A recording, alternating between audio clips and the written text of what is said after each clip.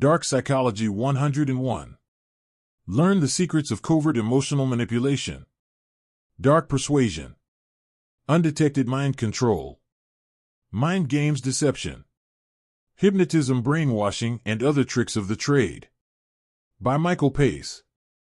Introduction. Welcome to the world's most powerful psychology book. What is dark psychology? They say that knowledge is power. Well, if knowledge is power, then having knowledge of human psychology is the equivalent of having superpowers. Psychology, the understanding of the human mind and the way it works, is a topic central to the existence of mankind. Psychology underpins everything from advertising to finance, crime to religion, and love to hate. Someone who understands psychological principles holds the key to human influence, a key few other people possess. Obtaining psychological knowledge is often a difficult task. Like all of mankind's most advanced secrets, psychological knowledge is buried deep within the pages of dense journals and kept out of the reach of the general public. To distill this powerful information into a useful form would require someone to delve through countless books and journals, attempting to separate the useful from the useless. That very process has been completed. You are reading a cutting-edge distillation of some of the most powerful principles in the world of psychology. You don't need any special understanding to benefit from this book. Just a willingness to learn, reflect, and apply your new knowledge. The book you now possess offers an insight into a hidden world that few people know exists and even fewer understand. The world of dark. These are the principles and tactics used by the most powerful influencers the world has ever known. You have a ticket to explore some of human history's most devious minds and the diabolical ideas they devised. Not only will you be offered insight into the principles underpinning what essentially amounts to psychological black magic, you will be shown the ways the principles are actually applied. And that's not all. Real-life case studies are offered, so you can understand these ideas by seeing clearly how they have been used throughout history. Why you need to understand dark psychology. Dark psychology is at work in the world. You might not like this fact, but you can't change it. So you have either try to remain ignorant of something powerful and risk becoming its next victim, or take control of your situation and learn to protect yourself and those you love from people who would ruin you through their ruthless psychological exploitation. Understanding dark psychology is not only a defensive measure. There are ideas and principles contained within the world of dark psychology that can help you get ahead in your personal and professional endeavors. No one is asking you to become a psychopath, but surely you could use a little more power in your day-to-day life. With great power comes great responsibility. How you use this book is up to you. It can be the most powerful defensive tone you've ever come across, or a weapon used to give you an advantage in life. The ideas and examples contained in these pages are simply tools. Use them to build whatever you desire. This book is not for the faint of heart or the weak of mind. Once you have lifted the curtain on the world of dark psychology, there is no going back. You will have an understanding of human nature that few have ever obtained. With great power comes great responsibility. You have been warned. Chapter 1. Covert emotional manipulation. What is covert emotional manipulation? It is no coincidence that covert emotional manipulation, also known as SEM, is featured first in this book. Many of the dark psychology tactics you will come across make use of this type of emotional manipulation in one way or another. As you learn more about the world of dark psychology and its various manifestations, you will recognize signs of CEM. Understanding exactly what CEM consists of is therefore a vital first step in understanding dark psychology. Covert emotional manipulation is the attempt by one person to influence the thoughts and feelings of another in an underhand way that is undetected by the person being manipulated. Breaking down each of the three words in the title is a great way to get a handle on this foundational idea. Covert refers to the way some manipulators are able to hide their intentions and the true nature of their actions. Not all emotional manipulation and influence can be categorized as covert. Victims of the covert type, however, will typically not know they have been manipulated, not understand the way manipulation has been carried out, and not even be able to guess at the motivation of their manipulator. SEM is a dark psychological stealth bomber, avoiding detection and defense until it is too late. The emotional side of the manipulation refers to the specific focus of the manipulator. Other types of possible manipulation include people's behaviors, beliefs, and willpower. SEM focuses specifically on impacting a person's emotional state and reality. Many manipulators focus in on this area of influence, as they know a person's emotions are the key to all other aspects of their personality. Manipulating someone's emotions is like slicing their jugular vein. If a person has emotional control, they have full control. The final piece of this puzzle is the term manipulation. It is a common misunderstanding that influence and manipulation are the same thing. This is not the case. Manipulation refers to the underhand and hidden process of influence that takes place outside the awareness of the person being controlled. The intention behind influencing someone, as opposed to the intention behind manipulating them, is another key difference. An influencer has the mindset of, I would like to help you make decisions that are good for you. A manipulator has the mentality of, I want to secretly control you to benefit myself. Therefore, understanding the intention behind any given behavior is in large part deciding whether it is an example of covert emotional manipulation or not. Now you have an overview of exactly what covert emotional manipulation is, and how it differs from other forms of influence and control. The most likely situations to find covert emotional manipulation taking place will now be explored, as well as the main types of manipulative characters that occur time and time again. Situations and manipulators. Broadly speaking, there are four primary scenarios in which covert emotional manipulation can take place. These are the professional, personal, romantic, and family spheres of life.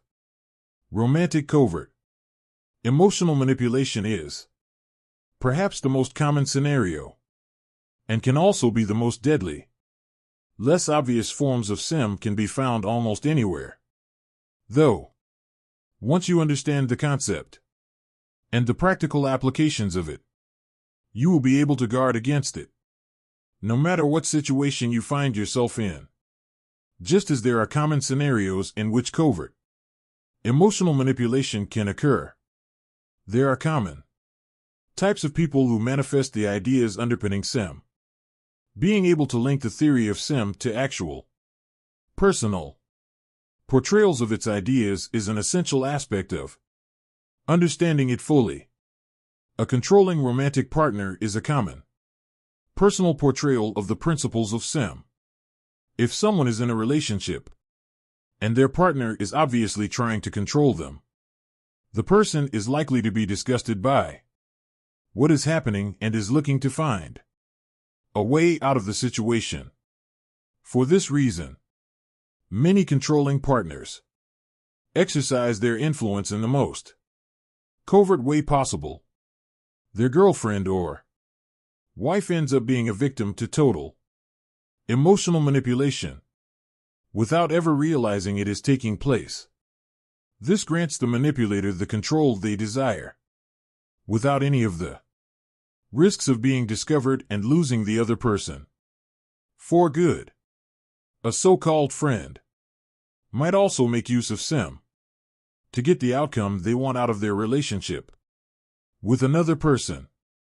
In this specific group, one of the most common types of manipulator is someone who covertly induces in a friend the feelings of guilt, sympathy, and obligation toward them.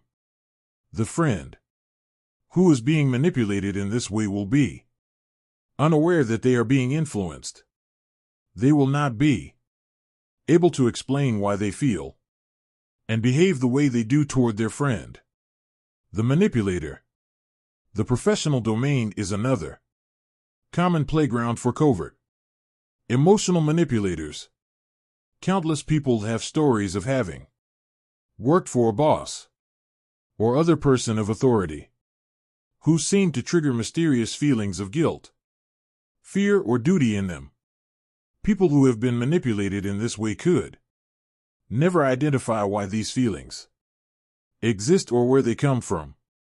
Family contexts are some of the most problematic within the world of SEM.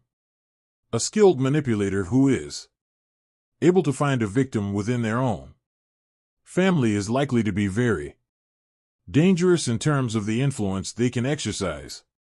This is due to the fact that SEM is a powerful technique, even when the manipulator and victim have no genuinely deep connection to each other. When the genuine connection of blood relation is added into the mix, the level of control and influence can increase exponentially. Why are family situations so suited to the use of SEM? Simply put, people already feel a level of social obligation to help people out in their own family and go the extra mile to ensure their needs are attended to. This existing predisposition toward influence is added to by the covert emotional manipulative practices, and the outcome is a very malleable victim. So how exactly do covert emotional manipulators manage to instill such levels of control over their victims? They have a range of tactics that are hard to detect and even harder to resist.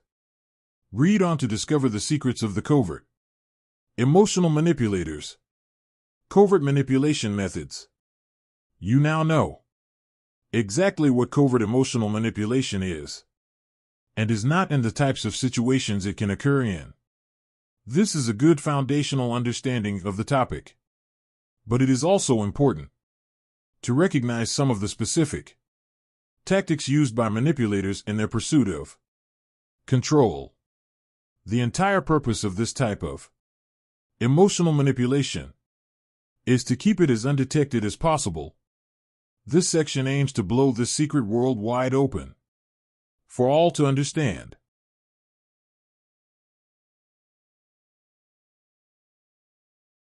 Love bombing. Love bombing is a technique typically used by emotional manipulators at the start of their interaction with a victim.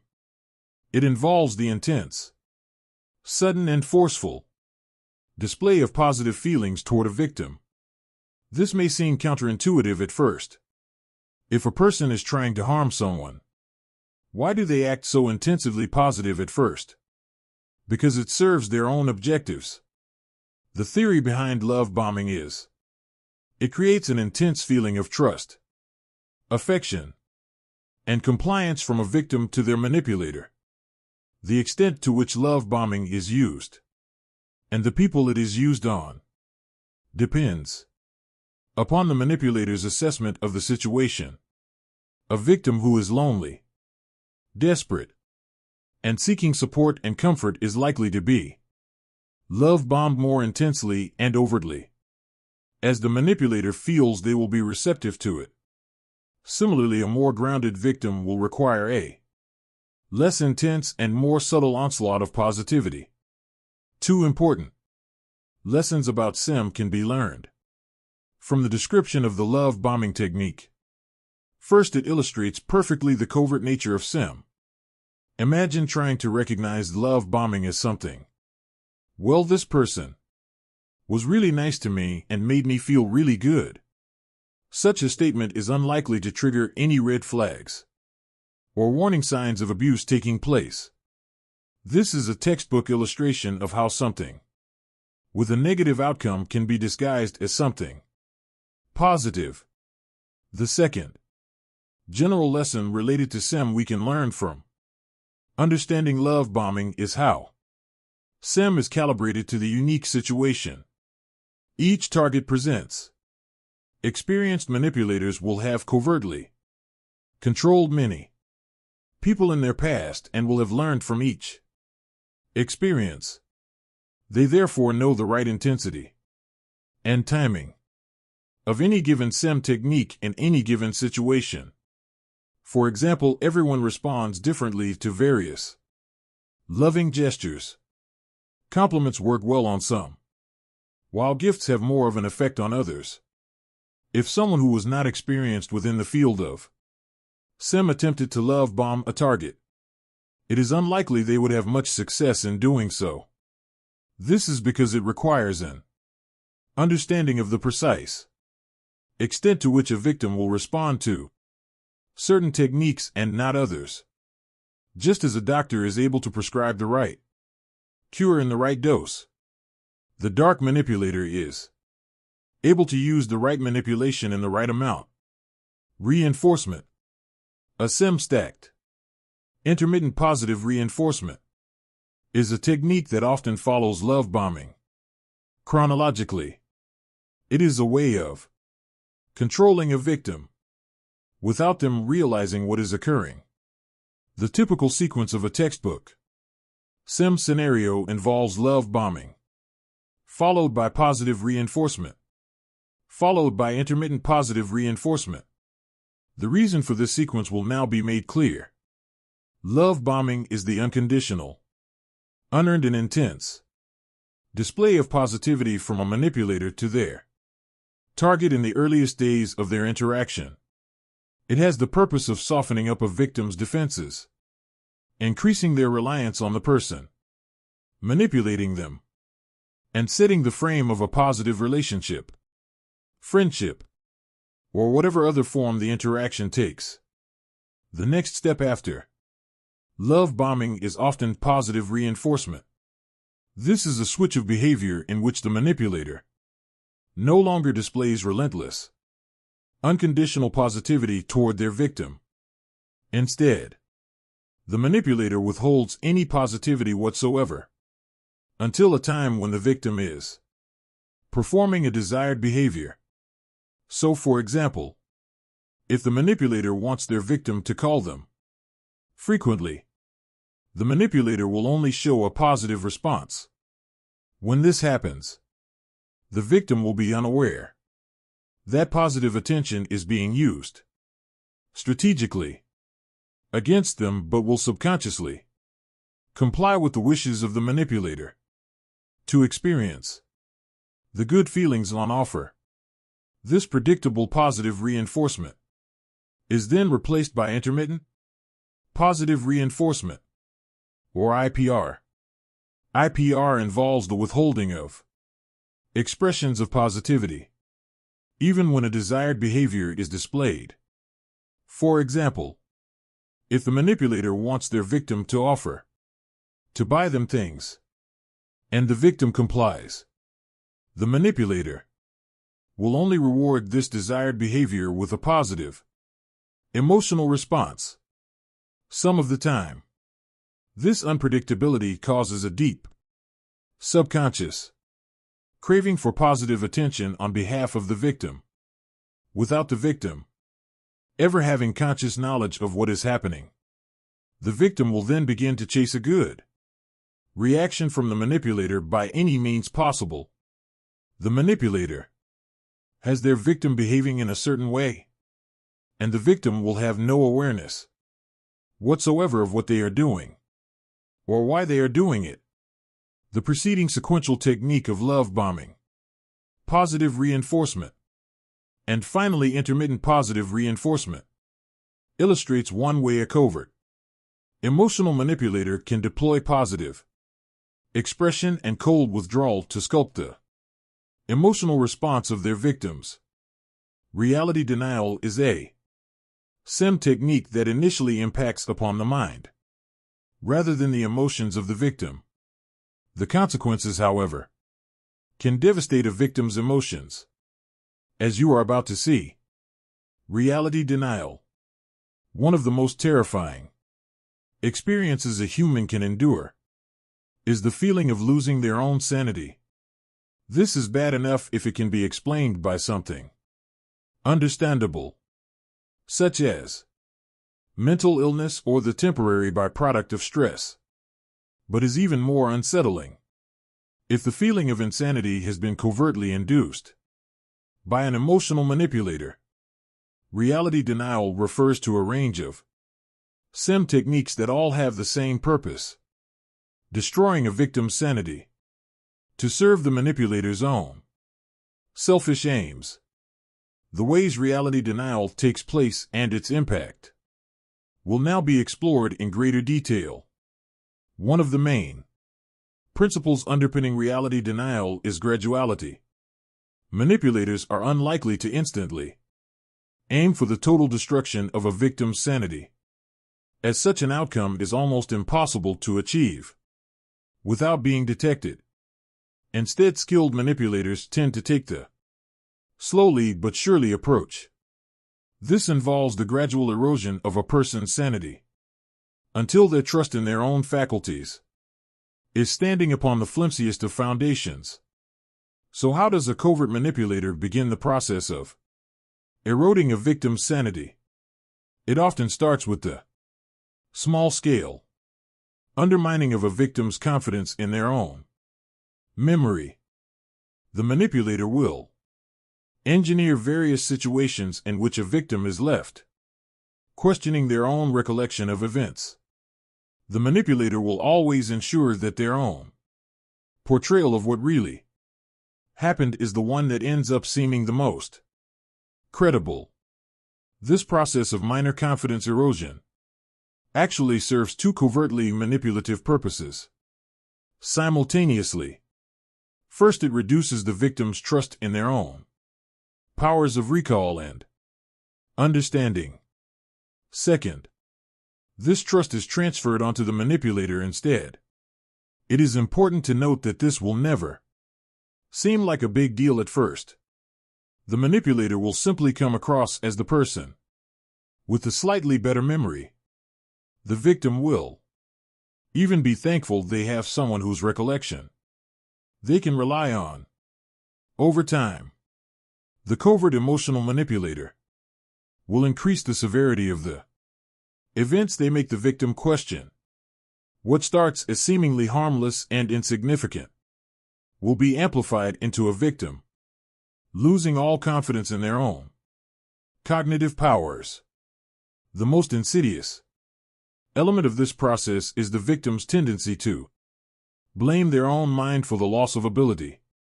Skilled manipulators will also be the ones pulling the strings, but never ever letting the victim become aware of what is really taking place. Chapter 2: Dark Persuasion. Persuasion. The dark side. Persuasion is a topic that is written and talked about a lot. A large number of articles and books exist to help people become more persuasive. Does this mean that every persuasive person is a dark manipulator? Far from it. There is a definite distinction between persuasion and dark persuasion. Any attempt by someone to influence a person to do something can be seen as persuasion. There are many legitimate uses of persuasion that are anything but dark psychology. If a negotiator persuades a terrorist to let some hostages go, Or a police officer talks a suicidal person down from a ledge. Persuasion has taken place. This type of persuasion can be understood as positive persuasion. So what exactly would qualify persuasion as dark? The DNA of dark persuasion. The first difference between dark and positive persuasion is the motive. Positive persuasion is only used to encourage someone to do something that won't harm them. The example of the negotiator shows that positive persuasion can even save lives. The motive for dark persuasion is vastly different. Dark persuasion lacks any form of moral motive. The motive is instead sometimes moral and mostly immoral. If positive persuasion can be understood as helping people help themselves, dark persuasion can be viewed as the process of making people act against their own self-interest. Sometimes people will do so begrudgingly, aware that they may not be making the best choice, but eager to stop the incessant persuasion efforts. Other times the best dark persuaders will be able to make someone think they are acting wisely, when in reality they are doing the exact opposite. So what are the main motivations for dark persuaders? It depends upon the type of individual doing the persuading. Some people seek to persuade others to serve their own self-interests. Others act through the sole malicious intention of pure harm. They may not benefit by darkly persuading someone, but they do so anyway, purely for the purpose of inflicting pain upon their victim.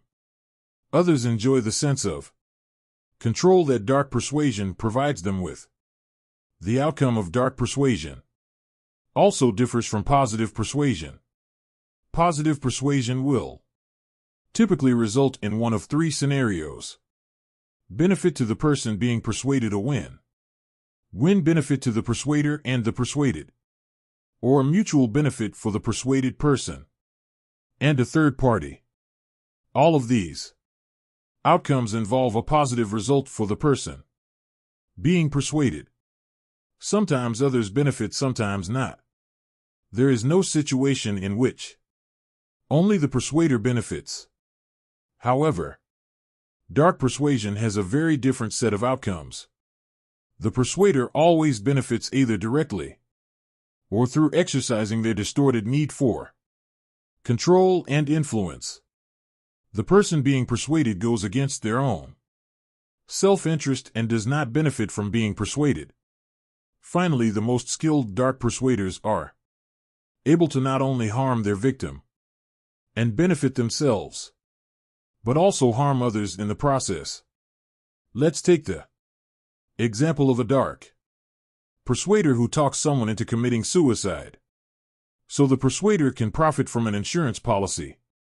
Not only has the persuader gained financially, but the victim has lost their life and also hurt anyone who knew or cared about them. Unmasking the dark persuaders. So who exactly is using these dark methods of persuasion? The main characteristic of a dark persuader is either an indifference toward or inability to care about how persuasion impacts others. Such people are either totally narcissistic and see their own needs as far more important than others' needs, or sociopathic and unable to even grasp the concept of someone else's emotions. You will often find dark persuasion in a relationship. One, or in the worst case scenario, both partners are inclined toward darkly persuading the other. If such attempts are persistent and enduring, the relationship can be considered psychologically abusive. Some examples of relationship dark persuasion include stopping the other partner from taking new job opportunities or pursuing personal leisure. The dark persuader will convince the victim that they are acting for the good of the relationship. In reality, the victim is simply hurting both themselves and the relationship. The relationship is harmed as the dark persuader gains increasing certainty at being Able to manipulate their victims. Dark persuasion tactics.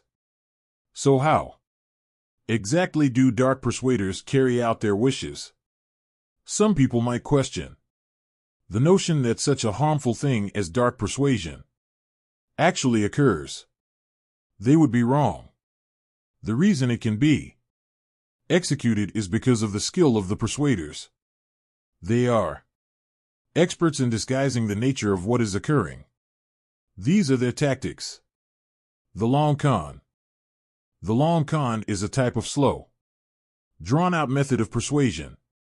Some of the main reasons people are able to resist persuasion include a feeling that they are being pressured, or a lack of trust or rapport with the person who is seeking to persuade them. The long con is able to overcome both these problems. The long con involves the dark persuader taking their time to earn their victims' trust. They will carefully befriend their victim and make sure the victim likes and trusts them.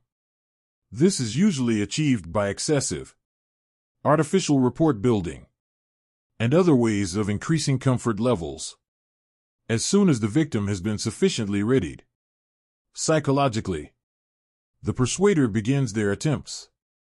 These usually start with some insincere positive persuasion.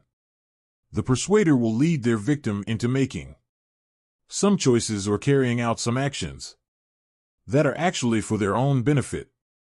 This has a twofold purpose. First, the victim becomes accustomed to being persuaded by their persuader. Second, the victim makes a mental association between the persuasion and a positive outcome. So how is the long con executed? Let's take an example. Victim: a recently widowed lady, vulnerable due to age and bereavement. Following her loss, she is befriended by a man, perhaps a relative, perhaps a member of her church. He shows immense kindness and patience with her. So over time her guard drops when she's around him. This man then carries out small acts of positive persuasion, such as advising her of a better bank account or a way to reduce her monthly bills. The victim appreciates these efforts and trusts his advice. The man then darkly persuades her to let him invest some of her money. Trustingly she obliges. The man, of course, takes everything he can from her. If he is skilled, she will end up feeling as though he genuinely tried to help her and just had bad luck. Such is the depth of dark persuasion. Graduality. When people hear about acts of dark persuasion, such as individuals being talked into suicide or murder, it seems unbelievable. Who would do such a thing? People fail to realize that dark persuasion isn't always a big, sudden request out of nowhere. Dark persuasion should instead be understood as a staircase. The persuader will make the victim take one step at a time. This doesn't seem like a big deal. Before they know it, they are a long way down, and the persuader isn't going to let them back up. So how would graduality look in real life? Let's take the example of a psychopathic criminal who wished to make others commit crimes for them. If you can't imagine such a person, think of gang bosses, cult leaders, or Charles Manson. This psychopathic criminal wouldn't begin by asking a person to murder. Far from it. They might start by carrying out a little petty crime or hiding a weapon for their persuader. No big deal.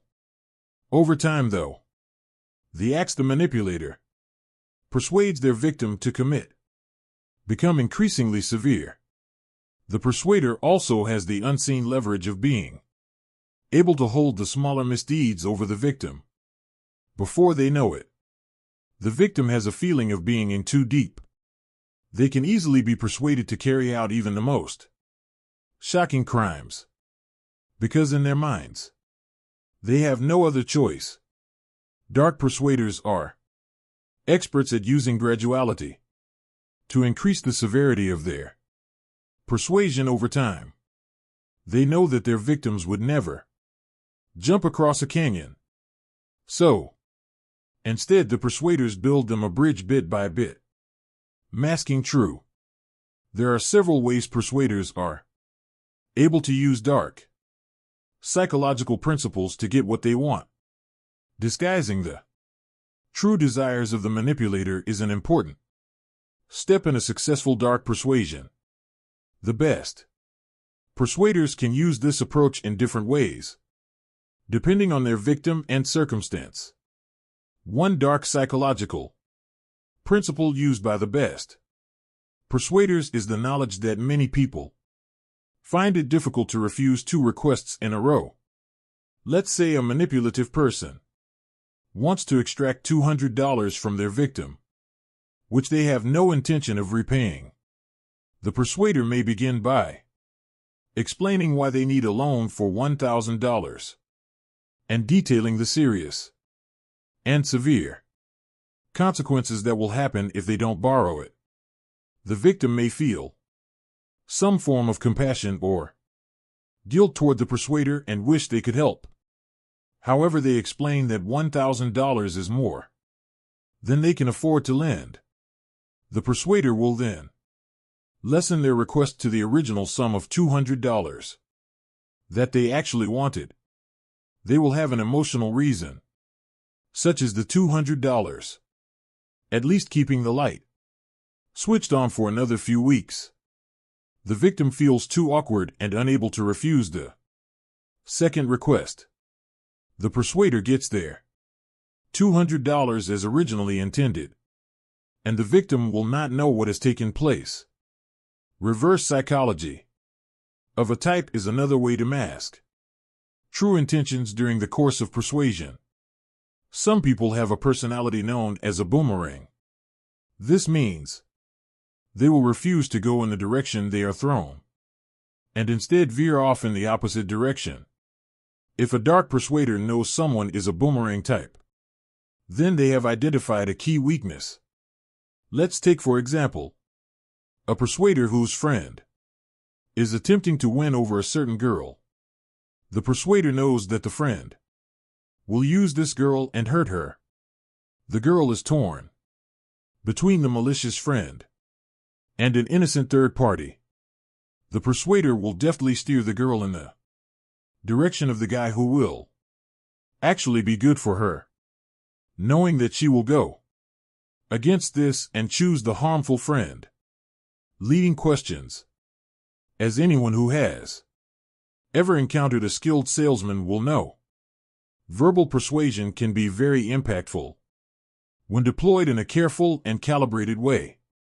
One of the most powerful techniques in the verbal arsenal of a dark persuader is the use of leading questions. These are questions intended to trigger a particular response in their victim.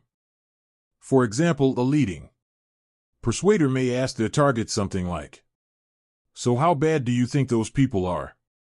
The question implies that the people he is asking about are definitely bad to one extent or the other. This contrasts with the non-leading question of, "How do you feel about those people?" Dark persuaders use leading questions, such as those described above, in a very careful way.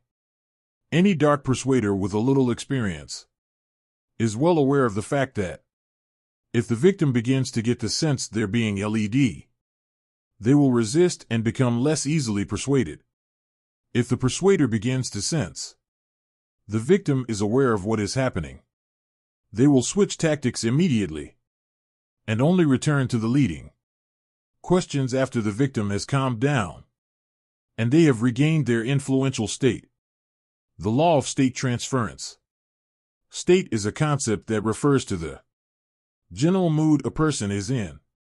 If someone is aligned in their thoughts, words, and deeds, then this is an example of a strong congruent state. The law of state transference involves the concept of the person who holds the balance of power in any given situation being able to transfer their emotional state onto the person they are interacting with. This is a powerful concept when used by a dark persuader. If someone is trying to carry out persuasion and is aware of the law of state transference, there is a particular technique they can use to influence the level of control they hold over their target. The technique is as follows. Initially, the influencer will force their own state to match the natural state of their target. If the target is sad and talking, slowly the influencer will force their own state into the same format. By doing so, they create a rapport on a deep, subconscious level with their target. After a state match has been carried out, the influencer will begin to subtly alter their own state to assess how much compliance they have from their victim.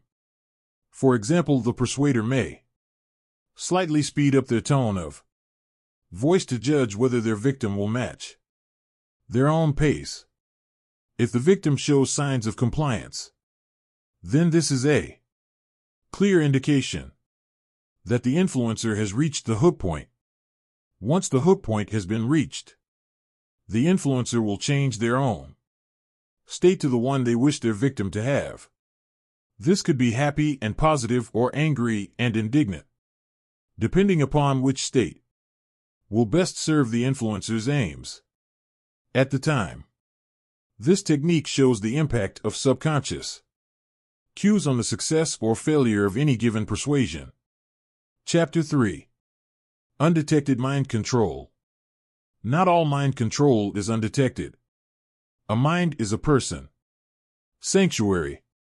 No matter what else may be lost to others. A human mind is its owners and owners alone. Right. Wrong. People like to think they are fully in control of their own thoughts and actions, that their mind is as much under their own control as their right hand is. But is this really the case? When you are dreaming, are you in careful control of your dreams? If you can't concentrate, are you choosing your distracting thoughts? Our minds are actually incredibly susceptible to influence and being controlled. Think about when you are watching a horror movie. Your mind and emotions are being LED and influenced by the music, lighting, and choice of camera shot. Even though you know you are watching a movie, your brain still responds to the prompts it is given. If the brain can be influenced so strongly by something we have chosen and are aware of, how strong would the influence be of a skilled dark psychological manipulator? Undetected mind control is the most deadly type of mind control in existence. If someone is aware that their mind is being influenced, then they can object mentally, verbally, or physically. They can avoid contact with the controlling person or situation. A lot of people would run at the first sign of a dangerous person trying to get inside their brain and take it over. If their mind controller is undetected, like a stealth bomber, then it is not possible for the victim to put their defenses up in time. There are two types of tactics for taking over a person's mind. Undetected interpersonal interactions and the use of media.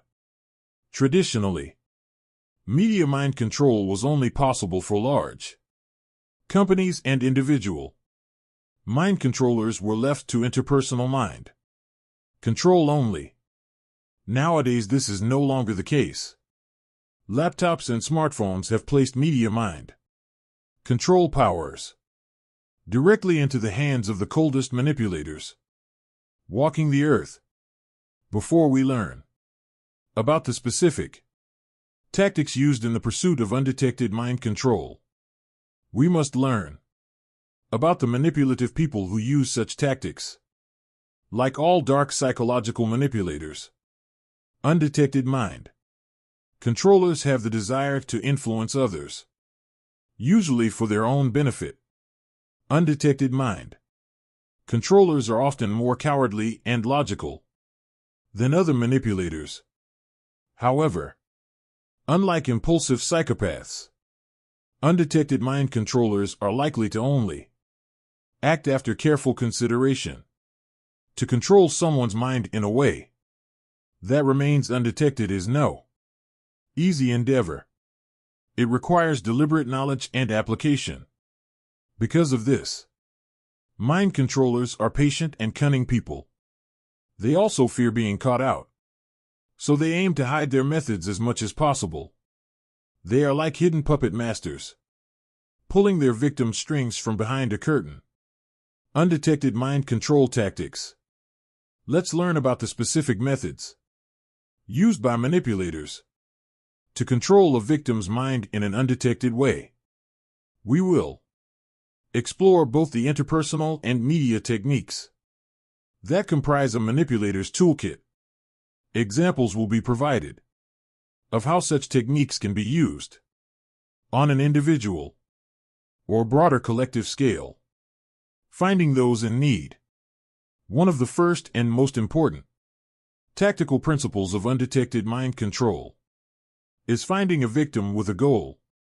It has been proven, both scientifically and anecdotally, that a person who has a pressing need or desire is more susceptible to undetected mind control than someone who feels at ease and satisfied.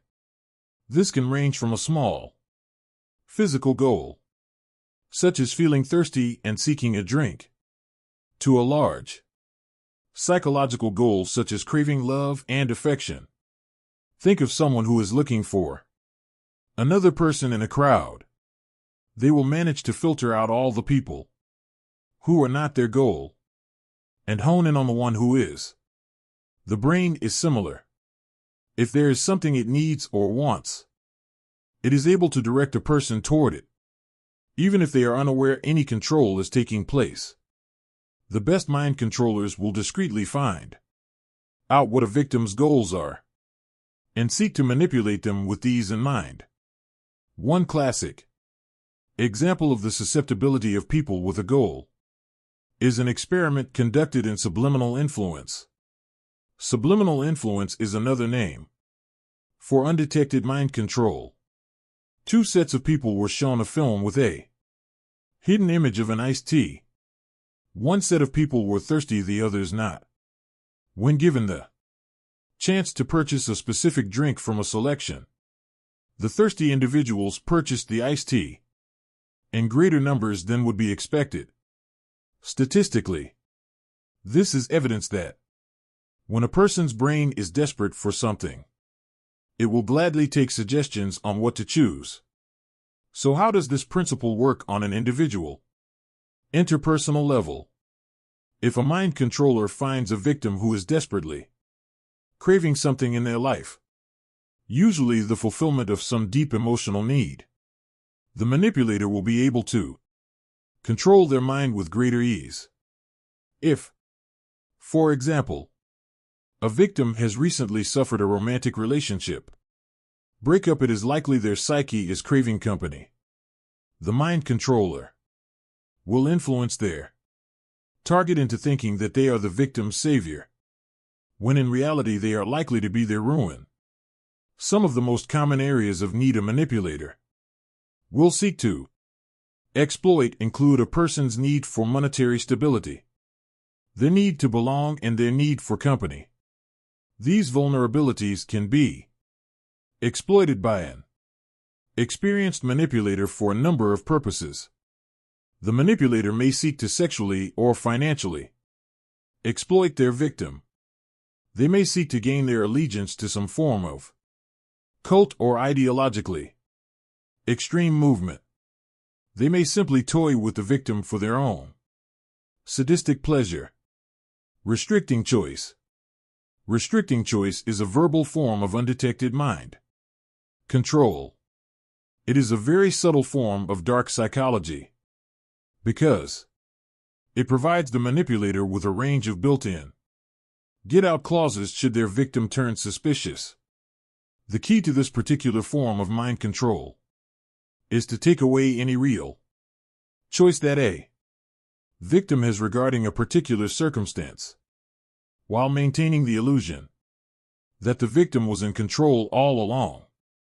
The restriction of Choice is similar to a popular and powerful sales technique known as the choice close.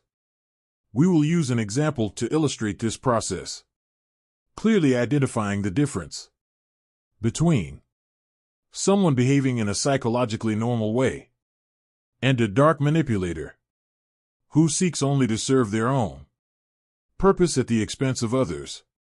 Take the scenario of a woman being asked out on a date.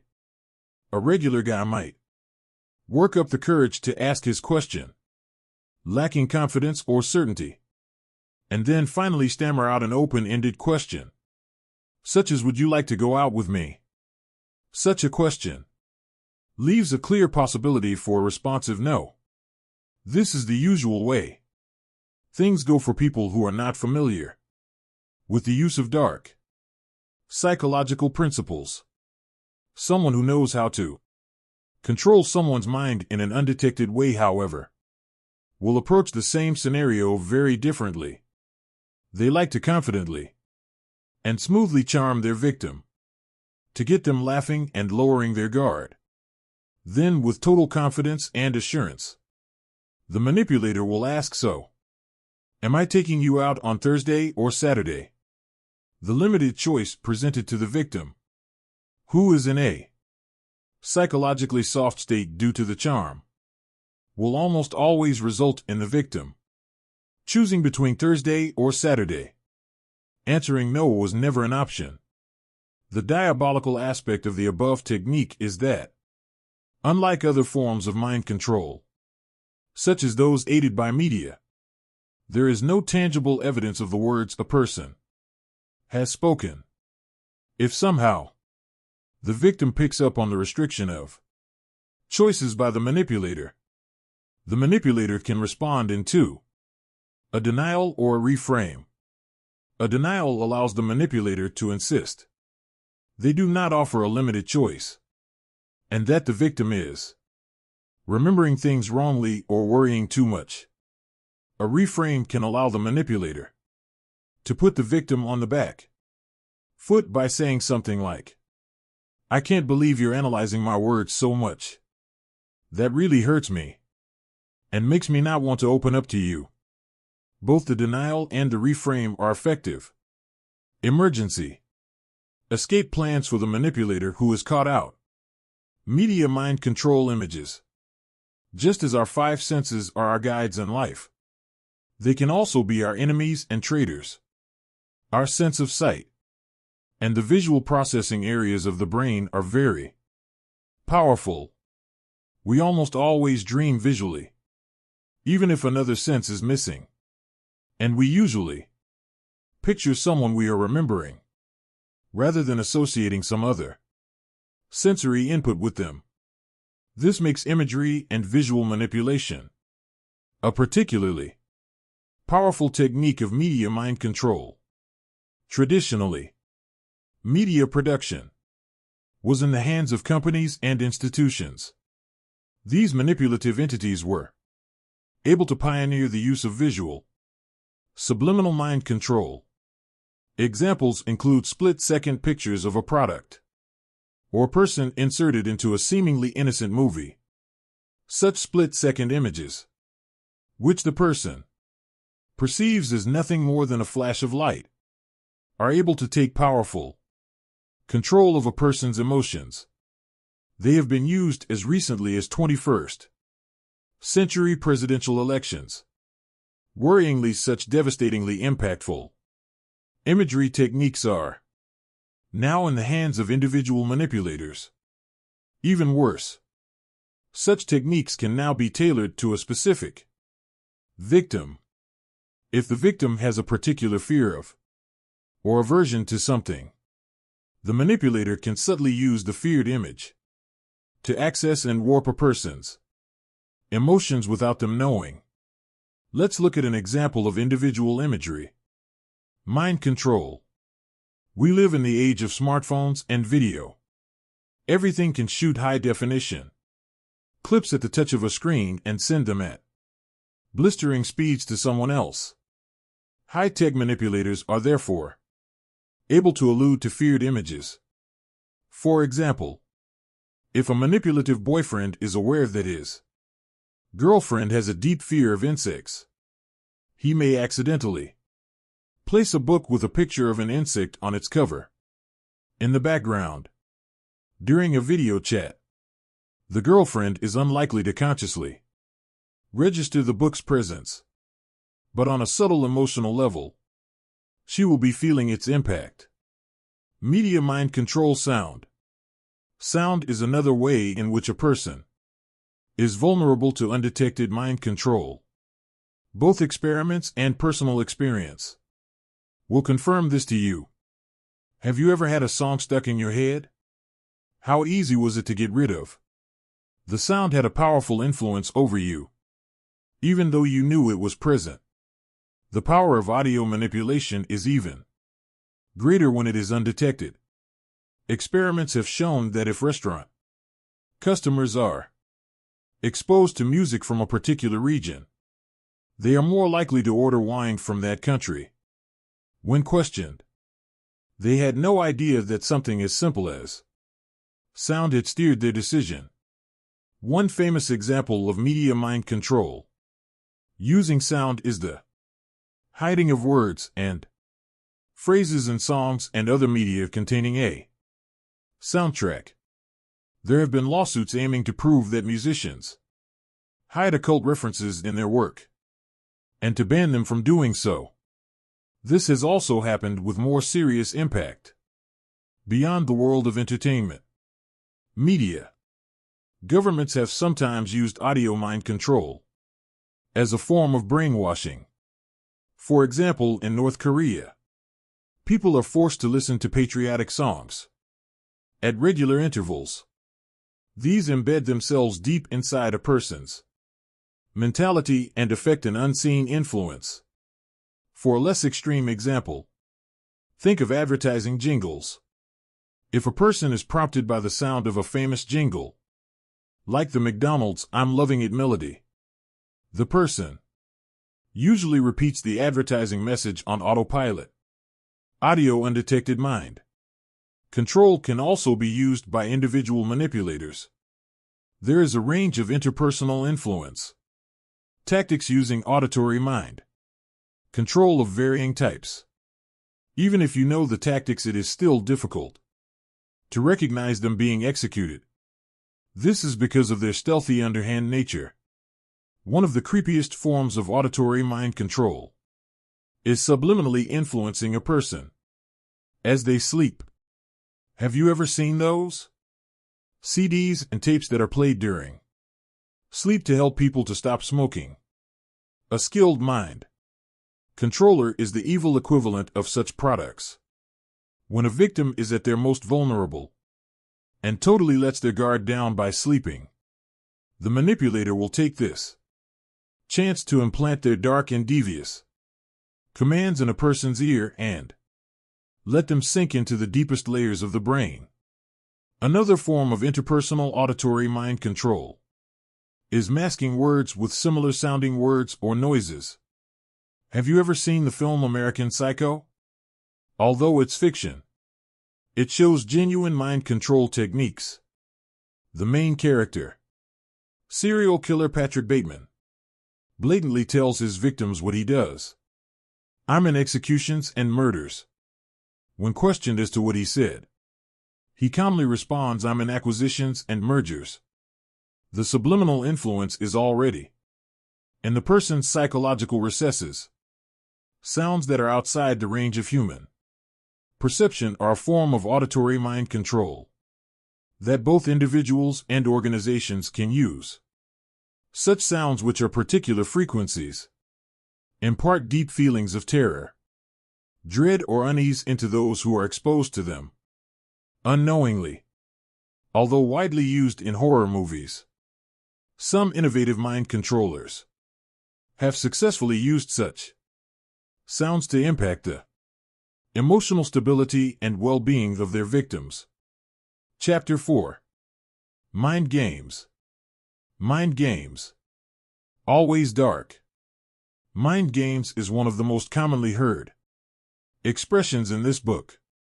Unlike many other dark Psychological traits that feature in these pages. Mind games are something many people would claim to understand and recognize in the course of their everyday life. People are rarely able to accurately recognize and understand mind games. However, just as many people say the phrase "I feel depressed" without meeting the psychological definition for depression, many people feel they understand mind games when really they have no idea what this means. Some people will attribute a wide range of normal behavior to mind games. For example, if someone is teasing them or hinting at some kind of surprise, they will say the person is playing mind games. This is untrue. At least within the world of dark psychology, the intentions of someone playing genuinely dark mind games are not good, positive, or friendly. Therefore, innocent games, such as teasing and surprises, fall outside of the mind games categorization right away. So if innocent games are not mind games in the dark psychology sense of the term, what exactly are mind games? Are any type of psychological scheme on behalf of a manipulator toward the victim that is intended to play games with the victim's sanity and willpower. This differs from other types of dark psychological manipulation in the sense that the manipulator is often toying with the victim. The manipulator is less invested in the outcome than they are in some other types of manipulation, and has less regard for the severity of the situation. A dark mind game can therefore be understood as one played by the manipulator for their own amusement and delight, without any regard for the victim's well-being. Depending on the type of mind game, the intention is often to test the victim and explore their psyche, just as a child would test and try out a new toy. The best dark psychological mind games are played without their true nature being apparent. This can make them difficult to detect and very destructive to deploy. The motivation behind mind games. In exploring the difference between mind games that are dark and those that are not, retouched upon the motivation behind manipulative mind games. The range of motivations that underpin manipulative mind games will now be explored more fully. This shows the spectrum of dark motivation that underpins this commonly found manifestation of dark psychology. One reason for the playing of mind games is to manipulate the victim into performing a behavior or thinking or feeling a certain way. The manipulator, in this situation, may feel that their other forms of manipulation are not effective and may try something less obvious, such as a mind game. The manipulator may also choose to influence their victim in this way for their own twisted amusement. This occurs if the manipulator is trying to get pleasure as well as influence as a result of their mind game deployment. The specific types of influence that can be attained by playing mind games will be explored in further detail in this chapter's next section.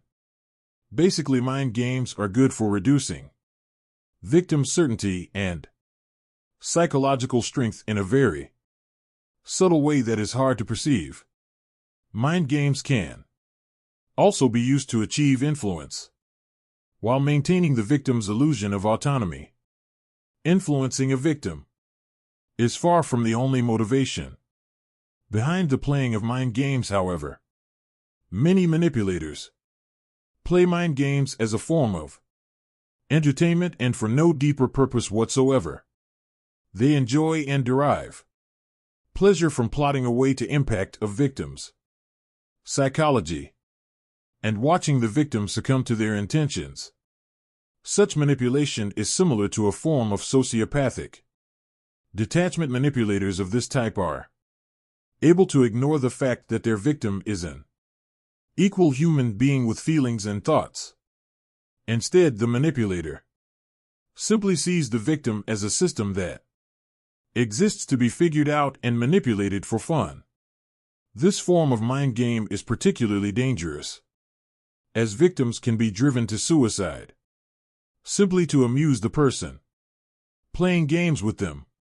Sometimes dark psychological mind games are played as a form of learned behavior, rather than representing any kind of conscious intent on the part of the manipulator. This happens when the manipulative individual has simply been exposed to such mind games throughout the course of their life and knows no other way. This may be seen as somehow innocent, but it is not. Just because someone does something evil automatically does not absolve them of the moral responsibility of doing so.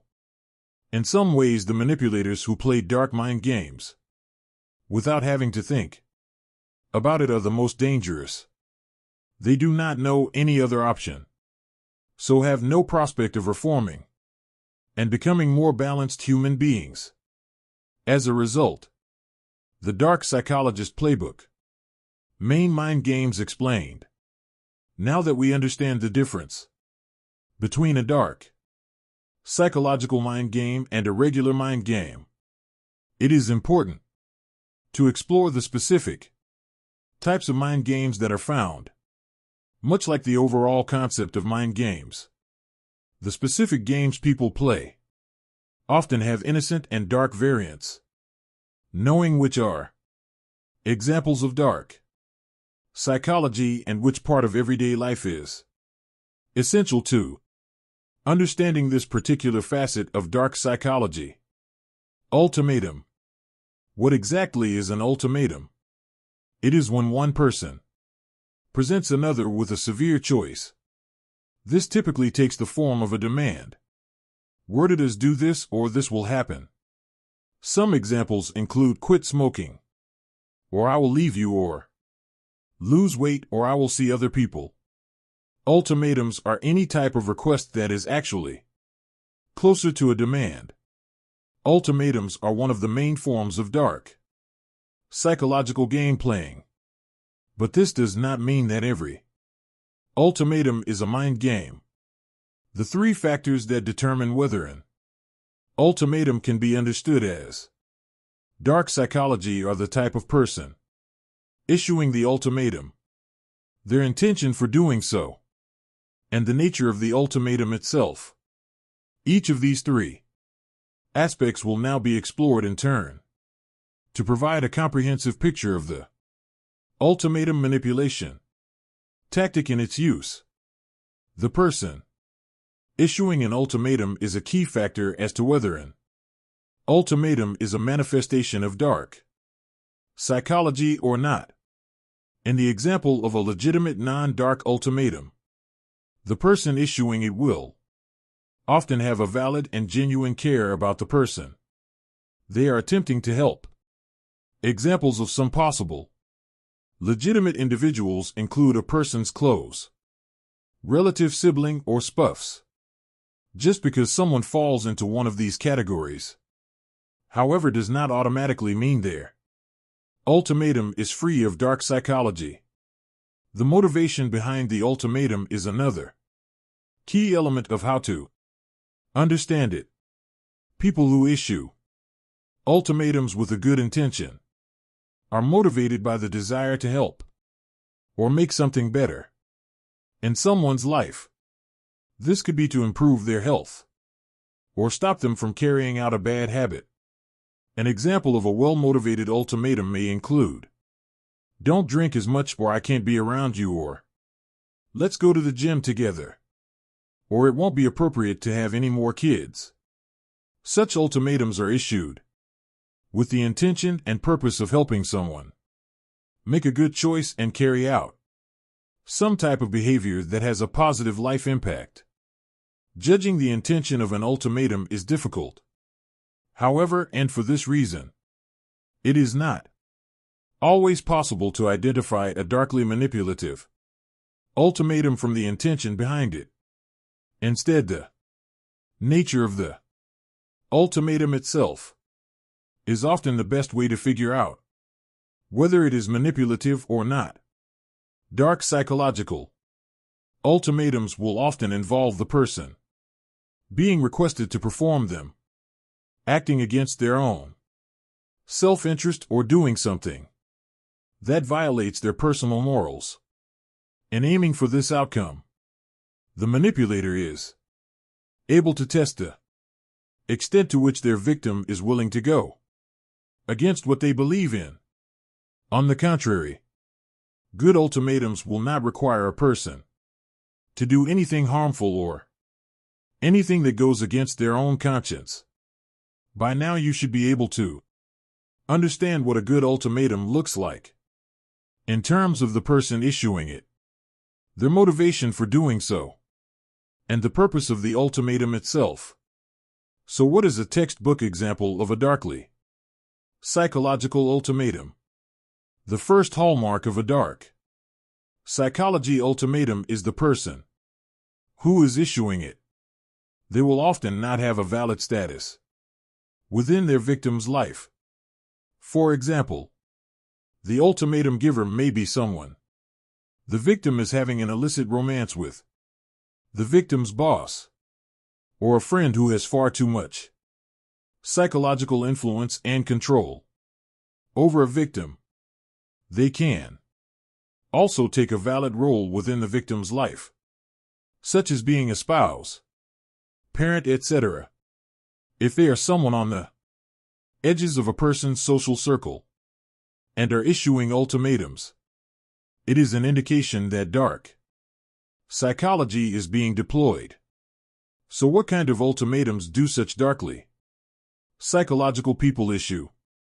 Some examples include ultimatums that are harmful to the person presented with them or that go against the person's moral character. Let's picture a victim who has an aversion to drinking alcohol for either health or ethical reasons. The manipulator will note this aversion and recognize it as a source of amusement and pleasure for their own dark mind. The manipulator will then use the idea of alcohol as a basis for ultimatums with which to bend and twist their victim's will. Some examples of these ultimatums include: do a shot with me or I'm going home, or either drink or don't bother coming to the party. You won't be welcome there. Some of the most extreme ultimatums can involve self-harm, suicide, or even murder. For example, the manipulator may tell the victim, "Cut your arm or I will cut mine 3 times. A manipulative girlfriend may issue an ultimatum to her boyfriend, telling him to kill this other man, or I will leave you, because it will prove you don't care for me. At the most extreme end of the spectrum, people are manipulated into taking their own life under the pretense of a suicide pact. Once the victim has died, the manipulator does not carry out their side of the bargain. The eternal breakup. One of the fundamental requirements for a happy, peaceful, and stable romantic relationship is a feeling of security and contentment. People in happy romances or marriages feel at ease and do not feel a sense of constant threat that their relationship might come to an end at any time. Masters of dark psychology are aware of these principles and do everything possible to invert them for their own twisted aims. By cultivating a sense of instability, chaos, and negativity within a relationship, the manipulator is able to ensure that their victim is as powerless as possible. The eternal breakup is one of the most common and effective manipulation mind games used within a romantic context to cause instability and anxiety. What exactly is it? It is the persistent and prolonged use of threatening to leave someone, This may take the form of implied break UPS, promised breakups, or actual breakups that are not followed through on. Examples for each of these types of tactic, as well as the impact they have, will now be carefully considered. Implied breakups are those that do not actually involve the overt mention of breaking up. Instead, the manipulator hints at the breakup to plant the seed of doubt in their victim's mind. The manipulator may casually mention future plans that do not involve the person they are with. They may hint at an active breakup, such as by stating, "Well, I won't put up with that for long," or some other kind of veiled hint. Any type of action or sentence that has the impact of making the victim doubt the relationship's longevity counts as an implied breakup. The promised breakup is a step between an implied breakup and an actual breakup. This is where the manipulator issues threats toward their victim and overtly states they intend to break up with the victim in the future. For example, in the course of a discussion, the manipulator may say something like, "I am going to leave you soon, and I won't have to deal with this anymore." Any instance where the manipulator mentions the idea of a breakup, separation, or divorced, without actually carrying out the step itself as an example of a promised breakup. The actual breakup which fails to occur is the final example and most severe of the eternal breakup mind game. This is where the manipulator actually breaks up with their victim without following through on it. They may pack a bag to leave, recognize their victim's discomfort and sadness, and then fail to follow through. They may break up with their victim with no intention of ever following through on it, only to accept the victim back, following begging and sadness. So now that you understand what the eternal breakup is in the different forms it can take, let's explore the purpose behind this particular tactic of psychological manipulation and mind games. This mind game is intended to remove feelings of certainty and security from a victim's life, to reduce their power in relation to their manipulator, and instead place the power in the manipulator's own hands. This form of mind game can also be used as an evil test by the manipulator. By repeatedly breaking up with their victim, the manipulator is able to gauge the extent to which the victim will put up with being played with. The manipulator is also able to portray themselves as the compassionate party by kindly agreeing to not break up with a victim if the victim is emotional and begging for a relationship not to end. So why does this eternal breakup tactic work? Many people, when hearing about the tactic for the first time, think that it does not make sense, as any victim would be pleased to break up with a manipulative person. This is a fundamental misunderstanding of dark psychology. However, the victim is not in a psychologically healthy or normal situation, so they are not in a position to rationally understand why the relationship should end. Instead, they are vulnerable and susceptible to their manipulator's power and influence. For this reason, they are eager to preserve a relationship that has become nothing more than a dark psychological playground for the manipulator to enjoy.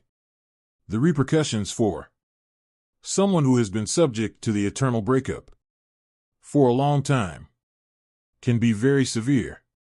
They are likely to develop incredibly serious trust issues and be unable to trust any other person in any other situation. This can destroy a person's professional and family lives, which ironically is exactly what the manipulator desires. After an extremely prolonged period of being broken up with, the victim is likely to become almost a subservient slave of the manipulator, doing anything they pleased to avoid the threat of another breakup. Often at this point, the manipulator loses interest. Having completely broken their victim's will, they move on to a new target, leaving only a ruined life in their wake. Hard to get.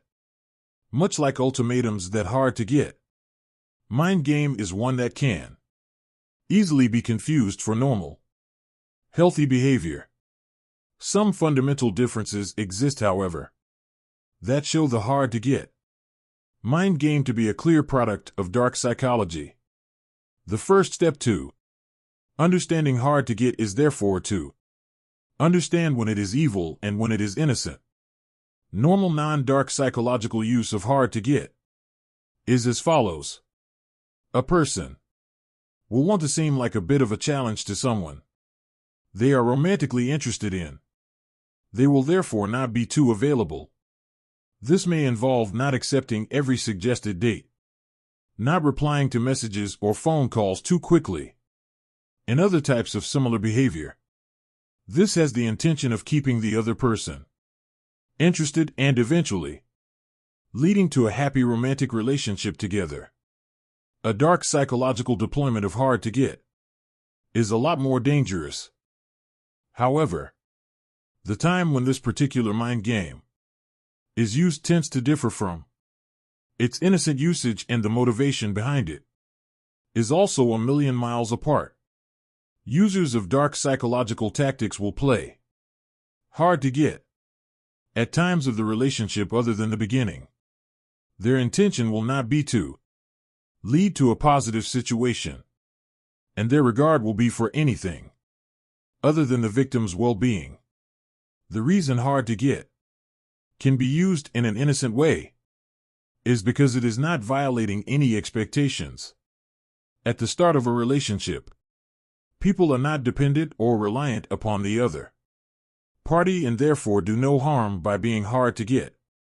When someone is evasive and unreliable later in a relationship, however, the effects of hard to get behavior become a lot more severe. We will now explore the ways in which this can occur and the impact it can have. Some ways in which a person might play hard to get outside a relationship include being unreliable and unavailable after the two partners have already agreed to be in a committed relationship. This is an inversion of the normal dynamic. Normal relationships are often elusive at the start and firmer over time. A manipulator will be artificially firm at the start of a relationship to force a sense of connection, and then will become less and less available over time once their victim is already hooked. When a person plays hard to get at a relationship's later stages, it makes the other person chase and exert effort to reconnect with the person who is pulling away. This gratifies the manipulator's ego and places power into their hands. The most expert manipulators will balance out their hard to get actions with those that convey closeness and reliability. This leads to a deep psychological confusion and instability in the victim's mind, which the manipulator can then exploit for their own purposes. Chapter 5. Deception. Dark or not. Deception is a key aspect of dark psychology. Like many other dark psychological tactics, it can be difficult to tell whether any given instance of deception is dark or not. Before we explore the difference between dark and normal deception, let's first understand exactly what deception is. A lot of people would state the viewpoint that lying and deception are the same thing. This is inaccurate. Lying is a form of deception, but is by no means the only form deception can take. Rather than thinking of deception as lies, it is better to think of it as misleading. Any action or word capable of making someone believe something other than the truth can be accurately termed deception. So what are some common manifestations of lying? Omitting the truth, implying falsehood, or fraudulently providing evidence for something false are all examples of deception. You will probably realize that you have done some of these things at some point yourself. Does that mean that all acts of deception are examples of dark psychology? Not at all. Everyone deceives to some extent or another.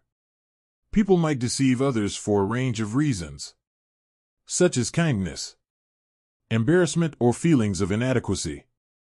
For example, studies have shown that many, even most men, will lie about their height on dating websites. This does not make them practitioners of dark psychology. People even deceive themselves about a range of issues, including their health, ambition, and happiness. Such regular day-to-day examples of deception do not equate to dark deception. So what does? Deception can be seen as dark when it is carried out with either a negative or indifferent intention toward the person being deceived. Normal deception is usually motivated by an inability to face up to the truth in one way or another. Dark deception, on the other hand, is an understanding that the truth does not serve the deceptive aims of the deceiver. Therefore, the truth is either changed, hidden, or ignored in favor of a version of events that better suits the purpose of the person deceiving. Put simply, people who deploy dark psychology use deception to harm, not help. They help their own interests, but at any cost, regardless of who gets hurt. Some people assume that if a deception is small-scale, it cannot be seen as dark, whereas larger deceptions must be inherently dark. This is not the case. By exploring the idea of the deception spectrum, you will see that it is not the size of a deception that determines whether it is dark or not, rather the purpose behind the deception. The deception spectrum. To understand the idea of deception, it is important to understand that it can occur on either a large or a small scale. One of the main mistakes that people often make is assuming that deception is only serious if it is big and does not matter if it is small. This is a grave error. Small deceptions can be used in a powerfully dark way by skilled manipulators and are often more effective than large deceptions. Similarly, some of the largest deceptions ever carried out have been performed by deliberate manipulators to serve their own aims and objectives.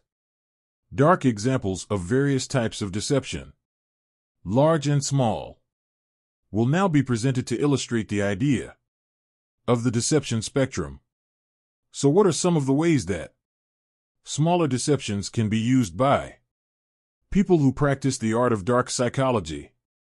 Often small deceptions are used initially to test the victim's gullibility and condition them into believing the deceptive statements and actions of the manipulator.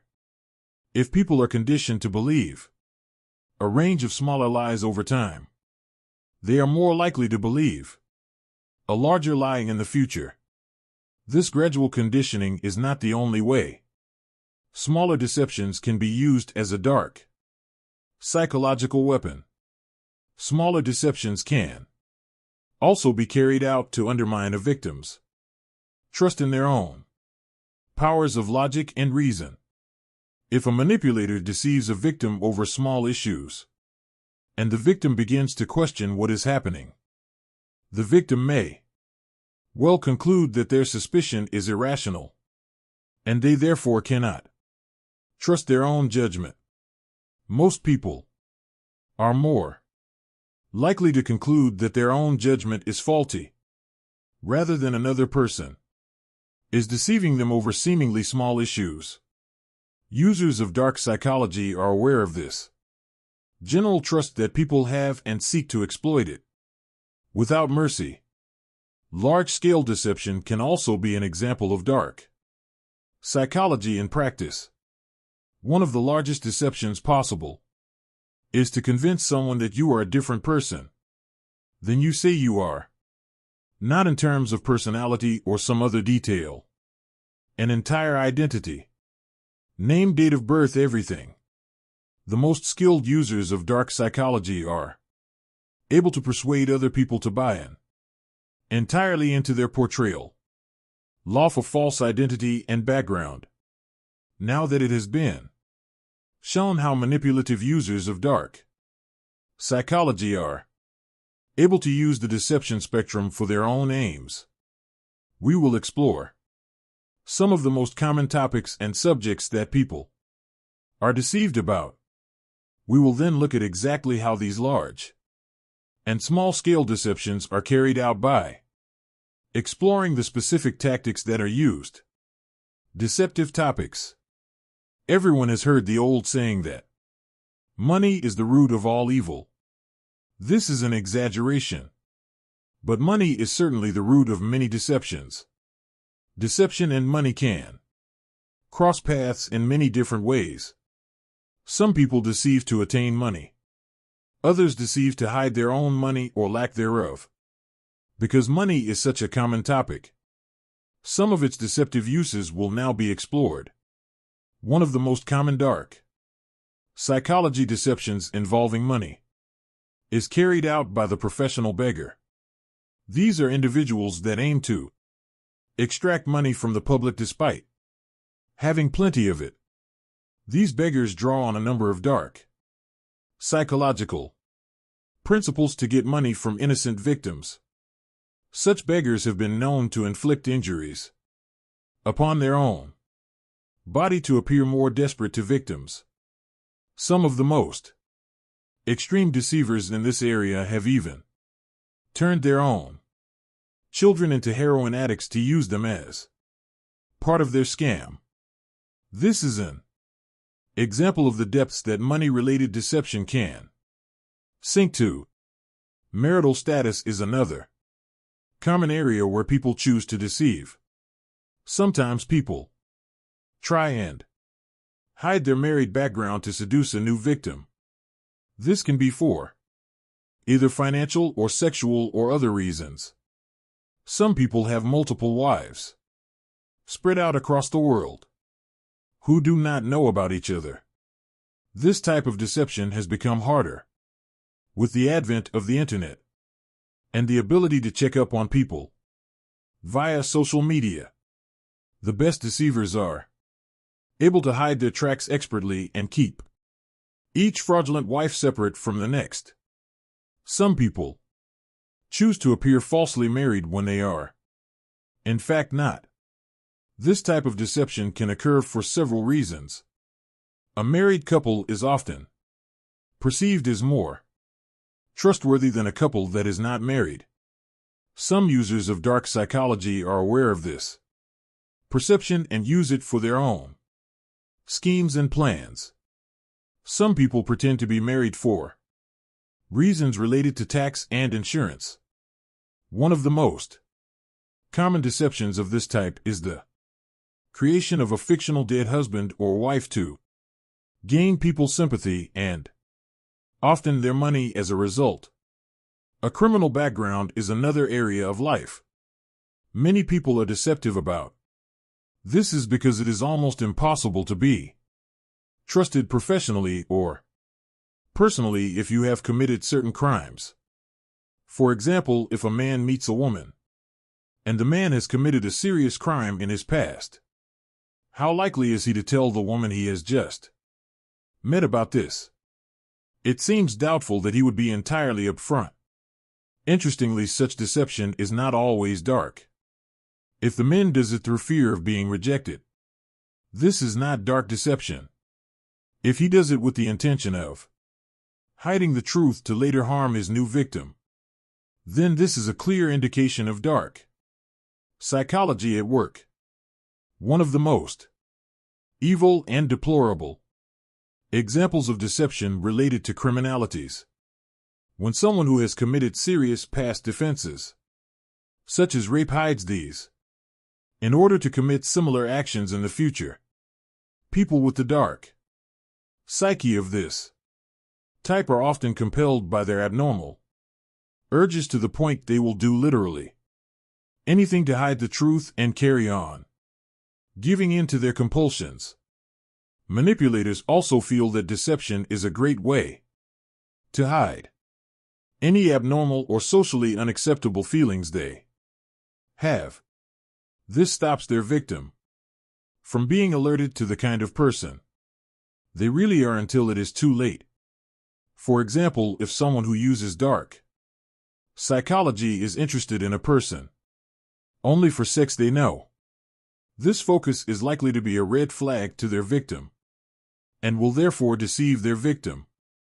They may either overtly lie or imply that their true intention is love and commitment. The victim falls for the deception. The manipulator's exploitation is complete, and yet another person is hurt by deception.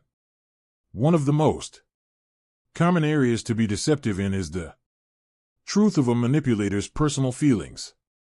For a victim, deception is the most powerful tool the manipulator has to influence a victim to perceive things in the way the manipulator wishes, rather than how they really are. Typically, deception will be used in relation to interpersonal feelings to portray the manipulator as something they are not. Some of the most common examples of this use of deception will now be provided. Within the field of romantic relationships, deception is often used to mask the manipulator's true intentions. Deceptive words and actions will leave a victim feeling as if the manipulator just happens to be what they are looking for at that particular time in their life. In actual fact, skilled manipulators are able to identify vulnerable people and probe their psychological needs and weak points. This information can then be used to deceptively cloak the manipulator and make them appear to be something they are not, but something the victim wishes they were. This deception is often the starting point of more complex long-term manipulations. Deception can also be used to soften up the victim's feelings in a non-romantic context and increase their susceptibility to manipulation. If, for example, a manipulator is looking for a vulnerable person to use dark psychology against, they may initially portray their own intentions as innocent, even if the intention is to become intensely close to a person. The manipulator will usually deceptively portray himself as a very casual, easygoing person. This deception can be prolonged if needed. The manipulator will be whatever the victim needs, for as long as the victim needs, in order to get their guard down and allow the thorough manipulation to begin. Deceptive tactics. You now understand what exactly dark deception is, its spectrum in the common areas people are deceived about. Now it is time to examine closely the specific tactics used by manipulators to darkly deceive. Each of the tactics is equally powerful and careful. Manipulators know exactly how to use each at its most impactful and harmful time. It is important to note that manipulators will not neatly alternate between the four following categories. Any given deception is likely to involve a blend of each. Lying is perhaps the most obvious and common form of dark. It is likely to be chosen as a technique when the manipulator has decided that their victim is susceptible to lies and unable to gauge the truth. This may be because the victim is a generally trusting person, or that the manipulator has carefully worked on their target over time to lower their guard. If a manipulator has chosen to deceive through the use of lies, then it is likely they have also thought of a way to hide their lies and explain any discrepancies the victim may notice. Manipulators are masters of having a plan B. at any given time during their dark deception. Deception through lying is likely to occur in a subtle and thought-out way. A skilled deceiver is likely to embed their lie into truthful information over time. For example, a manipulator will probably tell a story that is 90% true and 10% false. The victim will perceive the story as entirely true and not have any way of separating and ascertaining the truth regarding deceptive 10%.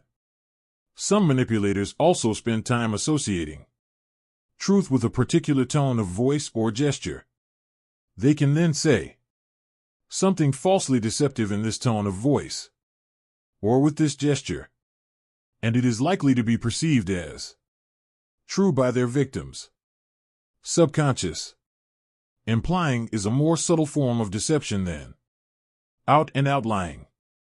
Implying involves suggesting something false is true rather than boldly stating it is. Let's illustrate this idea with an example. If someone wanted to deceive a victim about the amount of money they have, then they could either lie or imply. A lie would sound something like, "Oh, I'm a successful guy. I've made a lot of money," while the manipulator is well aware this is not the case. An implication may take the form of "It's so stressful trying to handle things with my accountant. Trying to get my tax bill down takes a lot of my time." The manipulator has acted and spoken in a way that implies they are wealthy, without flatly stating it. Manipulators often favor implications, such as those just mentioned, as they provide plausible deniability. If the victim accuses the manipulator of lying, the manipulator can say they did no such thing and technically be truthful. Implications are also powerful. If a victim happens to have an active imagination, the deceptive implication can be seen as a seed planted in the mind of the victim. The victim's own imagination then does the manipulator's work for them and fills in the blank spaces to create an idealized version of reality. According to the manipulator's prompts, omission is a failure to mention something that is true. This stands in contrast with other forms of deception, such as lies or implications. Both lies and implications use falsehood to cover truth, to varying degrees. Omission instead goes the route of simply ignoring the truth and leading the victim's attention away from it. For example, if a manipulative user of dark psychology had an aspect of their past they did not want their victim to focus on, they would simply never mention it. They would draw attention to other times in their past or swerve the subject whenever possible. One way omission is often carried out is by creating an emotional fence around the situation. This is a tactic in which a manipulator implies that a particular period of their life or topic is too painful or uncomfortable to discuss. The victim will then avoid talking about this time or asking awkward questions of their own volition. If the victim does bring up the subject the manipulator wishes to avoid, then the manipulator can play the "it's too painful" card. This allows them to avoid the truth while making the victim feel guilty for touching on a painful topic. Fraud is the most elaborate and criminal form of deception used by those who deploy dark psychology. Think of fraud as a lying on steroids. Instead of simply lying about something from their past, a fraudulent dark deceiver will have false documents, stories, and other evidence to back up their lie. The most skillful deceivers will use such things in a subtle way. Rather than saying, "No, I really am a doctor. Look at my certificate," they are likely to make subtle display, such as leaving the fraudulent evidence around for their victims to see for themselves. Deceivers know that if they are too pushy with their fraudulent claims, then the victim will intuit that something is wrong. Worryingly, Fraud is more common than ever. Thanks to the prevalence of computers on the internet, deceivers are able to use professional-grade software to quickly and easily make realistic-looking documents of almost any type. Such frauds can be carried out for either personal or professional reasons. Some of the most serious types of professional fraud include instances where people have obtained jobs using a false identity, stolen from a company, and then disappeared before their identity can ever be known. Personal frauds include terrifying tales such as people with HIV spreading the disease with the help of falsely produced certificates of clean sexual health. When dark deception enters the realm of fraudulence, it is a sign that the deceiver is a dangerous and committed user of dark psychology. For a person to risk running afoul of the law and facing serious criminal charges, they have to be truly committed to the manipulation they are attempting. If many users of dark deception are amateurs, the deceptive fraudsters are the dangerous professionals that must be avoided at all costs. Ironically, one of the main ways dark deception is often carried out effectively is following the manipulator's own pantomime of feeling deceived by their victim. Many manipulators know that by portraying their victim as the deceptive party, they are able to deflect any attention away from their own deceptive efforts. This is an example of a deception within a deception and shows the complex, layered approach to manipulation that many deceivers use. Chapter 6. Hypnotism. Hypnotism is real. Of all the aspects of dark psychology presented in this book, hypnotism is the one most likely to raise eyebrows. When most people hear the word hypnotism, they think of a guy with a mustache and a top hat, waving a pocket watch while insisting someone is getting very sleepy. Believing in this stereotype is actually dangerous. This is because real hypnotists are out there and are equipped with subtle but powerful techniques. These people are able to draw upon the darkest elements of psychology to influence people in an incredibly powerful way. So if hypnotism isn't the old stereotypical image of a stage hypnotist, what exactly is hypnosis? Simply put, it is the ability to make suggestions to someone that filter through deep layers of their consciousness. This ability to make deep, impactful suggestions to someone while they are in a vulnerable and suggestible state grants hypnotic dark manipulators a high level of power over their victims. Unlike almost every other technique in this book, hypnotism is not something that people encounter in a milder, more innocent form in their day-to-day lives. Hypnotism can take the form of both verbal and nonverbal suggestive practices. Often the forms of suggestion are very subtle and therefore difficult to detect. By its very nature, hypnosis works on the deepest levels of a person's mind. Someone who is skilled in generating a hypnotic state and response, and someone will be able to bypass their defenses and influence them without raising any alarms or giving a person a chance to raise their guard. Hypnotic tactics. Now that you understand the difference between the stereotype of what hypnosis is and what it actually is, it is time to explore the main hypnotic tactics. There are many variations on these types of tactics, but they offer an insight into the main things to be wary of. Examples of how each tactic can be used will be provided wherever possible to give a clear insight into how hypnotists operate in our midst undetected every day.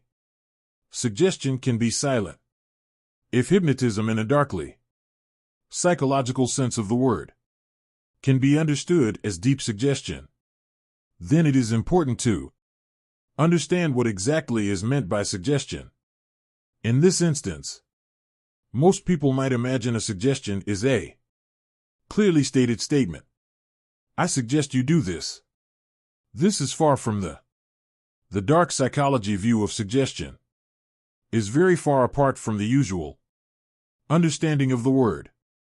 The first important concept to grasp is the fact that hypnotic suggestion can be either verbal or nonverbal. Picture the human brain as an iceberg. The part of the iceberg that is above the surface of the water represents the known and understood aspects of cognitive function, such as thought. The larger, deeper part of the ice submerged below the water represents parts of the brain that are consciously inaccessible and little understood.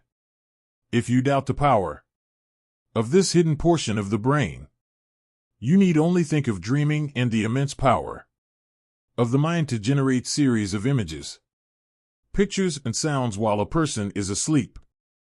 Dark hypnotists target their efforts toward this hidden, subconscious part of the mind. There are, broadly speaking, two types of suggestion used by hypnotists: silent and verbal. Both types of hypnotic technique come in a variety of different forms. The exact type of hypnotism a manipulative person chooses to use at any given time depends on a range of factors. Some manipulators will carry out whichever form of hypnotism they feel will be most impactful on their victim's particular psyche.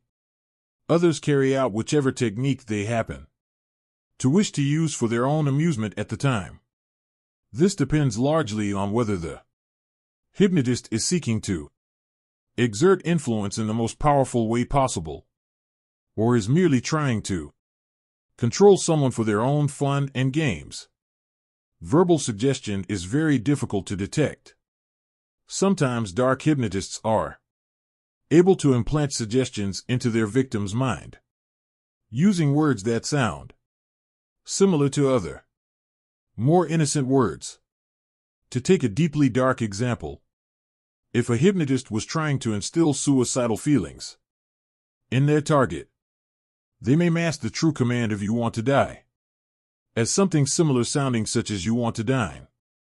The hypnotist would speak the words "you want to die" clearly, but in a context that would mask the true content.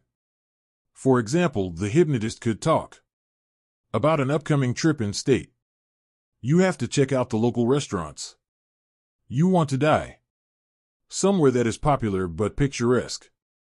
The victim's mind would absorb the suggestion of death without consciously understanding why. The above example of masked verbal suggestions is akin to a poison being hidden in someone's food. The victim consumes the hidden content, thinking that they are enjoying something helpful and innocuous, when in actual fact they are absorbing something deadly. The especially devastating part of this technique is the fact the victim will never notice it, even if someone thought they had picked up on the true words the hypnotist had spoken. Imagine how crazy they would sound calling them out. People will generally take whichever option is psychologically easier for them, and will therefore accept the masked command without question. A hypnotist's tone of voice and choice of words is another method of verbal suggestion. Some hypnotists will carefully learn the pace and style of delivery a particular victim uses when they are expressing something serious. For example, if when someone wishes to say something meaningful, their voice lowers in pitch and slows in pace, the hypnotist would memorize this detail and retain it for future use. The hypnotist would then make suggestions to the victim in that exact mirror tone of voice.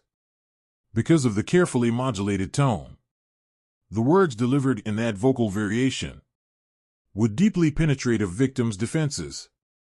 Because the Hypnotist would only deliver the suggestive content in that tone of voice, and then switch back to their usual way of speaking. The victim would be unaware even of what had taken place. Another form of personalized verbal suggestion, employed by a hypnotic user of dark psychology, is to pick up on words that have a special, intense significance for the victim who uses them. For example, when someone is very emotional, they will often use a particular term to convey this feeling. If the hypnotic manipulator is able to pick up on these personal words, then they are able to deploy them for their own benefit. Just as people have a specific tone of voice, they have a list of personal words of meaning. Without often knowing it, the manipulator will understand their victim better than the victim understands herself. Knowing these words and tones, the manipulator can reverse engineer the victim's own brain to use against them. Suggestion can also take nonverbal forms as well. This can be through the hypnotic manipulator's body language, or even cues they place in their environment. If you think such seemingly trivial things could not exert a hypnotic influence, then think again. Even political leaders have made use of such tactics in ways such as changing their hairstyle to convey a different intention during speeches. As discomforting as it is to believe, the human mind is deeply susceptible to even the smallest hints and cues. So what are some of the main ways a hypnotic manipulator can use nonverbal suggestion against their victim? The technique centers around the idea of association. A skilled hypnotist is able to consistently link a strong emotion to some kind of external stimulus, such as a particular eye movement they use. For example, if a hypnotist wanted to be able to trigger a feeling of panic in a victim, they may choose to make a particular motion with their eyes whenever the victim was thinking about or experiencing panic. The victim's subconscious would then learn to link the eye movement to the feeling. Over time, the hypnotist would be able to trigger the emotional response simply by making the eye movement, even without the need for any other stimulus. Environmental stimulus is another form of nonverbal suggestion that forms a part of the hypnotist's toolkit. Think of environmental stimulus as like being summoned to the principal's office as a child. The location itself was enough to send you into a feeling of deep panic, because you had learned to associate the location with panic and problems. Hypnotists are able to use the same concept to devastating effect in adult life. For example, they will often be sure to have a certain type of conversation with a victim in one location only. Picture a hypnotist and their victim in a romantic relationship. Every time the hypnotist wishes to get some kind of agreement or consent from his victim, he may be sure to ask her only when they are at a certain coffee shop. Over a period of time, the victim's mind begins to associate the physical environment of the coffee shop with the granting of permission. The hypnotist can then use this physical environment as external psychological leverage whenever he needs to exert influence and control. Vulnerable victims. Hypnotism is not equally effective on everybody it is tried on. Some people are more likely to be influenced by a hypnotist than others. Although the exact level of susceptibility is complex and hard to simplify in a single sentence, it boils down to the idea of vulnerability. Vulnerable people are more likely to be agreeable to hypnotic suggestion than people who are less vulnerable.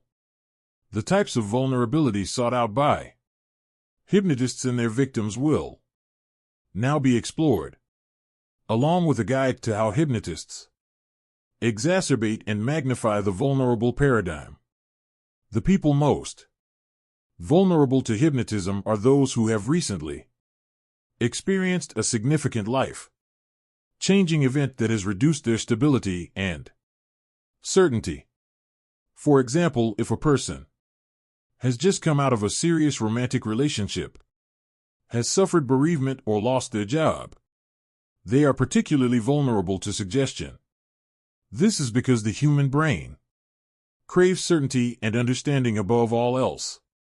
If a hypnotist spots someone who is in a vulnerable place, they can offer them certainty and change their vulnerability in general to vulnerability. Around the hypnotist specifically, there are roughly two facets of vulnerability in a hypnotist's victim: pre-existing vulnerability and exacerbated vulnerability. The most diabolical hypnotists are able to combine both aspects to lethal. Not only will the best hypnotic manipulators be able to find someone who is suitably vulnerable, they will find someone who is specifically vulnerable to the hypnotic psychological scheme they have planned. For example, if a hypnotist is looking to use their powers to gain financially, they might seek out a victim such as a rich, recently bereaved widow. They will then subtly and over time associate their own self with feelings of security and comfort, while increasing the widow's general feelings of loss and vulnerability. Eventually, the hypnotist is the victim's only refuge from a hell of their own making, as well as seeking out vulnerability in general. Hypnotists are known to seek out situational vulnerability as well. This is when someone is in a situational circumstance that makes them more suggestible than their overall baseline of suggestibility. There are tactical tricks a hypnotist can use to ascertain the situational vulnerability. One such tactic is trying to induce mirroring behavior in their target. When people feel a subconscious level of connection and rapport with someone, they will start to mirror the person without knowing they're doing it. To check this, a hypnotist might make some small change to their body language, such as a hand motion. If the victim subconsciously mimics this gesture, then it is a sign the victim is situationally vulnerable. Now that both general and situational vulnerability have been explored, it is important to understand how the most skilled hypnotists to use the two types of vulnerability together for an especially strong impact. If someone is vulnerable in general, due to their life situation, and vulnerable in particular, due to the situation the hypnotist has managed to set up, then that person is in the most influenceable state imaginable. Once such a state has been induced, the hypnotist is likely to move on to the most powerful and advanced techniques they possess, such as NLP, or neuro-linguistic programming, is a technique that is powerful, even in the hands of the most well-intentioned people. Leaders within the world of business and philanthropy are some of the most common advocates of the techniques and principles offered by NLP. Placing such techniques in the hands of people willing to use dark psychology to exploit others is like giving a nuclear weapon to a psychopath. They possess both the power and the will to create serious psychological havoc among their victims. Understanding the main techniques used by practitioners of dark psychology offers insight into the way they can be deployed to devastating impact. Anchoring. Anchoring is an NLP technique that involves linking an emotional state to some form of External stimulus. If you are familiar with the idea of Pavlovian conditioning, then you will understand this tactic. Hypnotists are able to induce a powerful emotion in a victim and then link it to a stimulus, such as a physical gesture or tone of voice. The hypnotist is then able to induce this emotional state. It will by performing the linked stimulus. The most nefarious hypnotists will use the principle of anchoring in a very subtle and underhand way. They will work for a prolonged period of time to induce a variety of different anchors in the psyche of their victim, without the victim's conscious awareness of what is taking place.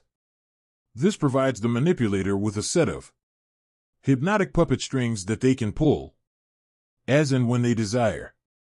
Often hypnotists will use an anchor stack to induce different intense feelings in quick succession. For example, they will induce the feeling of love, followed by terror, followed by love once more, all in quick succession. This series of emotions overloads the victim's emotional circuitry and leaves them as mere clay in the hands of their controller. Reframing. Reframing is the art of controlling the way ambiguous information is perceived.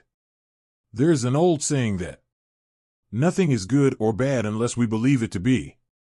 Reframing is the ultimate technique related to this idea. Hypnotists can use reframing to effectively control the way their victim thinks and feels.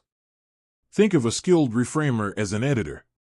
They are able to selectively choose the victim's focus and the feelings the focus triggers. This is effectively hypnotic mind control. So how does darkly psychological reframing work in practice? Let's take a situation where a hypnotic manipulator has influenced a victim to no longer spend time around or communicating with a particular person. The victim may state feelings of sadness or loss related to this interpersonal change. The hypnotist would be able to reframe these feelings into ones which suited the hypnotist's own purposes. This is best illustrated through an example dialogue. Victim: it sucks I haven't spoken to Rachel as much. I miss her. Hypnotist: I know you might hate how things are with Rachel, but I know you're smart enough to love the freedom you have now. Notice how the concept of hate is linked to Rachel, and love is linked to the freedom of being without her.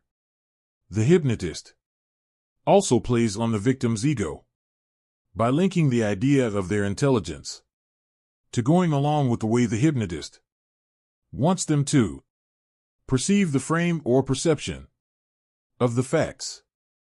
Think about what you have already learned about the vulnerability of victims, and you will understand how this reframing can be used to devastating impact. Future pacing. Future pacing is the closest thing possible to psychologically manipulative time travel. Future pacing allows a skilled manipulator to lead their victim on a mental journey into the future and influence behaviors and responses that will occur in the actual chronological future that exist independent of the victim's reality. At its most fundamental, future pacing involves the mental leading of a victim through a future scenario.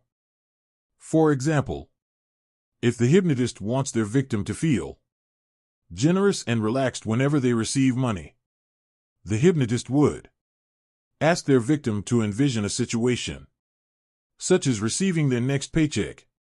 To make this future imagining possible, the hypnotist would ensure the victim imagined all of their five senses in action, what they would see, feel, touch, etc. at the time. This helps the brain to perceive the future scenario as real due to its sensory depth. Once the hypnotist cognitively transports their victim into the future, they begin to suggest certain happenings and monitor the responses. For example, the hypnotist may say something like, "Imagine being very generous with this paycheck and providing it to those who really need it, because you are a kind person, and doing the right thing is deep in your nature." If the victim's physical response to this future scenario showed signs of compliance and acceptance, then the hypnotic manipulator would have the confidence that their victim would actually behave in this way when the scenario occurs in the future.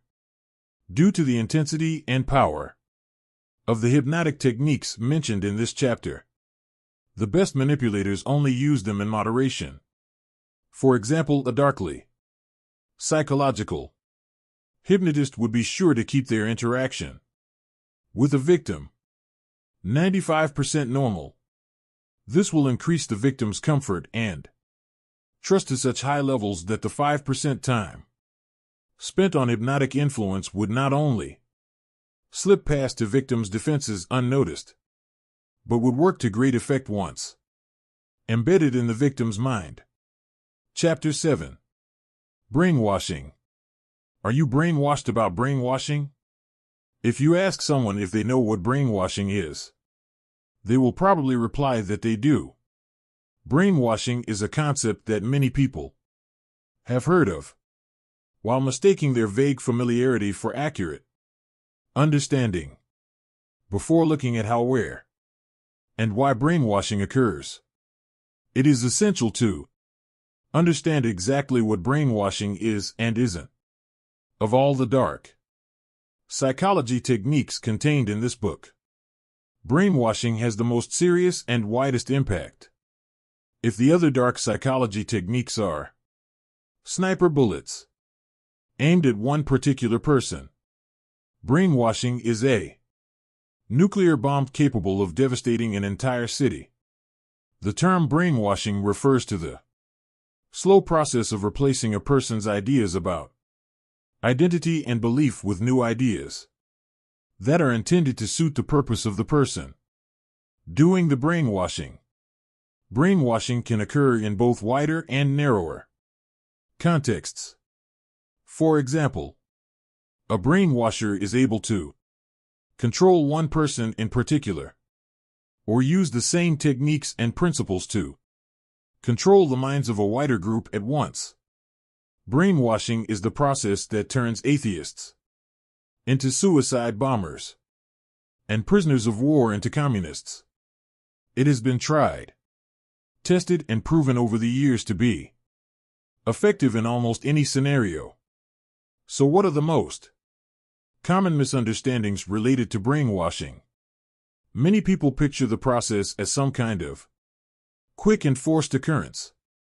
Picture either Alex in A Clockwork Orange or Neo in The Matrix, having concepts forced into their cranium involuntarily in a short space of time. This is Hollywood brainwashing, and is far from what actually occurs in real life. The process of real-world brainwashing will be explored in detail later in this chapter. But at its simplest, brainwashing is a process involving the slow, gradual, and seemingly voluntary changing of a person's map of reality from the one they have freely put together to one that is forced upon them by the brainwasher. The evil irony of the technique is the brainwasher will ensure the victim feels in control at all times. Brainwashing contexts. So, what are some of the main situations that are fertile breeding grounds for brainwashers? Before the process of brainwashing itself is explored fully, let's take a look at the situations in which people are often brainwashed and the motivations behind this. A lot of people would agree with the idea that cults brainwash people, but few would be able to explain exactly what a cult is and how they brainwash their recruits. Let's demystify the process. A cult is a fringe group, often built around a charismatic leader who is able to exert high levels of influence over their followers. The cult will usually provide a complete understanding of reality to those who follow it. Why exactly is this? Cult context: one in which brainwashing flourishes. The primary attraction of cults as they present reality is something very simple and within reach of the average person, provided the person is willing to take on board the cult's teachings. We live in a complex modern world where life can seem confusing and overwhelming. Cults cut through this confusion and tell people, "Don't worry, we have the answer." The way in which this answer is presented is intended to play on the human need for belonging and acceptance. Brainwashing can flourish in this context as a result of the idea of the new normal. What exactly is the new normal? It is a way in which cults are able to influence those they brainwash into accepting their teachings by making them seem prevalent, accepted, and positive. For example, the idea of worshiping a man who claims to be God would be incredibly strange in everyday life. Within the closed environment of a cult, however, this behavior becomes normal to the extent that not doing it would seem strange to people within the cult. This process of persistent social reinforcement is one of the most powerful ways in which the ideological brainwashing of cults is able to occur. Think of cults as drug dealers. Perhaps the newcomer to the cult had been seeking something in their life and came across the cult, just as newcomers to the world of drugs often, misguidedly, seek out their first high of their own volition. The cult doesn't need to push the drug of their ideology onto the victim, as the victim was already seeking the fulfillment of a void in their life. It is this initial search and readiness on the part of the people who are later brainwashed that makes them so susceptible to the brainwashing process itself. Ideologies are another context, similar to cults, in which brainwashing is commonplace. The difference between a cult and an ideology is the focus of the ideology is on the idea itself, rather than the person delivering the message and those who follow them. Whereas cults brainwash people into placing faith and trust in the cult leader and their followers. Ideological brainwashing involves leading people to place absolute trust in an idea. Ideological brainwashing is incredibly dangerous due to the fact it goes above and beyond any one individual. Think of extremist religious terrorism.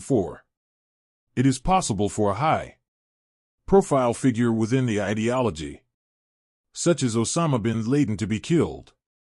Does this kill support for the idea itself? No. The dead figures are praised as martyrs who gave their life to the ideology, thus increasing its attractiveness and allure to potential newcomers. Almost any ideology is likely to have an extremist fringe outskirt in which brainwashing takes place. Even something seemingly innocent like a pop band can have this impact. Young fans at a psychologically impressionable age link their sense of identity, happiness, and belonging to a pop group. They will gladly defend this group to extents that are unusually intense.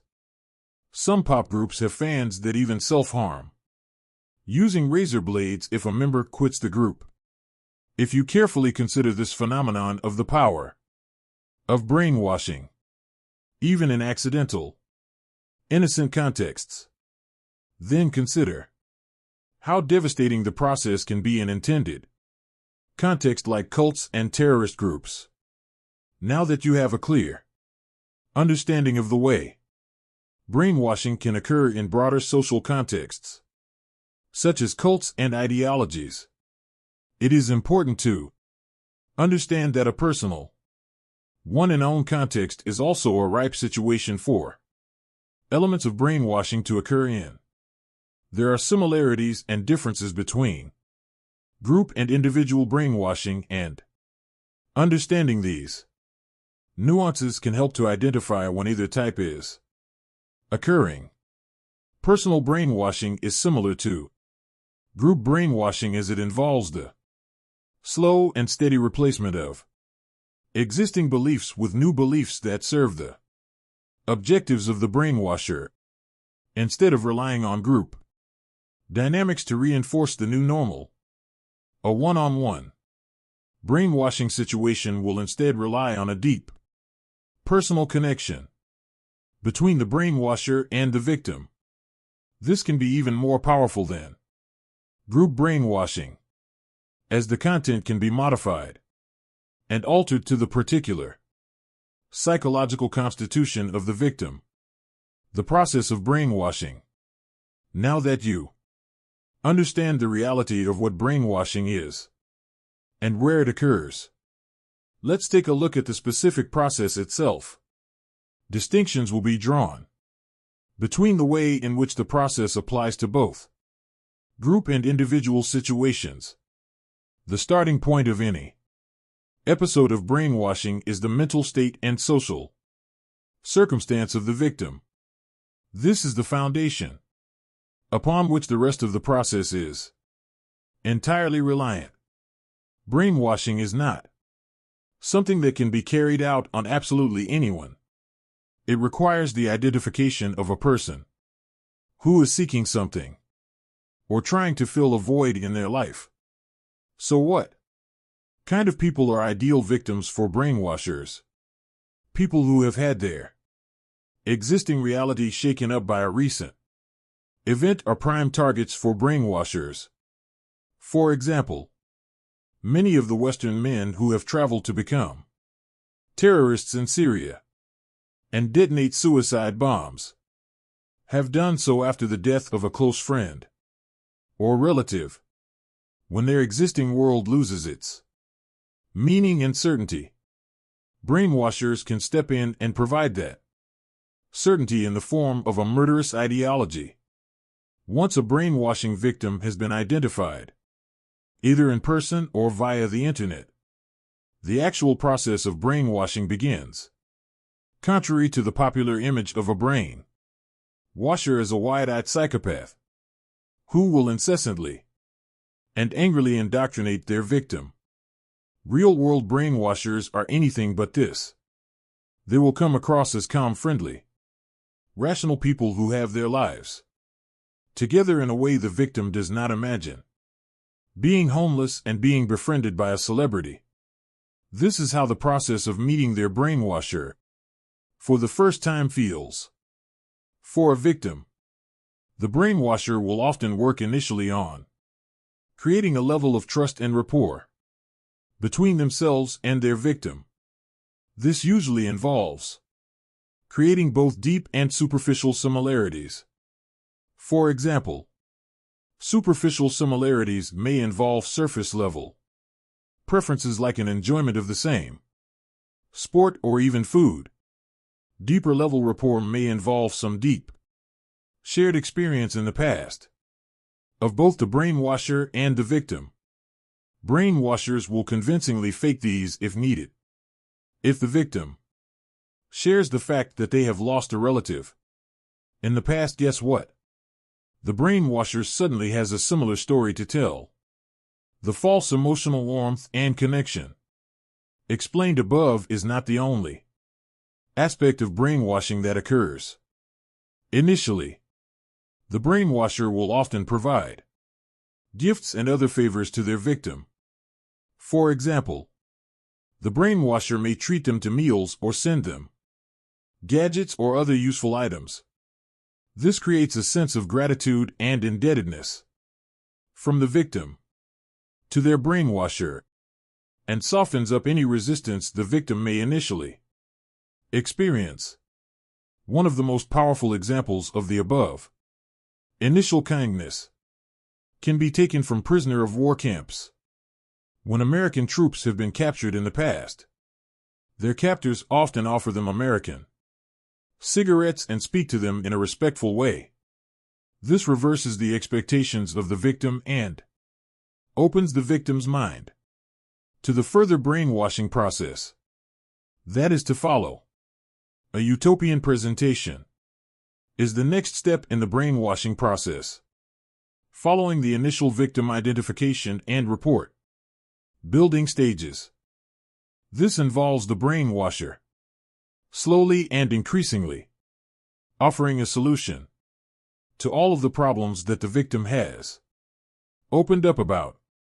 This is always done in a casual, offhand way at first, to avoid any negative experiences of pressure the victim may experience otherwise.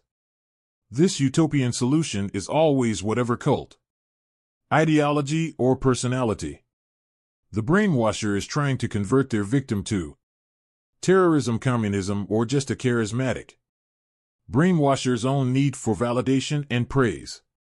When performed correctly, the initial stages of this process will leave a victim craving more and more information and understanding of the solution that is being hinted at.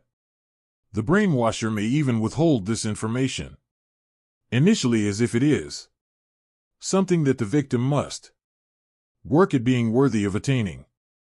This will lead to a strong motivation on behalf of the victim to seek out and accept the information they are eventually provided with, thanks to the preceding steps. The poisonous ideas that are being implanted into the victim will seem as natural and refreshing as cold water on a hot day. Once the victim is being spoon-fed snippets of their new belief system and responding well to them, the brainwasher will be very careful to reveal the right things at the right time.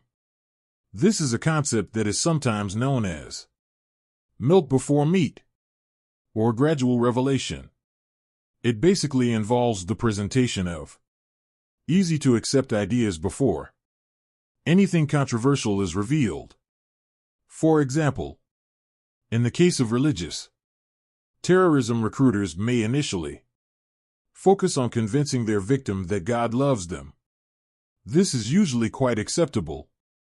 More objectionable ideas, such as God wants you to blow yourself up, are saved until far further down the line. At this point, the brainwashing has reached the point of no return. You may be questioning why a victim continues to engage with their brainwasher once the objectionable ideas begin to become apparent. The reason is threefold. First, the already vulnerable victim now feels a strong sense of liking and approval of their brainwasher. Second, the victim has invested time and sometimes money into the process thus far. This is known as the sunk cost fallacy. The victim is loath to throw away all their hard work by walking away from the process. Finally, the brainwasher is likely to have amassed a lot of secretive and sensitive information on their victim. This dirt can then be held over the victim's head, either discreetly or overtly. Both the ideas of a vulnerable victim and the sunk cost fallacy make logical sense. The idea of blackmail and control may be harder to understand at first. Why would a victim respond well to such threats? Well, they are rarely presented in a threatening way. For example, if the victim has divulged a lot of sensitive information to a brainwasher and then begins to give signs of walking away, the brainwasher may appear concerned and insist that, if I can't help you anymore with your problems, I need to make sure someone else can. Perhaps your family or boss need to know what's been going on with you, so they can look out for you when I'm not there. Because of the deep sense of rapport and warmth, the brainwasher has manipulated their victim into feeling the above form of blackmail and control is often actually perceived as kind, compassionate behavior. It is often enough to make the victim see sense and agree to remain on the brainwashing path they have embarked upon. Brainwashers are adept at making the pain and struggle of walking away seem epic. So staying becomes the preferable easy option by default. The end product of this process is the victim, believing everything they have been indoctrinated to view as the truth. The power of the process is that the victim will feel they have chosen these views as their own and have sought them out through their own volition. This leaves a previously normal individual as an indoctrinated, psychological slave to something they have no idea even exists. The impact of brainwashing. The above analysis of the brainwashing process shows the severity and depth of the technique. It is inevitable that a process as powerful as this has lasting consequences.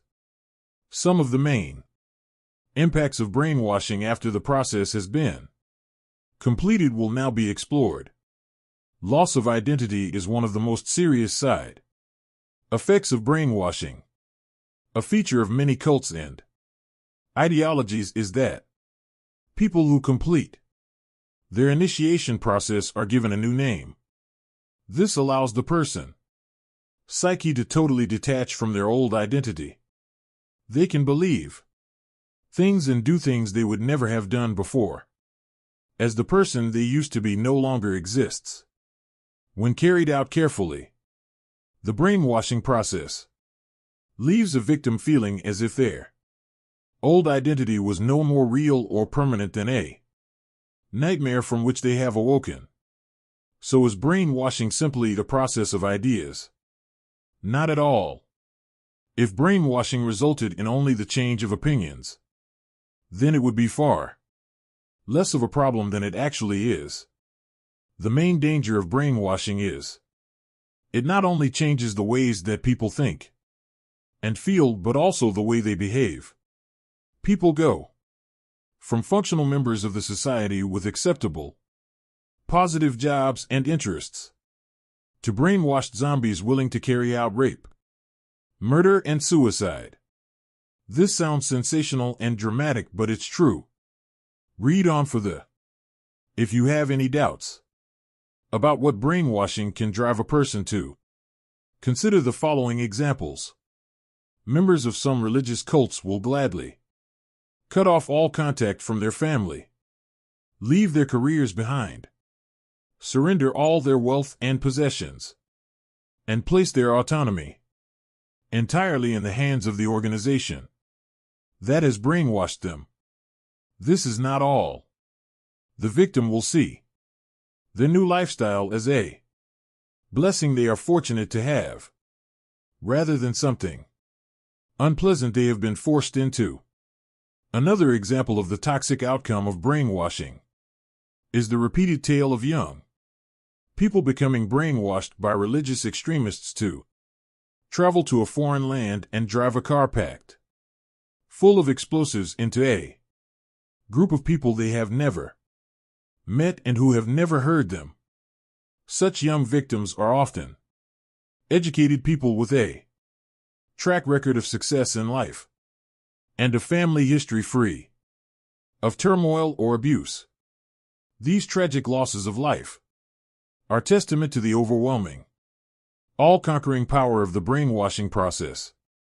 PTSD, post-traumatic stress disorder, is another hallmark of those who manage to escape or are rescued from a situation of intense brainwashing. Brainwashing victims often show the same physical and psychological signs as war veterans who have witnessed their friends being blown apart next to them during combat. The severity of this traumatic aftermath shows that a brainwashing situation can harm a person as much as a world war. Perhaps the most shocking examples of the long-term impact of brainwashing are the numerous instances of people who have been rescued or escaped from a brainwashing situation, only to later return of their own free will, even once they are outside of the controlling brainwashing environment. The legacy of the process runs so deep through a person's mind, they seek to return to it. This is a form of Stockholm Syndrome. The escapees will actually praise their brainwashers far into the future, and defend, support, and justify the ideological stances they were indoctrinated with while captive. Chapter 8. The Dark Triad. What is the Dark Triad? Understanding the Unholy Trinity. The Dark Triad is the key concept that ties together every other aspect of dark psychology. The name sounds like something from a movie, but it is a legitimate psychological concept recognized by all the top practitioners within the field. The Dark Triad is nothing more than the identification of the three most destructive and harmful psychological personality traits a person can have. This chapter will explain in detail what each of these traits are and the different ways they come across in practice. You are sure to recognize that the Dark Triad is the source from which all other dark psychology stems. So what are the three traits that form the triad? Machiavellianism, psychopathy, and narcissism. Many people may hear these terms and think they understand them instinctively. A psychopath is a dangerous murderer, right? A narcissist takes a few too many selfies. Wrong. Knowledge is power. Each of the concepts must be respected and understood for their power to become apparent. To help your understanding of the powerful Dark Triad, an outline of each of its components and what they consist of will first be provided. Examples of how each dark psychology trait manifests in real-world situations will then be explored. This chapter offers a comprehensive insight into the theory and the practice of the three most significant and destructive concepts in the world of dark psychology. What is Machiavellianism? Machiavellianism draws its name from the political philosopher Machiavelli. In his classic work on political power and influence, the Prince Machiavelli outlines ideas, principles, and tactics that have served as a blueprint for seekers of influence throughout history. So how exactly does a Machiavellian person come across? The hallmarks of this dark triad trait are a willingness to focus on self-interest at all times, an understanding of the importance of image, perception, and superficial appearance, and the ruthless exercise of power and cruelty over compassion and mercy. In simple terms, Machiavellian people are incredibly strategic in their approach to life. The ramifications and consequences of any given action are thought out and assessed in terms of how they will impact upon the person carrying them out. The Machiavellian approach to the world can be summed up in a single question: how will this action benefit me? And how will my public perception be impacted as a result? Machiavellian people are masters of doing whatever personally serves them while still managing to maintain a positive public image. To take but one example, think of former President Bill Clinton. He managed to behave according to his own sexual desires while still remaining light among the general public. Contrast this with many other politicians who have succumbed to extramarital temptation and are vilified in the public eye as a result. Another example from the political arena is the public image of Barack Obama vs. that of George W. Bush. Ask around and most people will explain that Bush was a war president and Obama a president of peace. In actual fact, they are both about as militant as each other. Obama managed to manipulate his public perception to serve his own image, while Bush did not. This is a powerful lesson on the idea of perception versus reality. What is psychopathy? Psychopathy is hard to precisely define, but it refers to a psychological condition involving superficial charm, impulsivity, and a lack of commonly held human emotion. such as empathy and remorse. Someone who exhibits enough of these traits is known as a psychopath. Psychopaths are some of the most dangerous people to walk the planet and are examples of wolves in sheep's clothing. People might associate the word psychopath with the image of a machete wielding madman wearing a mask. The reality is different and dangerous. True psychopaths are more likely to be the handsome, charming stranger who wins their victims over before ruining or even ending their life. Interestingly, some of the top names in the field of business consistently score highly on psychopathy personality tests. Many people are beginning to see psychopathy as more of a problem for society than for the psychopath's own lives. Psychopaths are often able to get to the top in any field they choose, be it finance or serial murder, because they are not constrained by the compassionate indecision that most human beings experience. What is narcissism? A lot of people think of narcissism and the narcissist to possess this trait as people who simply love themselves. This is along the right lines, but not precise enough, especially when understanding narcissism through the lens of the dark triad.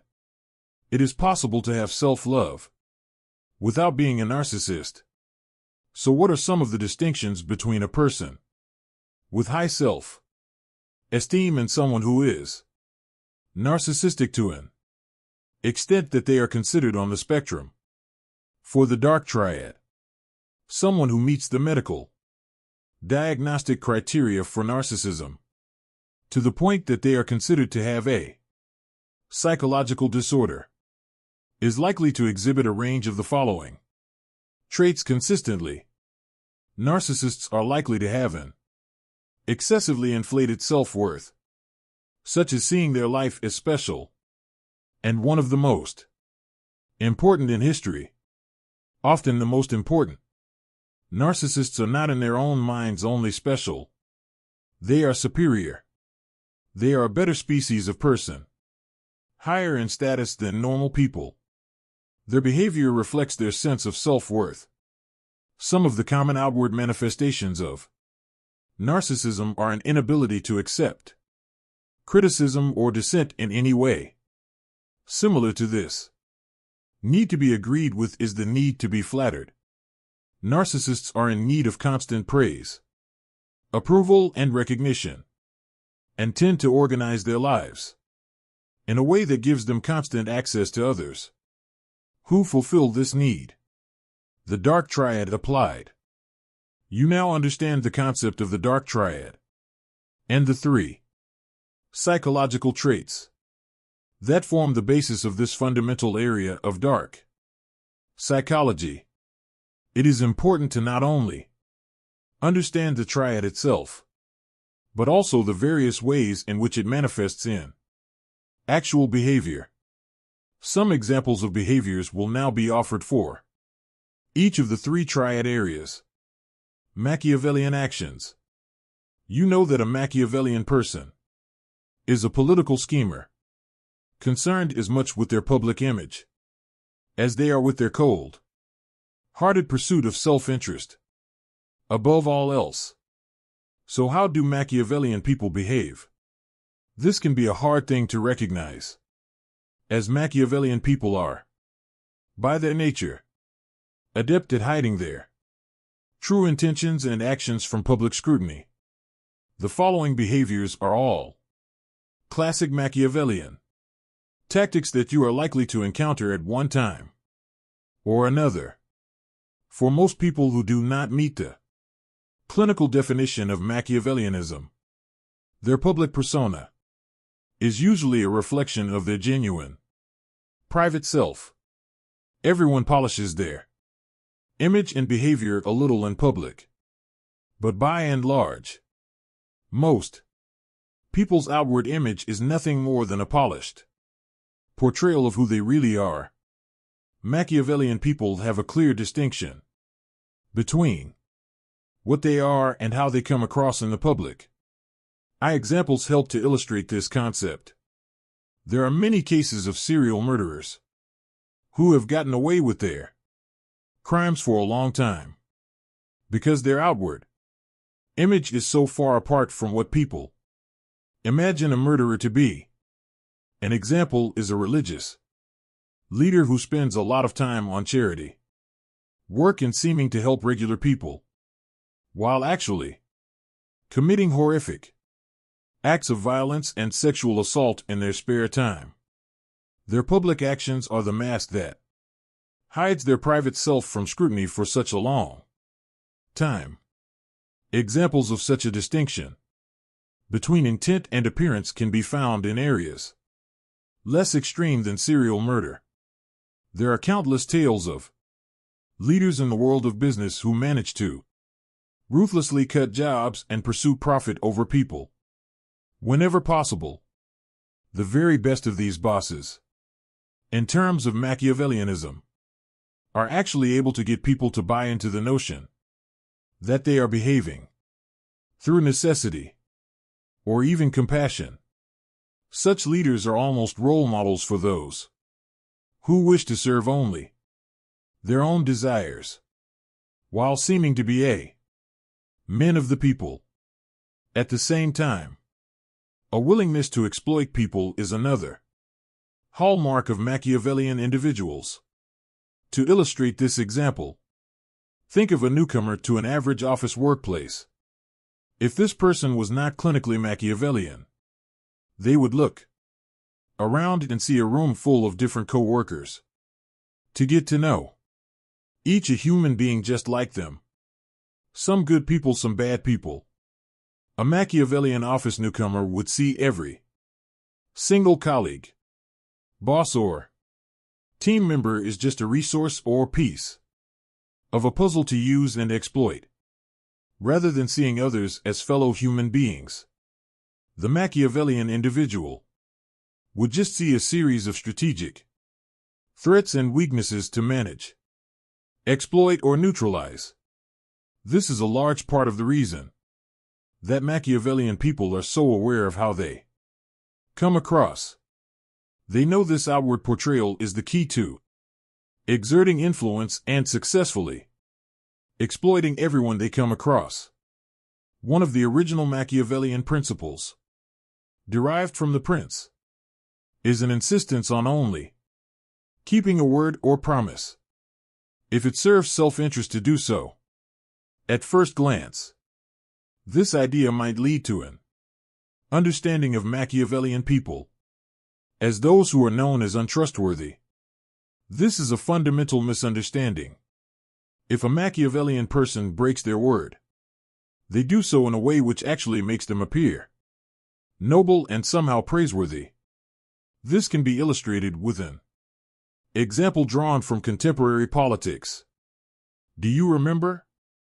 Prior to Barack Obama's election, his promise to close down Guantanamo Bay. Has this been kept? No.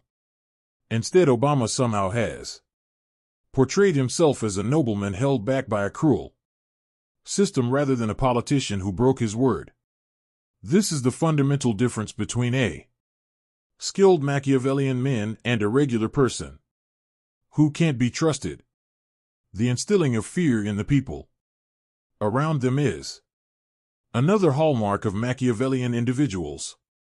This stems directly from the prince, which urges people to be both feared and loved simultaneously.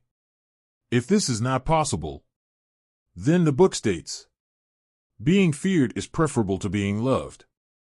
This concept of the desirability of being loved and feared at the same time relates directly to the Machiavellian trait of splitting a public and private perception. The perfect Machiavellian is able to inspire fear and obedience in the very people who would genuinely claim to feel love stronger than fear as a result. Psychopathic actions. You have a clear understanding of the main psychopathic traits and what differentiates true psychopaths from those in the public imagining. Unless you are a trained psychotherapist with intimate access to a person, you will not be able to recognize them as a psychopath on the basis of theoretical knowledge. Instead, it is essential to recognize the outward manifestations of psychopathy, as these are usually the only way to detect psychopathy before it is too late.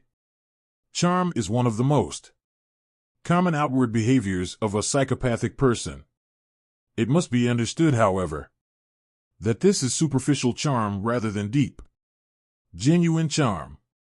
If you think about a genuinely charming person from your lifetime, you are likely to recognize they had positive personality traits underpinning outward displays of behavior.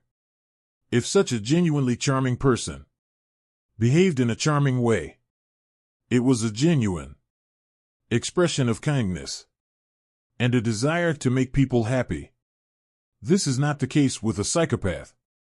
Psychopaths are able to exhibit all the outward signs of charm, such as physical attractiveness, apparent warmth and interest in others.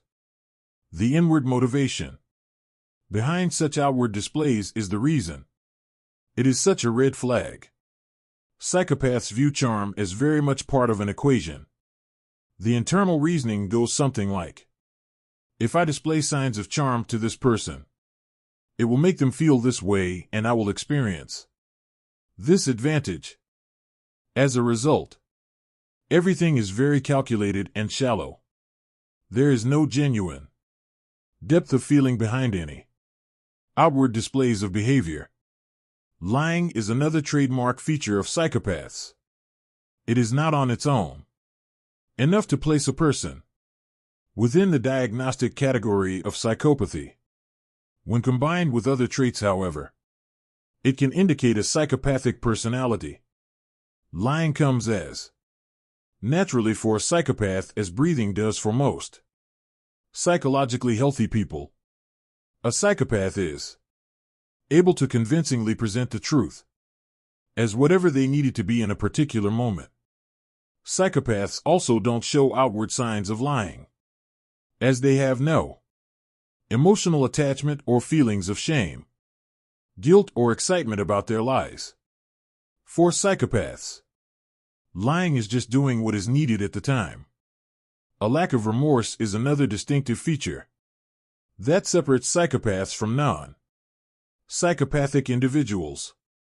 Many people who have committed atrocious acts, such as murder, feel a deep sense of guilt and shame about what they have done and even take their own life due to these feelings. It's not that psychopaths choose not to be remorseful. They are physically incapable of it. Asking a psychopath to feel remorse is like asking a deaf person to listen to music. Closely linked to a lack of remorse is a lack of guilt. Humans typically feel guilt when they have broken some kind of moral norm that they personally value. As psychopaths do not think in terms of right and wrong, only useful or not useful.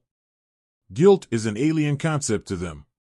The closest thing a psychopath might express to guilt or remorse is a regret that they did not carry out their psychopathic deeds to their own high standards. A lack of impulse control is another signature aspect of psychopathy. Most people have internal controls and mechanisms that prevent them from behaving rashly. A psychopath lacks these prevention mechanisms. If a psychopath sees an opportunity they wish to exploit, they act without hesitation or a second thought. This could involve killing someone they wish to kill, raping someone they wish to rape, or stealing something they wish to steal. This ruthless impulsivity is what makes psychopaths some of the most effective people in fields such as the military and world of business. The automatic taking of decisive action is a trait many non-psychopaths lack. And this lack actually is a detriment to progress in life. Empathy is a human ability to experience pain on behalf of another. Psychopaths are utterly incapable of empathy of any kind. Other human beings are no more real to psychopath than are stick figures, crudely drawn on paper. Their lives have no value or meaning outside of what they can provide to the psychopathic person.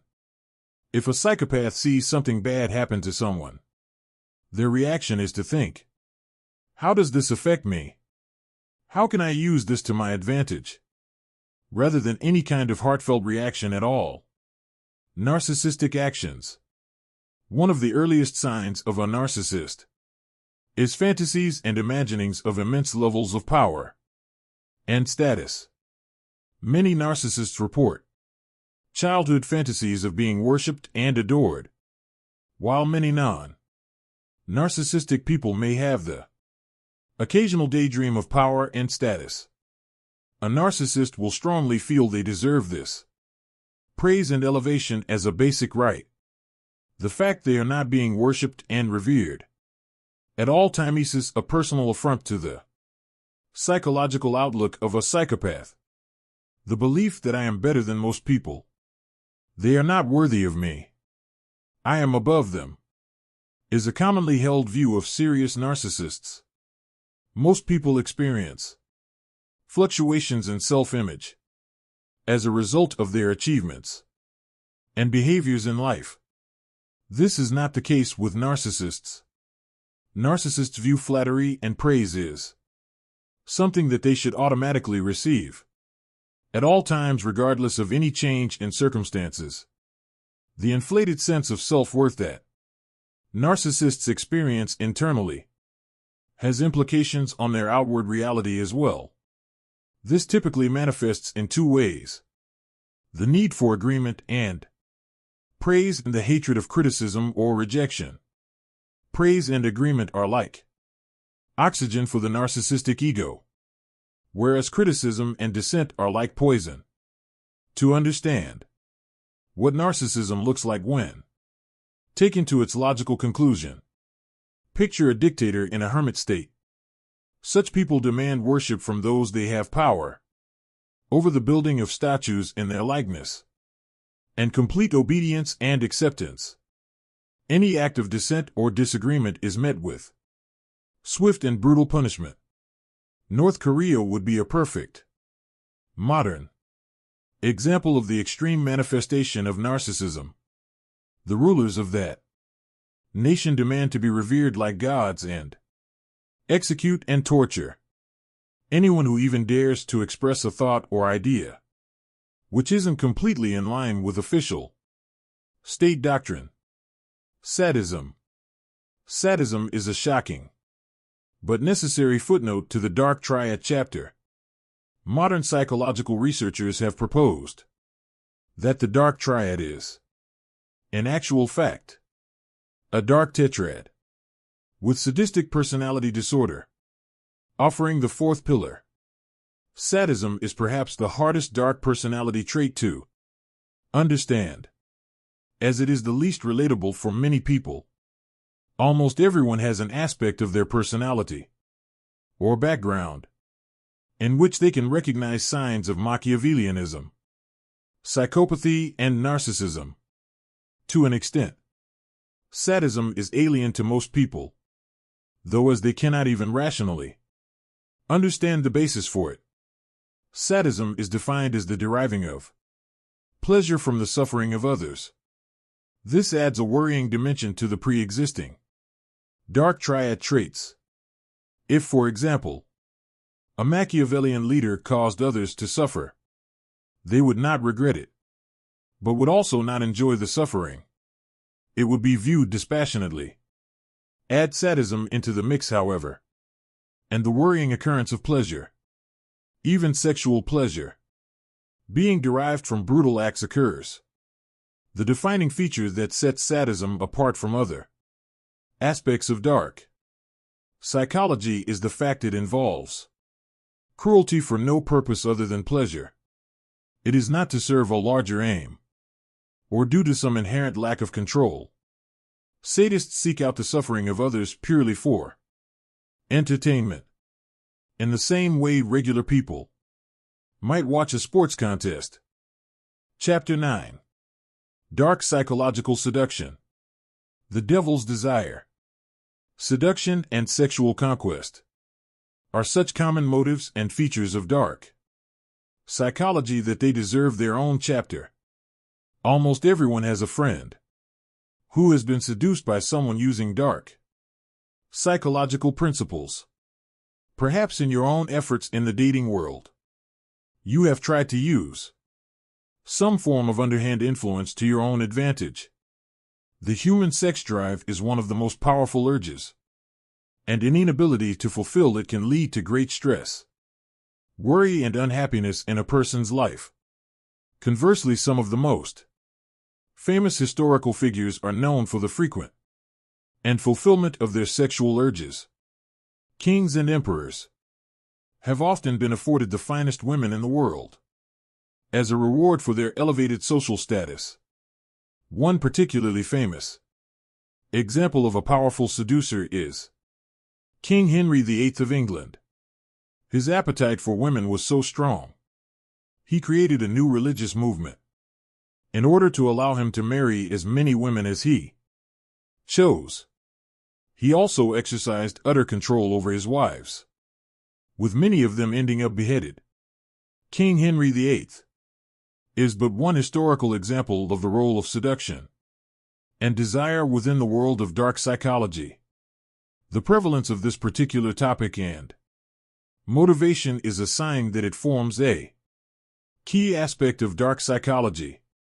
A failure to understand how seduction and desire relate to dark psychology leaves a student with an incomplete knowledge of the topic. So is all seduction dark psychological seduction? No. All seduction involves the pursuit of another human being. Most people who are not adept at the skills of dark psychological manipulators do this in a very clumsy and unstructured way. To illustrate this idea, think of the classic romantic comedy set up with a clumsy guy making mistake after mistake in his pursuit of the girl. A skilled psychological seducer is more like Ryan Gosling in Crazy Stupid Love or Will Smith and Hitch. They know what they want and know how to get it. As you will see in this chapter, the use of dark psychology in the pursuit of seduction is neither inherently good nor bad. This can only be judged in relation to the impact it has on the person seduced.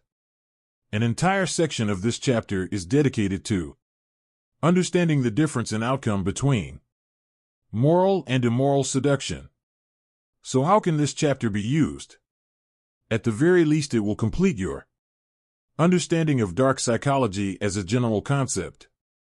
Any book not containing detail on seduction would be an incomplete work.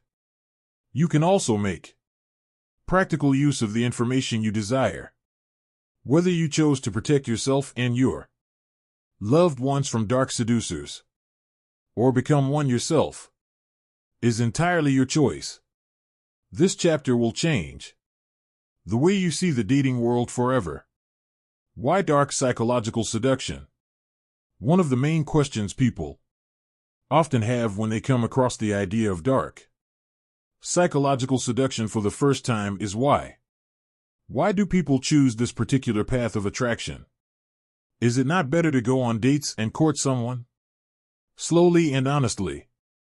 Understanding why people choose the path of dark seduction is the first step in understanding its immense power. Let's consider someone who goes about their love life without using any ideas or techniques found in the world of dark psychology. This person will be referred to as a conventional data. This conventional data spends a lot of time and money on someone before they ever enjoy them sexually. They may marry them and make a public promise of faithfulness and commitment, no matter what. Later down the line, the conventional dater, now the conventional spouse, may find that their life is not as they imagined. Both they and their partner rushed into the wedding, and it has not filled the expectations they had for it. Both partners are left with a choice: either stay in a lifeless and unsatisfactory marriage, or cheat on their spouse.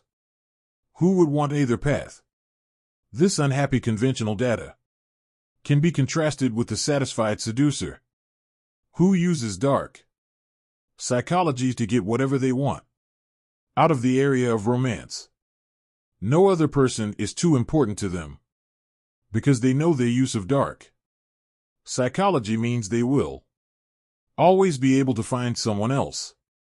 This makes them approach life with a carefree, non-needy mindset. If a satisfied seducer does choose to settle down, eventually, they do so without any feeling of settling or rushing into the first relationship they have haphazardly stumbled across. This actually leads to a happier, more contented marriage, as it is entered into from a place of abundance rather than scarcity. So how can a satisfied seducer have so much success and influence within the dating world? It is due to the power of the principles they understand and the skill they have in executing the techniques that stem from the principles. Throughout this book, you have seen countless examples of how dark psychology can work in many areas of life. Why would the world of dating and seduction be any different? One of the key advantages that users of dark psychology have over their rivals is that their understanding of the human mind is almost like a secret weapon. If a conventional data is a clumsy guy stumbling blindly through the world of romance, accepting whatever happens to come his way, the skilled seducer is a sniper, hunting and enjoying whatever they happen to crave at the time. Someone who tries out the principles of dark psychology within the dating world is likely to be amazed at how their experiences differs from their past efforts. A feeling of control and confidence replaces a past one of doubt, neediness, and insecurity.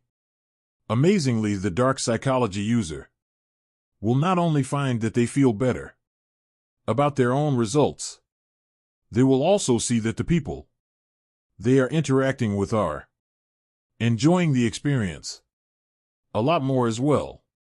This is because dark psychology teaches a seducer exactly what people are looking for within the romantic world, and also teaches the seducer how to provide it. Many people who have applied their dark psychological knowledge to the world of dating and seduction for the first time describe it as a eureka moment.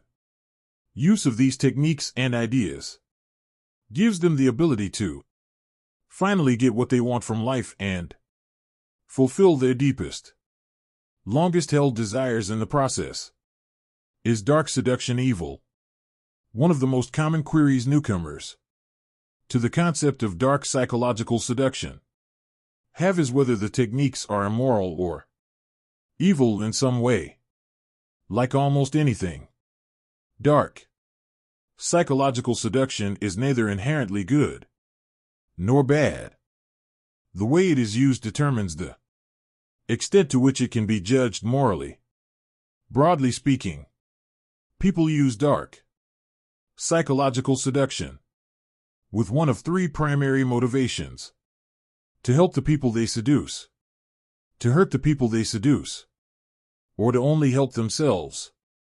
Many people find it hard to believe that anyone would go into the world of dark psychological seduction with the intent of helping the other person.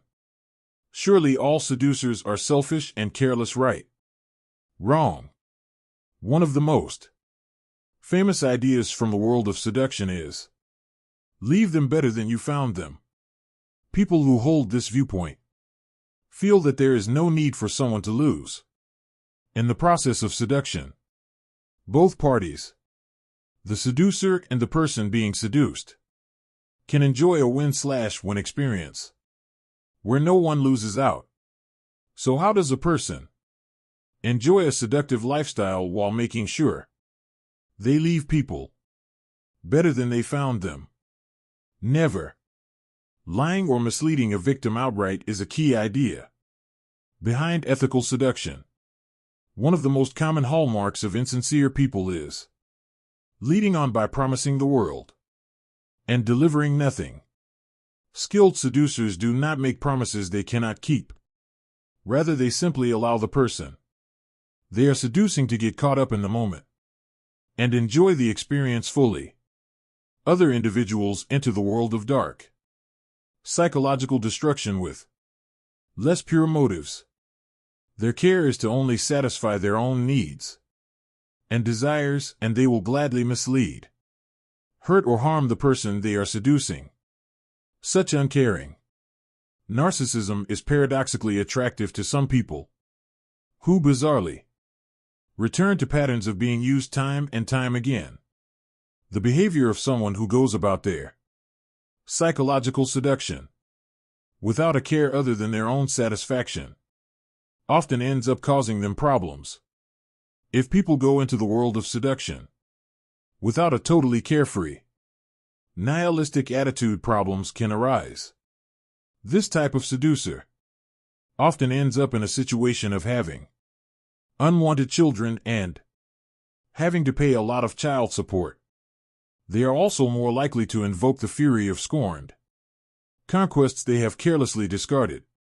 People who are too cavalier in their seductive efforts have even been murdered by jealous or hurt former lovers. Two major approaches to dark psychological seduction have now been explored: those who aim to help others and those who aim to hurt others. We will now examine the third approach: the person who thinks only of their own experience. Someone who uses dark psychological seduction as a technique that only matters to their own life and its outcomes is likely to see the process of seduction as self-development on steroids, going against the human instinct to stay in the zone of comfort and familiarity, and instead pushing the boundaries of what is possible in the dating world.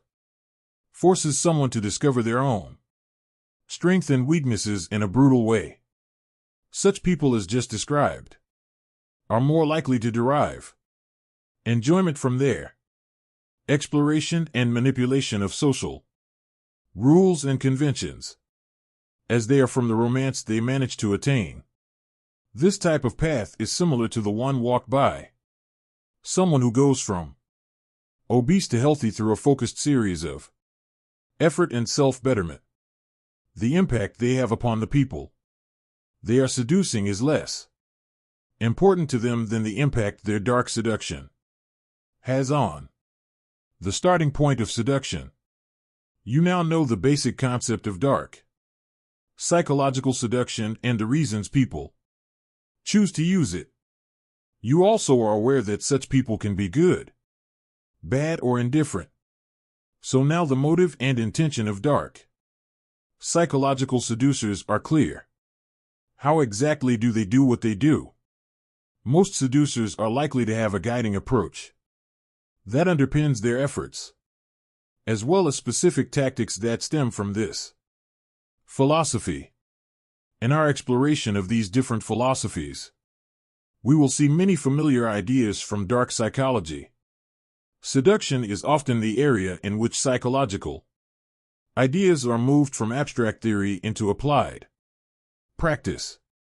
One approach to dark psychological seduction is the deployment of a very structured, rigid process.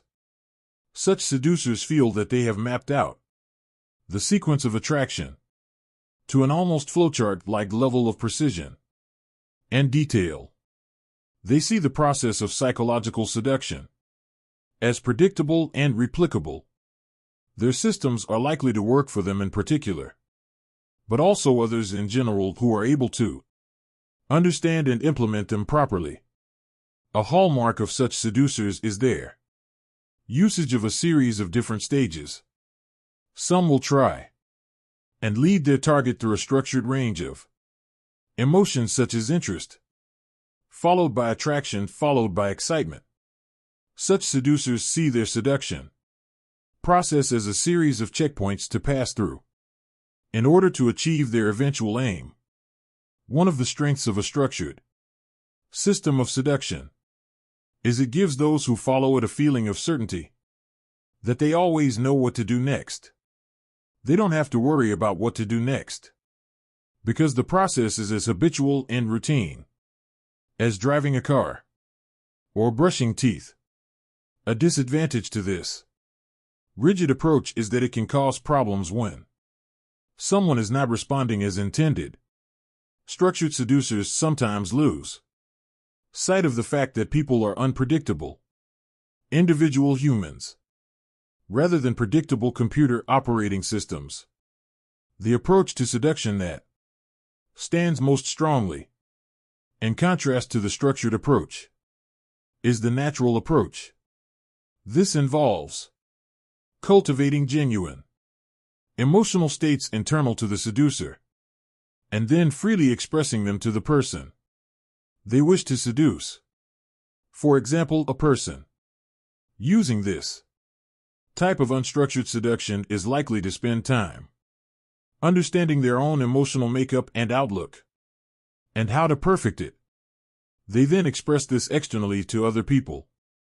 The basic philosophy behind this approach is, I can't make other people feel good until I feel good. NLP and hypnotic seduction is a subset of dark psychological seduction and the ideas that underpin the general concept. Unlike structured seduction, where the more natural variant NLP, hypnotic seduction involves triggering particular emotional states in the person who is the target of seduction, and then linking these states to the hypnotic seducer. For example, the NLP approach to seduction may involve allowing a person to explore their own intense positive emotions, and then anchoring the trigger for these emotions to the person who induced them, the seducer. The seducer is then able to trigger intense physical pleasure in their victim by issuing the anchor, such as a particular gesture of tone or voice. Hypnotic seduction is a difficult technique to use regularly. This is because few things put someone's guard up as much as the slightly odd techniques involved in NLP. Structured or unstructured seduction at least comes across as normal, whereas hypnotic seduction does not. Some people respond very well to it, however, and those who do are likely to be a better match in terms of personal compatibility with the hypnotic seducer. Some psychological seducers are able to invert the traditional seduction dynamics and gender roles to great effect. For example, the typical view of seduction throughout history is that the man is the aggressive party and the woman plays the more passive role. Inverting this can lead to powerful outcomes. Some men find that they are able to allow themselves to become the prize, the one who is chased.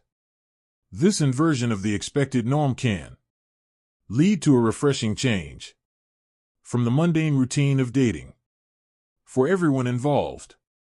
Female psychological seducers are also able to use the inversion of traditional seduction dynamics to powerful effect. Some men are totally overwhelmed if the woman is the aggressive, confident pursuer, and a lot of women also report feeling a sense of empowerment and proactivity that they have not experienced within their romantic life at any time before. Some people also enter the world of psychological seduction with the intention of breaking free from the constraints of monogamy that have held them back throughout their life. This approach is sometimes known as polyamory, an open relationship, or some other variation on this theme, depending on the need of the person pursuing it. By learning dark psychological techniques, This type of seducer is able to pursue their true desires in a way that is open, honest, and effective. You now know that guiding principles behind psychological approaches to seduction and the motivations that people have for carrying them out. So how exactly do people go about translating these ideas and theories into actionable principles and techniques? The indirect approach is a key technique within the world of seduction. One mistake that many people make in the world of conventional dating is offering a cheesy and unappealing icebreaker when introducing themselves to a potential seduction target. Nice eyes. You look pretty. Good song, right? All these are examples of some of the most cliched icebreakers out there. Why are these so bad? Women are likely to have heard them countless times before and are instantly switched off upon hearing them. When a seducer uses such an awful line, it suggests they are a bland and unappealing person. The indirect opener is a breath of fresh air in comparison to its cliched precedents. An indirect opener is any ice-breaking gambit that initiates a social interaction without conveying sexual intent. This is often posed in the form of an intriguing question. For example, a seducer using an indirect opener might ask, "Settle this for me or my buddies over there. Do men or women lie more?" This sparks a conversation and shows the seducer to be an interesting person who is looking for nothing more than a good conversation. Indirect openers also have the advantage of eliminating the possibility of rejection. Someone using an indirect opener is not offering themselves in any way to the person they wish to seduce, and it is impossible to reject something or someone that has not been offered. Social proof is another key technique in the world of dark psychological seduction. People who are popular are instantly more attractive than those who are not. Why? It's human instinct to assume that if a person is widely liked, there is something likable about them. Anyone's worst nightmare is being seduced by some creepy loner with no friends. And Northwest one they are close to. A person like this is likely to be better lonely and needy. So how can social proof be used in the area of psychological seduction? This is a case where showing is more powerful than telling. Many people make the mistake of actually talking about their popularity or success in a way that comes across as bragging or some other form of try-hard, unnatural behavior. It is better to simply be at a table in a club or bar with a group of interesting people. This conveys social value without rubbing it in a person's face. One use of social proof is particularly devious. Let's picture a psychological seducer in a bar or club environment. They see a girl they want to go and talk to. Instead of directly approaching the person they wish to seduce, they instead approach someone else first. Strike up a conversation with them.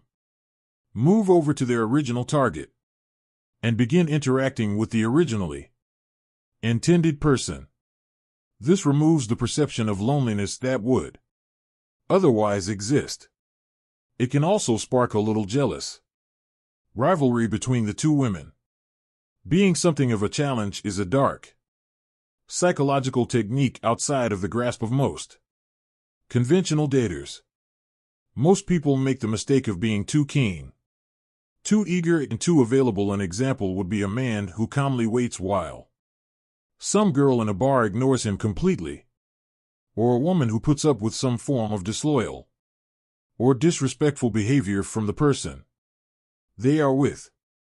The opposite of this display of low personal standards is a display of being challenging.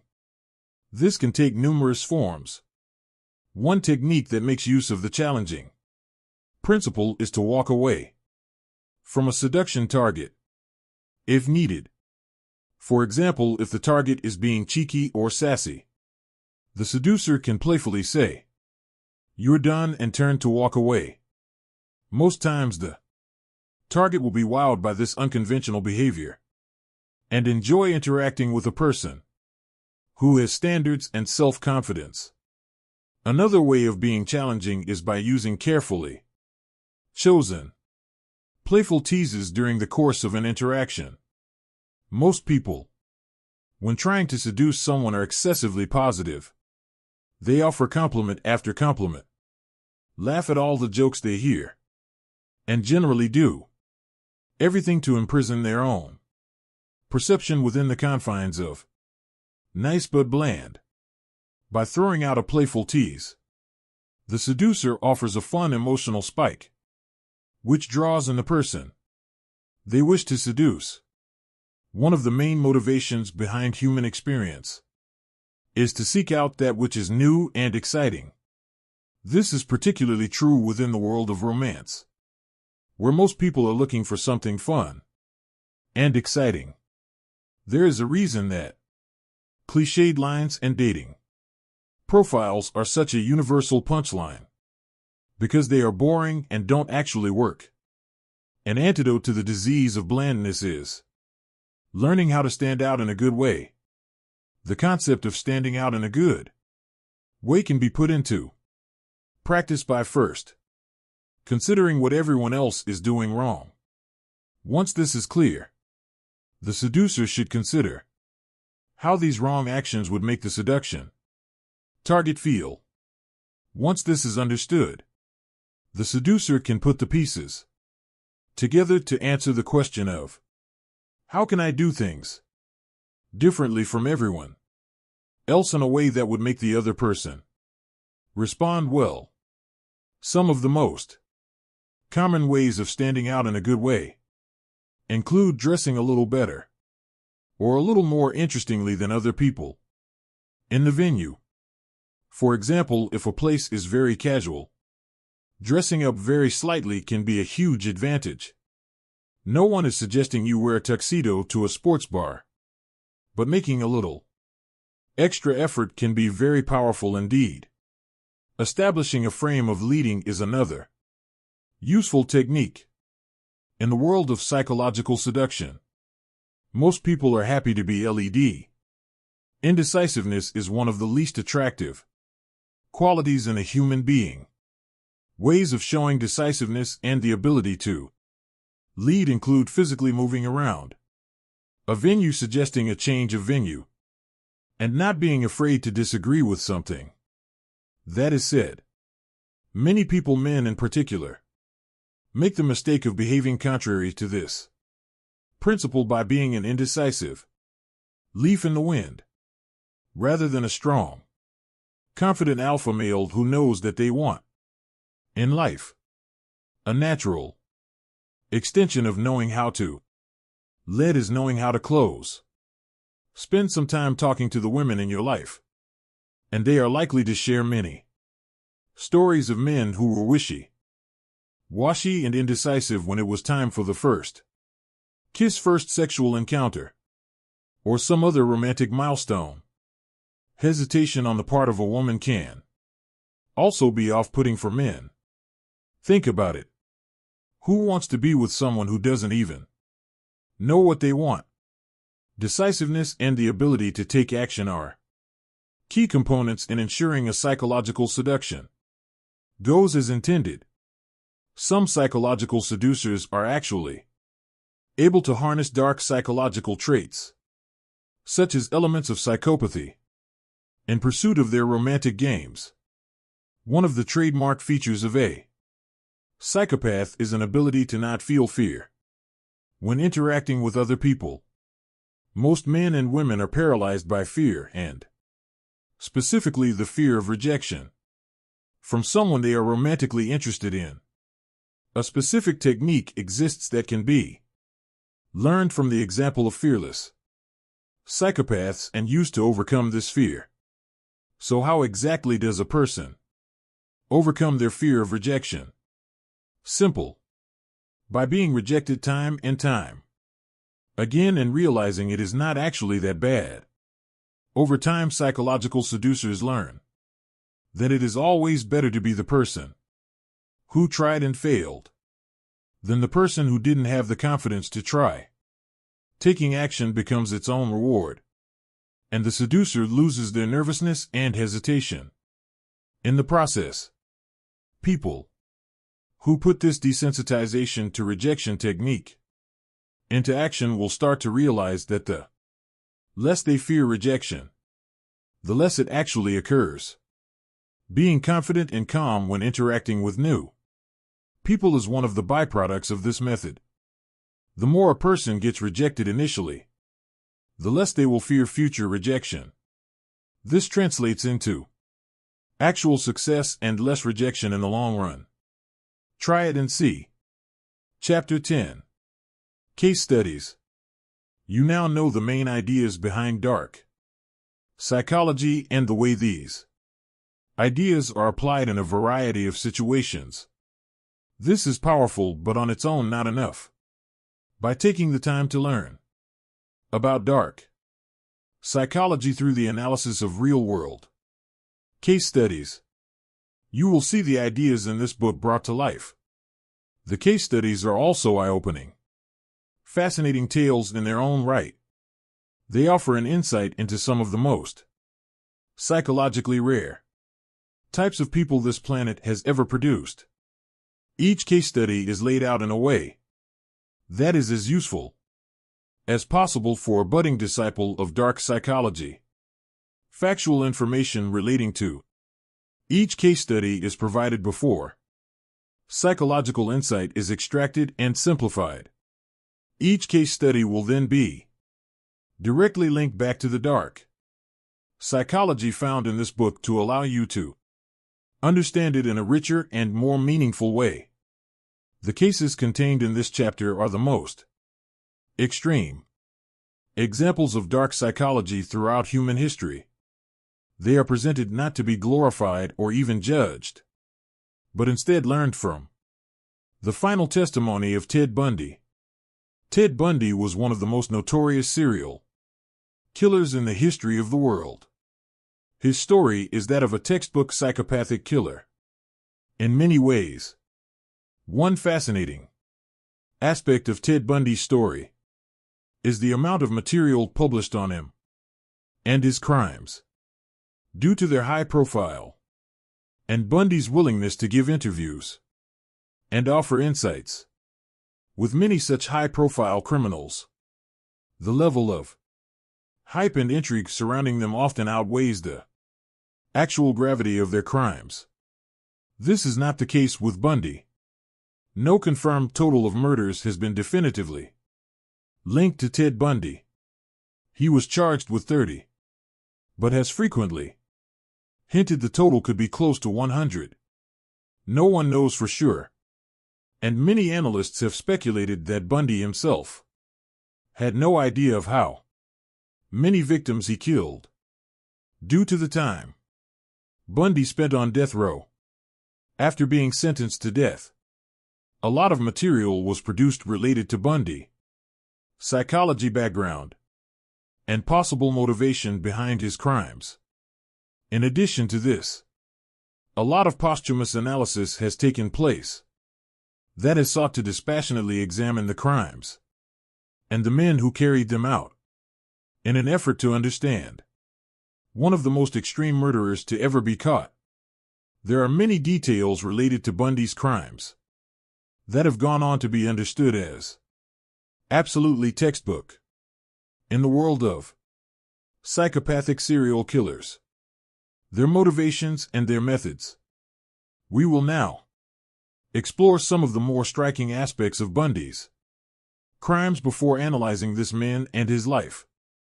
For insights into this book's chosen dark psychological principles, one standout feature of Bundy's lengthy murder career is the way it evolved over time.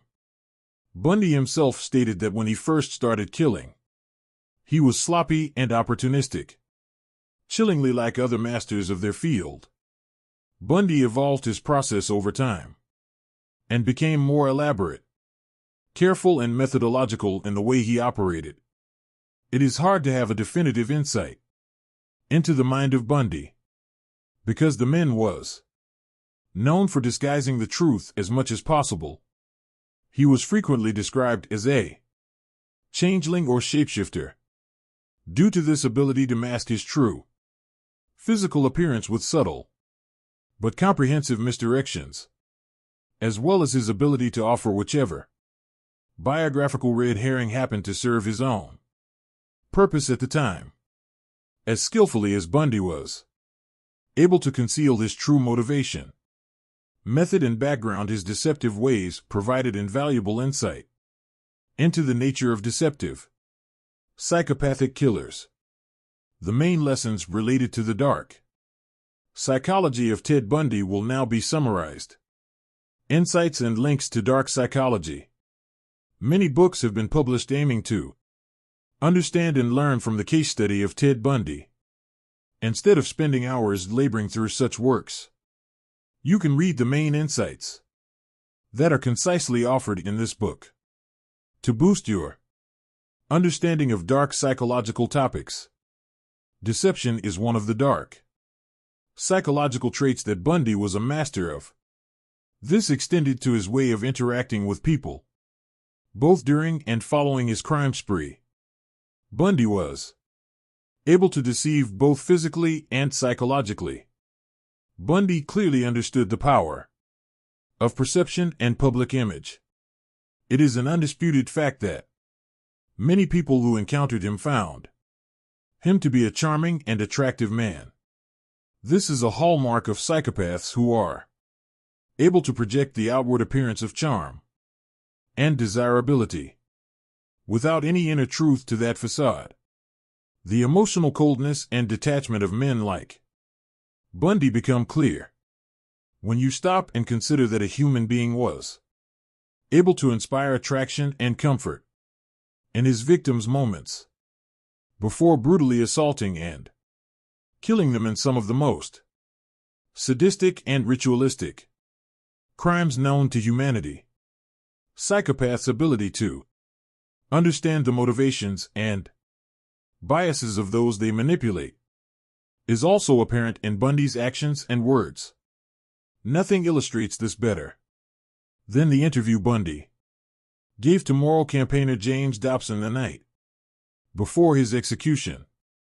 Knowing full well that Dobson was campaigning against pornography at the time, Bundy was able to portray his motivation as stemming entirely from early exposure to pornography. He also skillfully fed Dobson exactly what he wanted to hear in a bid to deflect attention from his actual actions, alluding to demonic possession and other material that was sure to catch the attention of Dobson's Christian audience. Bundy also illustrated a psychopath's ability to detach entirely from what they are doing. He was notorious for using crypticons regarding the location of bodies in exchange for more time before his execution. In the mind of a psychopath such as Bundy, a dead child's body is nothing more than a bargaining chip to be exploited for personal gain. The high intelligence of many psychopaths is also evidenced by the way Bundy operated. The reason he was able to remain at large for so long was due to his in-depth knowledge of law enforcement detection methods. In an era where such things were less widely known than they are today, Bundy also showed strong signs of sadism and narcissism by torturing his victims, taking pictures of their bodies, and referring to himself in the third person. Lessons from history's narcissistic dictators. One of the textbook traits of narcissists is their view of their own status and self-worth as far in excess of anything actually justified by reality. This usually leads to people with an inflated ego being trapped in lifestyles and situations that they see as fundamentally beneath them. Occasionally someone with a Narcissistic personality is born into a situation where they have the power and status to express their narcissism fully. Nothing exemplifies this more than some of history's dictators who had the power and control to match their egos. Some of their stories are presented here. Saparmurat Niyazov is one of the best examples of a narcissist having the opportunity to fulfill grandiose inclinations. He took over as leader of Turkmenistan and was able to take advantage of a power vacuum left by the collapse of Soviet ideology. His ascent from leader to pure manifestation of narcissism began when he decided he should be president for life of Turkmenistan. From there, total power led to some memorably narcissistic choices. One of the more infamous aspects of Niyazov's rule was the renaming of the months of the year to reflect his own personal glory. He implemented bizarrely specific laws in accordance with his personal whims, such as restricting citizens' appearance and renaming common, everyday objects according to what he felt they should be called. Perhaps the most powerful example of Niyazov's grandiosity was his production of a religious text that was given equal status within the country as established scriptures, such as the Holy Quran. Other dictators, such as Colonel Gaddafi of Libya, have produced similarly revered texts. This is a known trait, perhaps best evidenced by the status afforded to Adolf Hitler's Mein Kampf within Nazi Germany. A better known, yet equally terrifying, dynasty of dictators is that of the leaders of North Korea. Current dictator Kim Jong-un and his father, Kim Jong-il, are afforded the status of deities within their tightly controlled nation. And this is reflected in the facts that North Korean citizens are provided about their lives. For example, Kim Jong-il is remembered for shooting a round of golf consisting of all holes in one, and his first attempt at the sport. North Korean citizens are so tightly indoctrinated into the political personality cult that governs their lives that they often take such claims at face value, insights and links to dark psychology. So what can such outlandish examples teach us about narcissism? Many of the traits exhibited by such dictators are examples of how controlling and pedantic narcissists become when granted enough power to carry out their wishes. Let's take North Korea as an example. The current dictator, Kim Jong-un, is reported to have had his own uncle executed for yawning in a meeting. The method of an anti-aircraft weapon capable of destroying fighter jets. This is an example of the narcissist's need for flattery and anger when not receiving it. Taken to its logical conclusion, the many instances of dictators producing religious, spiritual, or philosophical treatises, which are then elevated to the status of required, sanctified reading within the country, is an illustration of the narcissistic concept of being special and equal to humanity's greatest figures. In narcissists' minds, they are the contemporaries of prophets and saints, a truly rare breed. If you can grasp the extent to which they truly believe this to be the case, then their publication of such egotistical text begins to make a twisted kind of sense. Hitler, the modern Machiavelli facts. Many parallels can be drawn between the political ideas of Machiavelli, as expressed through The Prince, and the political career of Adolf Hitler. The argument can therefore be made that Hitler is the best possible illustration of what a true modern Machiavellian leader looks like. We will first take a look at the similarities between Hitler's thoughts and deeds and those of Machiavelli, before exploring the insights into Machiavellianism as a trait that Hitler provides. One of the first similarities that can be drawn between Machiavelli and Hitler is the assertion in The Prince that peace should only be seen as a brief respite in a never-ending war. Hitler was devoted to conquest and planned to eventually take over the entire world under his totalitarian Third Reich. Hitler is therefore the closest thing the modern world has seen to Machiavelli's idea of a ceaseless warrior ruler. Machiavelli was also an advocate of creating and manipulating reality to sort of predetermined political aim. Infamously, one of Hitler's core doctrines was the persecution and subsequent extermination of Germany's Jewish population.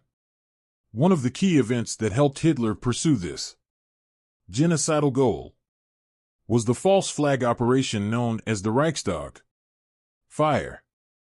It is a matter of debate whether Hitler engineered this event to suit his anti-Jewish and anti-communist agenda, but a large body of evidence suggests he did exactly that. Regardless of the exact circumstance, the incident is a powerful illustration of a Machiavellian false flag tactic being used to serve another aim entirely. One of the key ideas behind Machiavelli's political thought and subsequent Machiavellian individuals is that power is a worthy end goal in and of itself, no matter what methods are used to hold on to and retain power. They are justified, according to Machiavelli's blueprint of how leaders should behave. Hitler is a textbook example of this concept in action.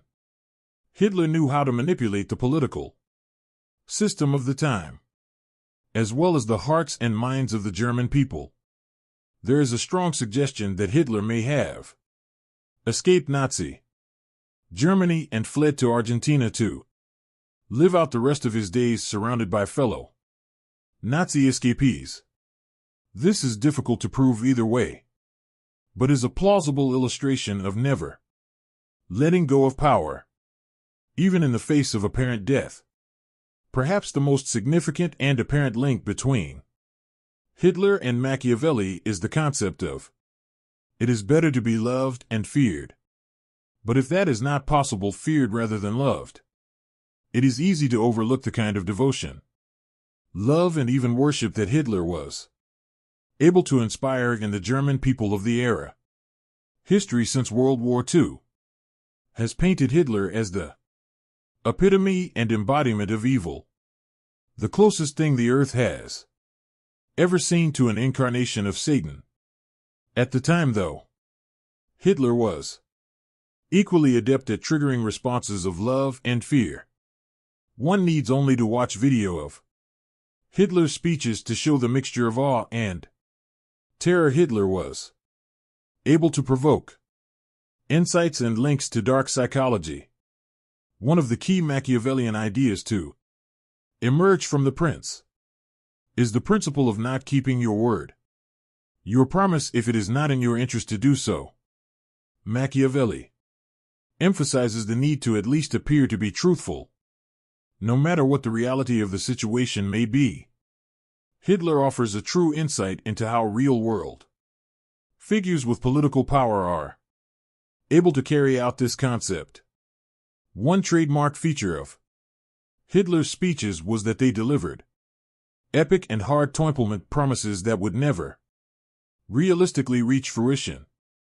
Although Hitler was not able to deliver on the ideas he put forward in his rhetoric, he managed to maintain the image of being a man striving to deliver on his word.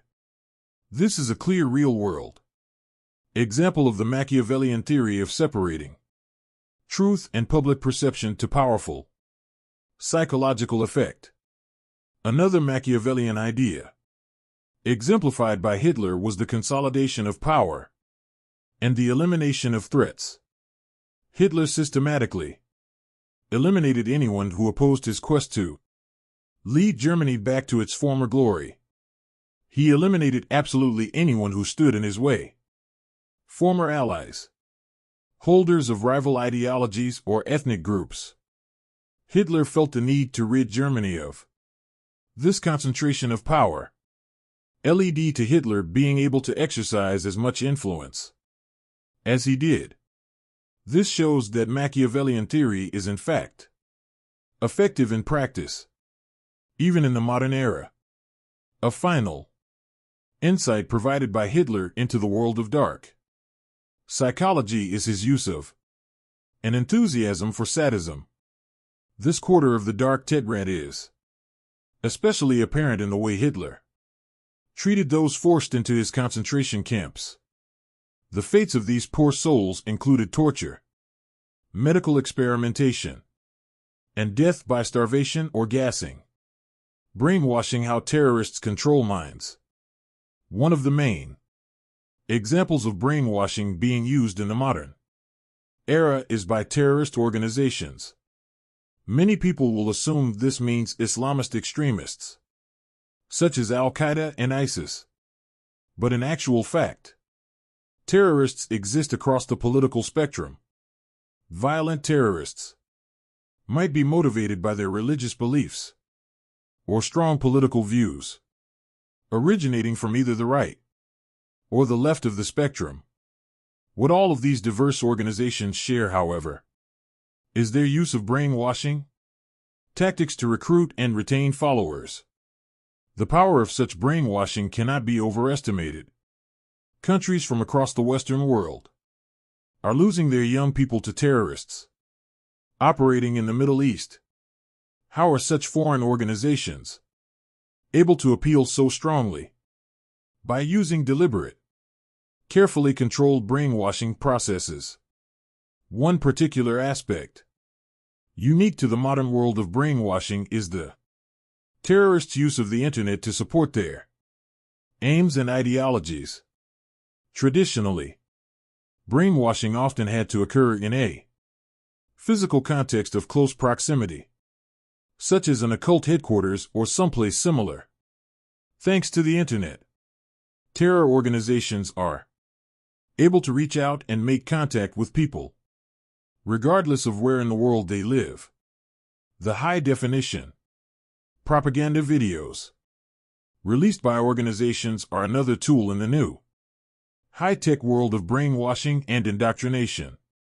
Although the modern world of terrorist-related brainwashing features aspects never before seen, it also makes use of the tridentist indoctrination methodologies that have been around for many years. The principles behind brainwashing are the same as they have ever been.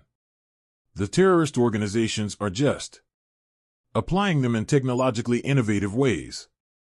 The severity of this problem cannot be overestimated. Thanks to the untraceable reach of terrorist organizations through the internet, no country or family is safe from the potential brainwashing that tragically occurs so frequently.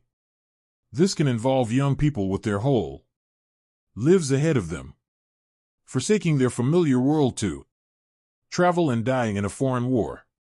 It can also inspire mentally deranged individuals to perform lone wolf attacks on their own communities and nations.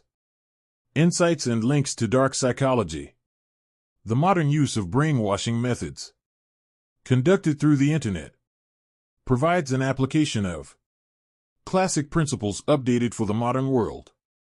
Finding vulnerable victims is perhaps easier than ever before for those who wish to indoctrinate others.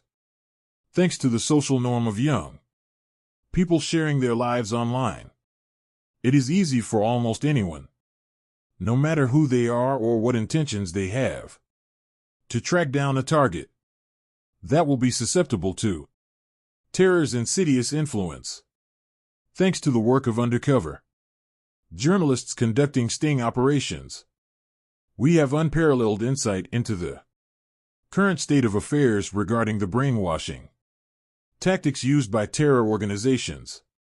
After a victim has been identified, they will typically be assigned to one member of the terror group who it is felt will be able to communicate with them in an effective and influential way. In line with classic brainwashing principles, the newly assigned recruiter will begin to work on their target, slowly and methodically. Anything objectionable that the terror group represents will be hidden from sight until the victim has displayed a lot of willingness and open-mindedness regarding potentially polarizing concepts. Many modern terror organizations use the tridentist method of presenting their own ideology as a utopian solution to the specific personal woes of the target, regardless of whether the terror organization happens to be promoting Islamic extremism or right-wing racism. Their tactics are more or less the same. They like to push a narrative of a society that has gone wrong in their proposed solution as the one answer to fix it.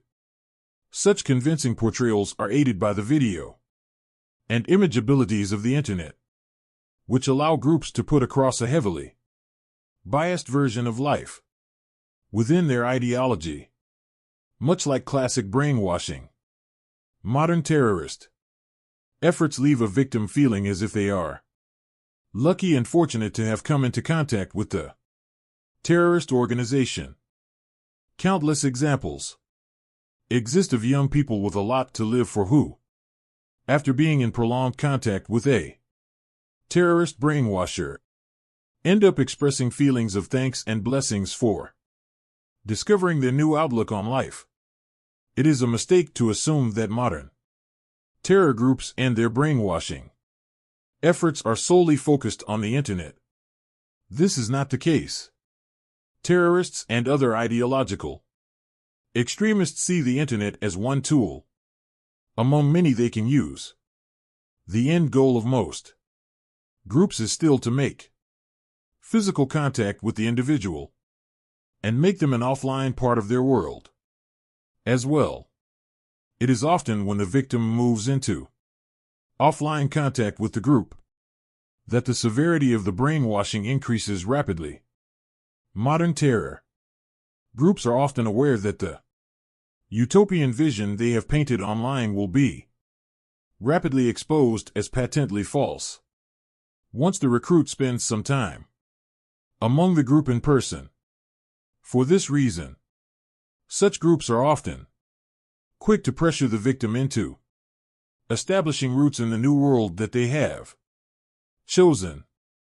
This often involves marrying another member of the organization, forming such close bonds to the group's offline activities helps to keep recruits enslaved, even after the utopian ideal is exposed as myth.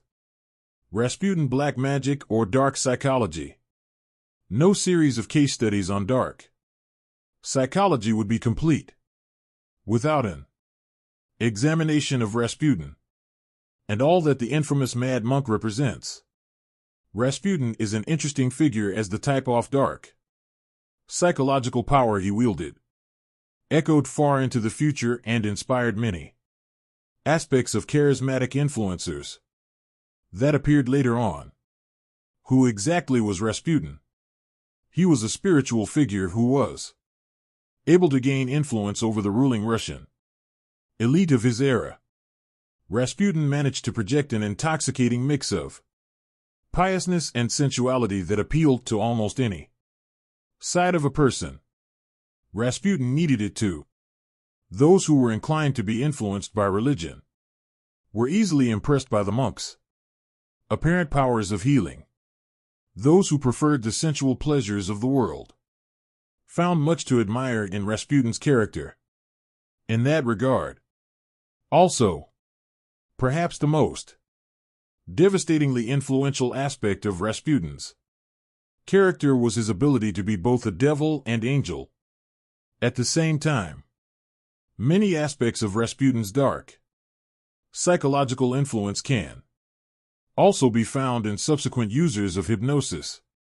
Rasputin is one of the earliest and most infamous figures who was able to induce something similar to a trance-like state of suggestibility, in the minds and souls of his victims. So what exactly were the hypnotic and healing powers Rasputin was rumored to have? It was said that Rasputin was able to induce deep feelings of calm, ease and relaxation in his victims. He was a forerunner to modern faith healers. In many ways, stories of his abilities to ease the aches and pains of the Russian nobility added to his mystique and the amount of influence he was able to have on almost everyone around him. Rasputin also relates to many of the ideas found in the area of covert emotional manipulation. One of the reasons that the impact of Rasputin was so great and notorious was that he never seemed to be attempting to control his victims. Instead, it simply came across that he had some kind of inexplicable power and aura that people succumb to. You will likely recognize these feelings as hallmarks of what we term covert emotional manipulation. In the modern context, insights and links to dark psychology. The case study of Rasputin is relevant for students of charismatic influence. In the modern context, many dark psychological manipulators are able to attract followers due to the perception that they possess some kind of special or secret knowledge. This principle was even more effective in the time of Rasputin. The world was less rational and science was far less developed. This gave greater credence to the perception of Rasputin as divine and mystically powerful. Students of dark psychology will be easily able to draw parallels between the power of the supernatural portrayal and similar charismatic leaders of the modern world who feign spirituality as a way of gaining influence and control.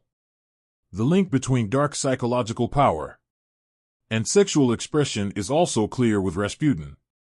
Like countless others throughout history, he leveraged his dark psychological influence into a life of promiscuity and decadent indulgence.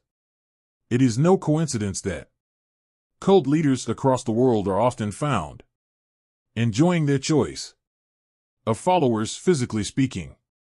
Rasputin is an infamous illustration of this principle, but he is by no means the first person to put it into practice.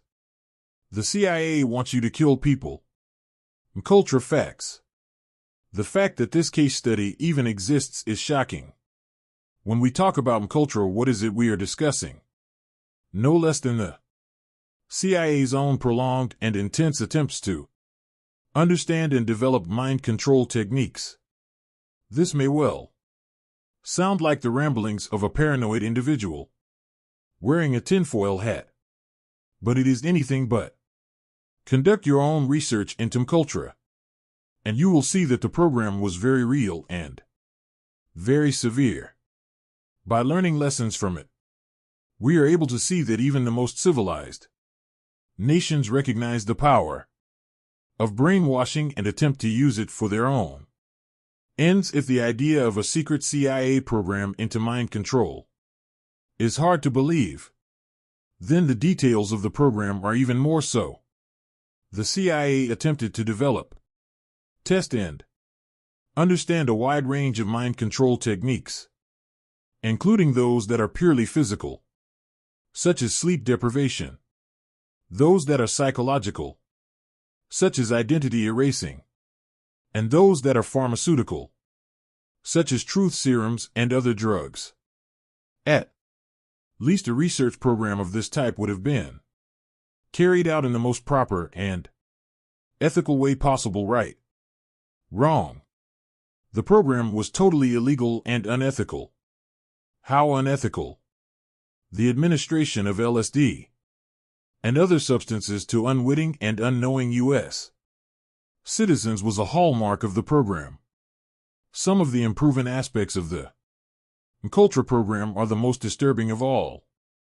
A theory exists which states that the CIA was able to hypnotically lead Amin Sirhan into assassinating a member of the Kennedy family. Credible witnesses, including psychologists, state that Sirhan was clearly operating under some kind of hypnotic influence during the murder itself. In the subsequent trial phase, Sirhan has stated he has no recollection of anything that happened and cannot remember making statements. He is on record as having made insights and links to dark psychology, the CIA's use of mind control techniques, and research into their effectiveness has helped to pave the way for far more legitimate modern methods of influence. For example, Covert made pioneering use of combining drugs and psychological techniques to exert an influence on a target. Some modern psychologists are able to use this combination in a more positive way to treat psychological disorders, rather than only to manipulate and control. Interestingly, Covert also shines light upon how Machiavellian tactics of political influence are alive and well, even in modern-day America. The USA often portrays itself as a very ethical country that is not prepared to compromise on its values of freedom and equality. What Covert actually demonstrates is that the CIA is willing to take the Machiavellian approach of doing one thing publicly and another thing privately, when the CIA determined it wasn't its own interest to do so. It was willing to test dangerous psychedelic drugs on American citizens without their consent or understanding. If the aspects of Sirhan's involvement in MK Ultra are ever verified, then terrifying possibilities become apparent. Such proof would verify beyond a shadow of a doubt that hypnotism can be used to directly influence someone to carry out an assassination. Some modern-day attempts at verifying these methods or disproving them have already been made. Modern-day hypnotist Darren Brown claims to have replicated the influence of MK Ultra, but this claim may be down to some other form of illusion. On behalf of Brown, the psychological secrets of con artists' facts. The fact that con artists are known by the second part of their title is a testament to the level of dark psychological skill they possess. Modern psychological researchers often express a deep level of surprise that many con artists have historically operated according to principles of influence that have only recently been proved by modern science. There is a clear indication that many of history's most infamous con artists have been dark psychological influencers with a mastery of principles the modern world is only just beginning to grasp. Have you ever heard of a Ponzi scheme? The name is taken from a man, Charles Ponzi, who was able to conduct a large-scale fraudulent investment scheme. One of the most striking features of this original Ponzi scheme is Charles's willingness to use the power of projection and portrayal of his own confidence to get out of sticky situations. For example, Charles once had a group of angry investors arrive at his place of business. Rather than panicking as many people would, Charles was able to remain calm and collected and placate the mob through his tranquil, inspiring demeanor.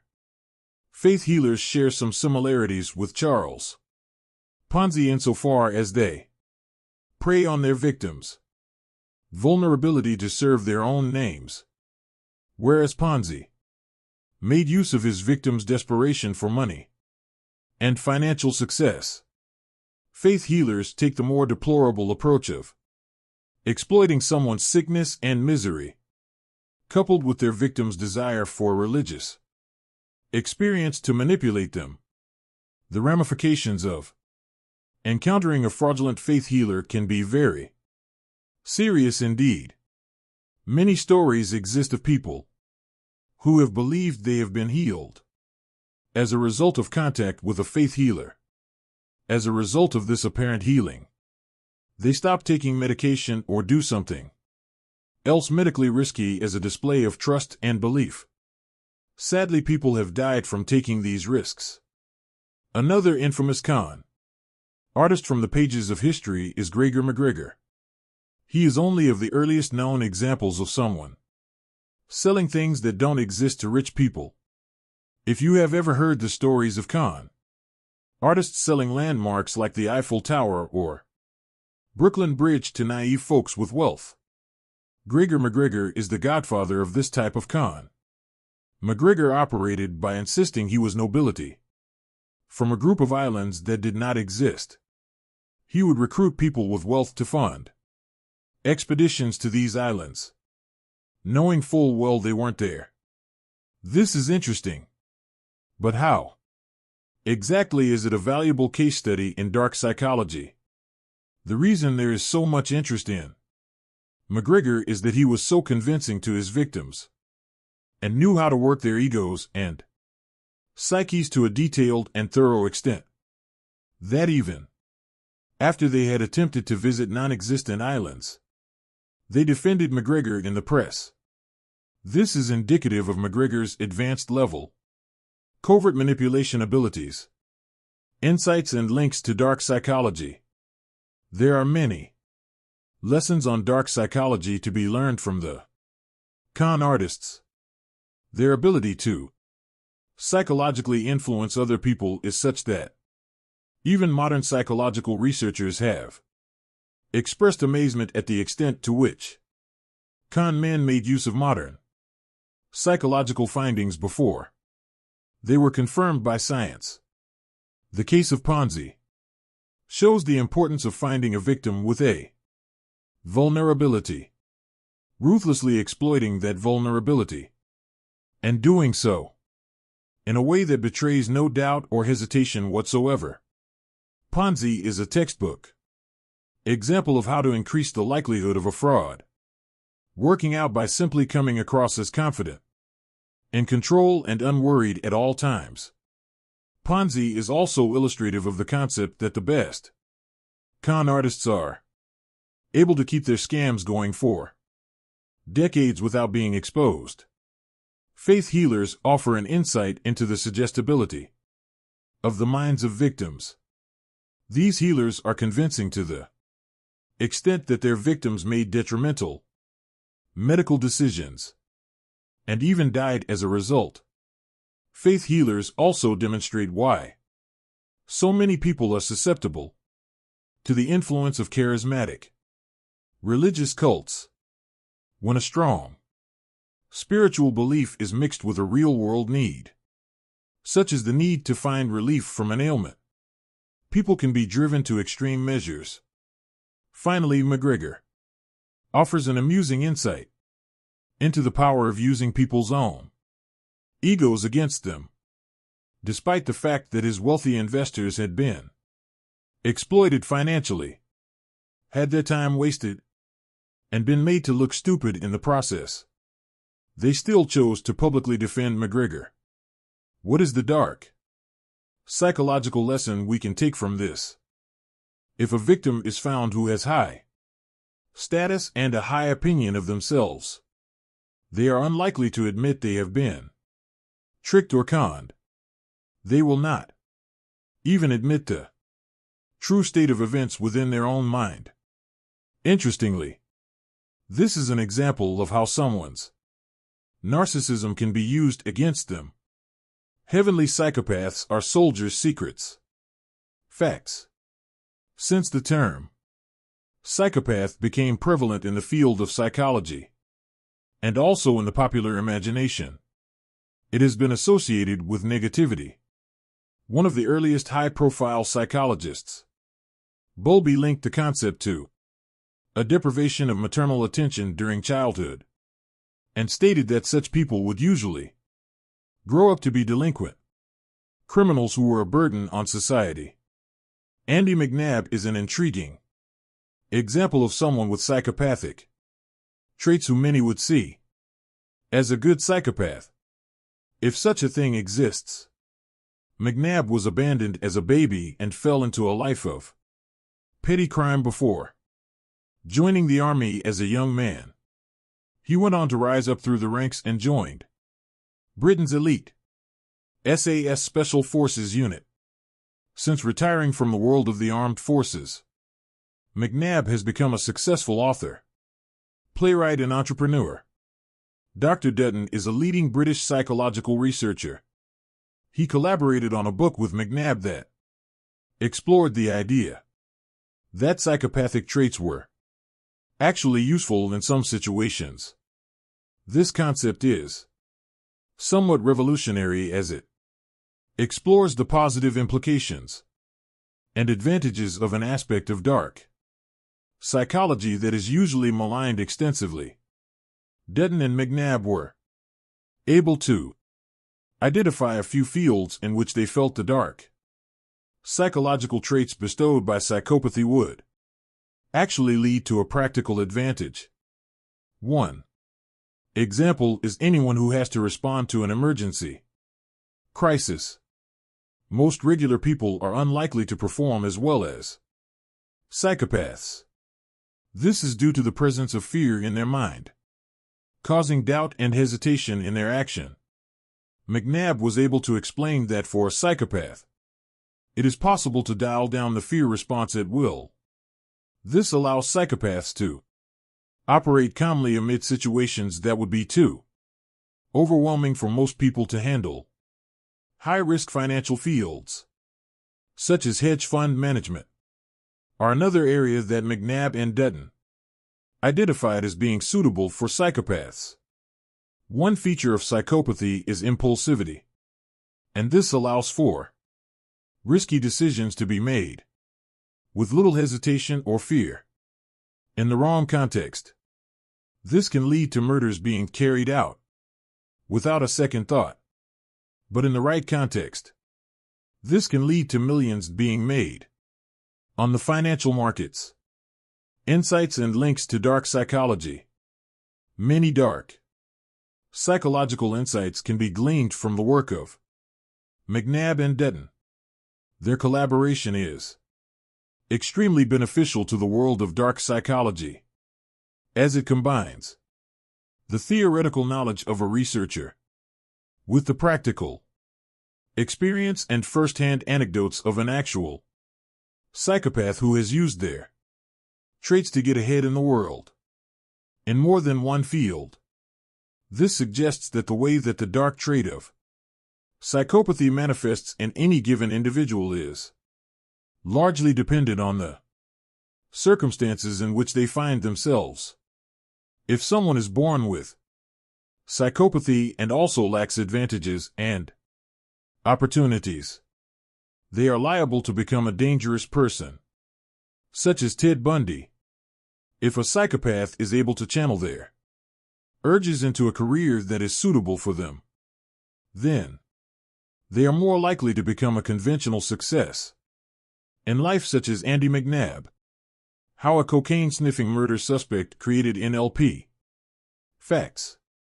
In an earlier section of this book, we explored the concept of hypnotism as something that exists and can be used by practitioners of dark psychology to influence those around them. NLP, or neuro-linguistic programming, is one of the main techniques that hypnotists use to influence others. The technique is fascinating and worth knowing about.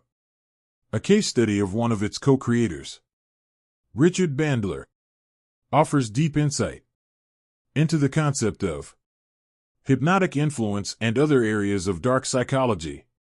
Richard Bandler is a controversial character and a textbook example of how users of dark psychology are able to portray one image of their life when the actual truth may be something entirely different. Let's explore this. On one hand, Richard Bandler claims a wide range of impressive Therapeutic achievements, such as using his own methods to no longer need a wheelchair, and curing patients such as schizophrenics with unconventional and innovative techniques that were dismissed out of hand by the world of mainstream psychology. Because of these achievements, many people who do not know much about Bandler expect him to be a mild-mannered, grandfatherly type who lives and breathes positivity. The actual truth about Bandler is a lot more complex than one would first expect. He grew up in abusive environments in which he was physically attacked by a series of different adult males. He also lives in violation of many of the things he often claims his techniques are able to fix in a person's life.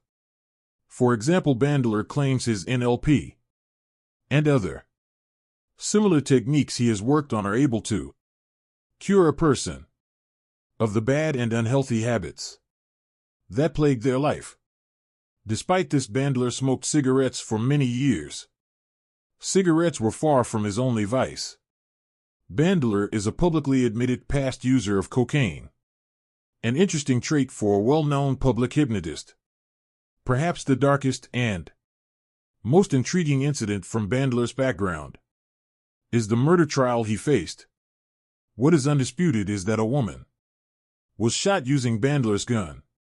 Bandler was cleared of the crime and insists that his cocaine dealer used his gun to carry out the killing.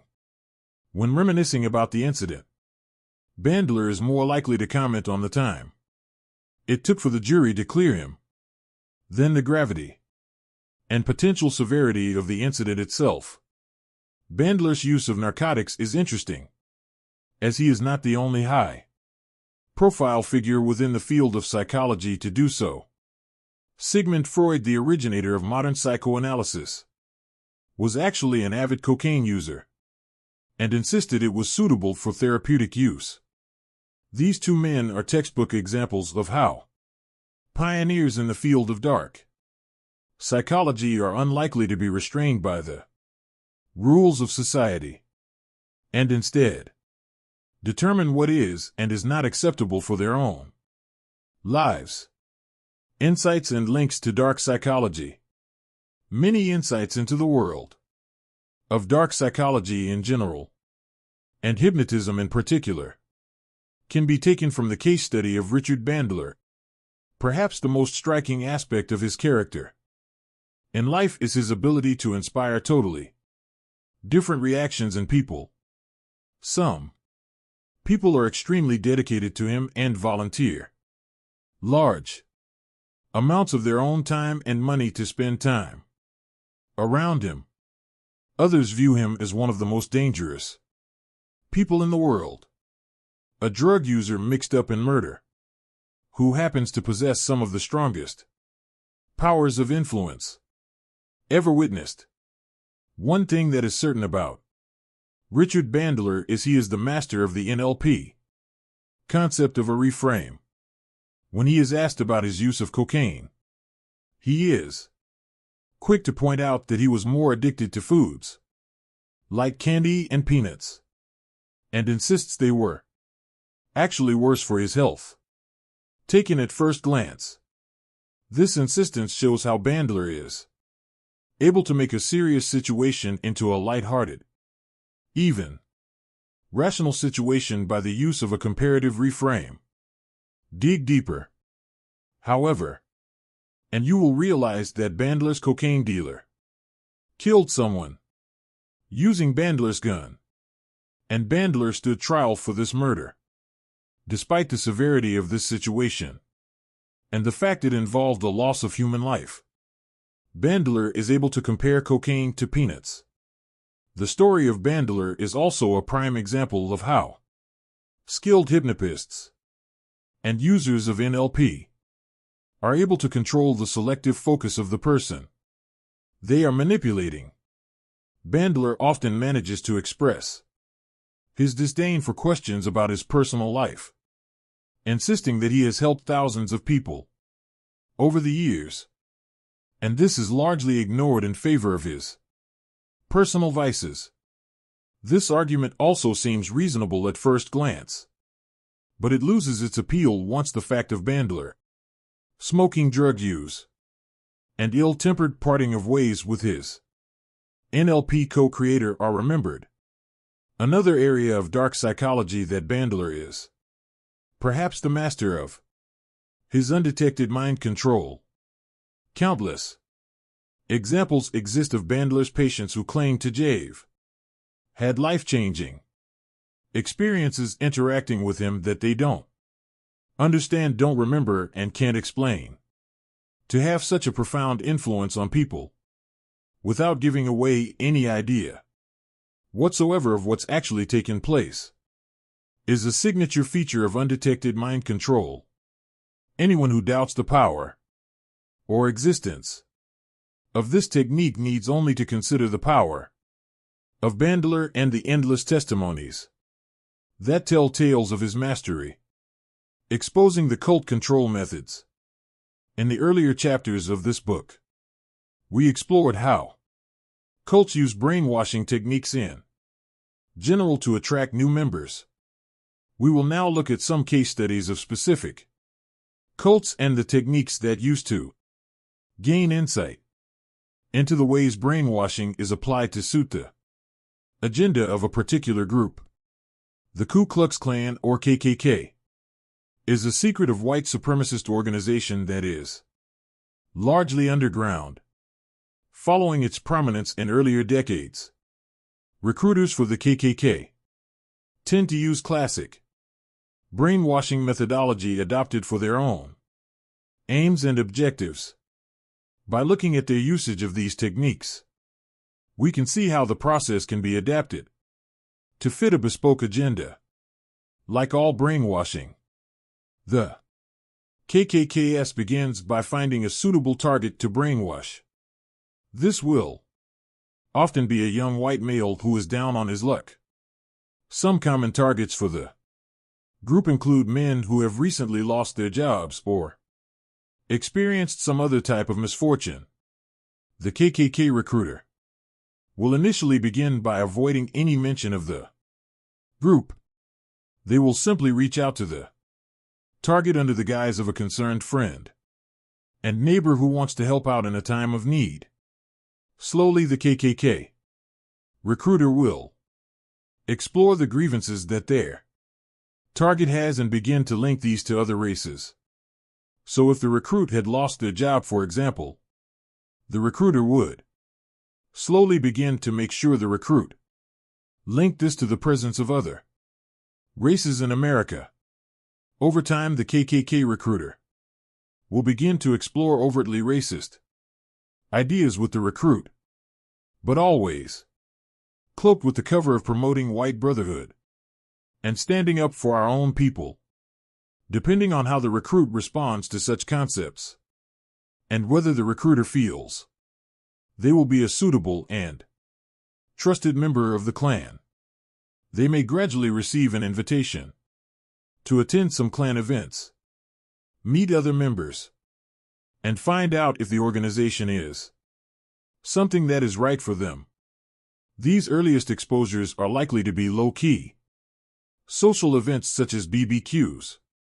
This lures in a new recruit before they ever see something as extreme as a crossbending ceremony. The KKK recruitment process is a clear example of how cults and extremist political groups often are similar in their nature and the way they use brainwashing to attract new recruits.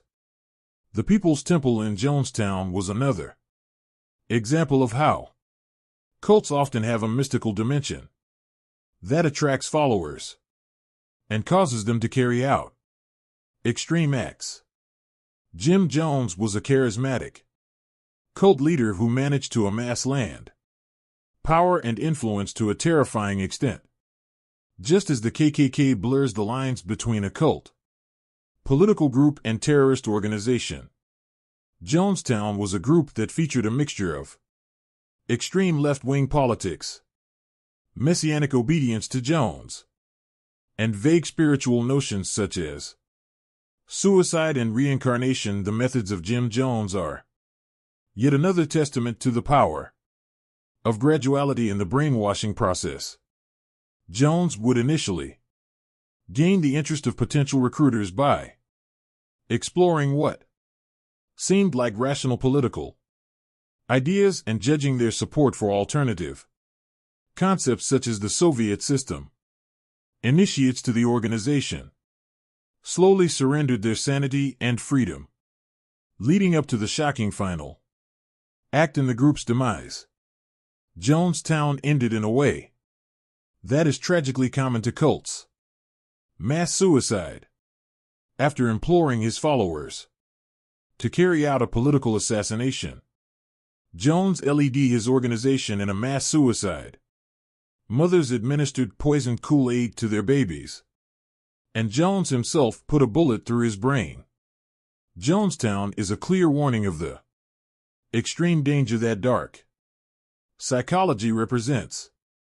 When paranoid, charismatic leaders are granted autonomy and control over others, and this is mixed with a high level of isolation from wider society, it can lead to utterly unimaginable outcomes, such as the mass poisoning of babies. One of the most shocking and famous examples of the power of isolation to influence a person to carry out the aims of a group, as the case of Patty Hearst. Hearst grew up in a famous and respected family before being kidnapped by a cultish political fringe group known as the SLA. The kidnapping and subsequent events surrounding Hearst are testimony to the methods of brainwashing in action. During the kidnapping itself, she was violently attacked. After being taken to the headquarters of the SLA, she was kept in total isolation, blindfolded in a closet. This extreme isolation and sensory deprivation continued for a period of time, until the SLA began to inform Hearst that she would possibly be killed.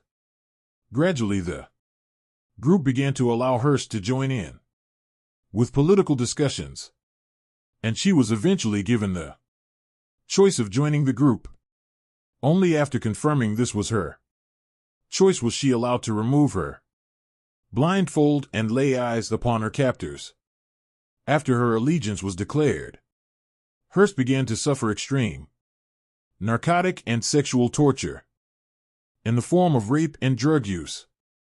The eventual outcome of this extreme physical and political brainwashing was the previously respected and respectable Hearst participating in a range of crimes on behalf of the SLA, including documented bank robberies in which she wielded a machine gun and made violent threats toward the public. One of the most interesting aspects of the Hearst case is the empirical evidence of brainwashing's impact that became available following her eventual arrest. Psychiatrists were able to conclusively show that, following the brainwashing process, Hearst's IQ had dropped, and this amounted to a state in which she was a zombie. This impact was so extreme that Hearst had her sentence commuted and eventually received a full presidential pardon. Insights and links to dark psychology. The brainwashing techniques of these extremist cults offer an unparalleled glimpse into the use and impact of dark psychology. The KKK study illustrates how brainwashing recruiters are able to skillfully find a point of weakness in a victim's life and mercilessly exploit this to bend the victim to the group's will. Their methods show how the particular ideological or political motivation behind brainwashing is rarely important. A skilled recruiter will be able to bend a vulnerable victim to almost any perspective given enough time and patience. Jonestown shows how isolation can lead to utter insanity, just as modern brainwashers such as ISIS end up isolating people to the point they take their own life for a political cause. Jonestown established the blueprint for this very practice. The eventual endgame of Jim Jones shows how for controlling cult leaders, the ultimate expression of their power and influence is often the mass deaths of others. The case of Patty Hearst in the SLA shows how brainwashing can take a more forceful and rapid path than the traditional route of graduality. It is testament to the power of Stockholm Syndrome that Hearst seemed to willingly act according to the interests of her captors, even when she was no longer physically restrained. This is a clear sign that the psychological shackles imposed by a brainwasher are far more powerful than any physical chains could ever be. Light at the end of the tunnel. What we've learned. You now possess a guide to the most perilous minds that have ever existed. You understand the principles that form the foundation of the world of dark psychology. You're aware of how these principles are adapted and applied to various situations. You're capable of identifying the characteristics of individuals most likely to exert their dark psychological powers over you. Clear case studies have provided insights into the extreme limits of dark psychology and its application throughout human history. Every reader of this book will have had a unique experience. Did you feel like you were learning potent defensive strategies and ideas to safeguard yourself and your loved ones from the world's evils? Or was your experience a bit darker, more thrilling? Perhaps you feel like you now possess a valuable secret weapon to get ahead in life. Regardless of your experience, you now understand the reality of life. There's no turning back. This book can be seen as a rulebook for the real game of life. How you choose to play is entirely up to you. Thanks for watching. Don't forget to subscribe, like, and share.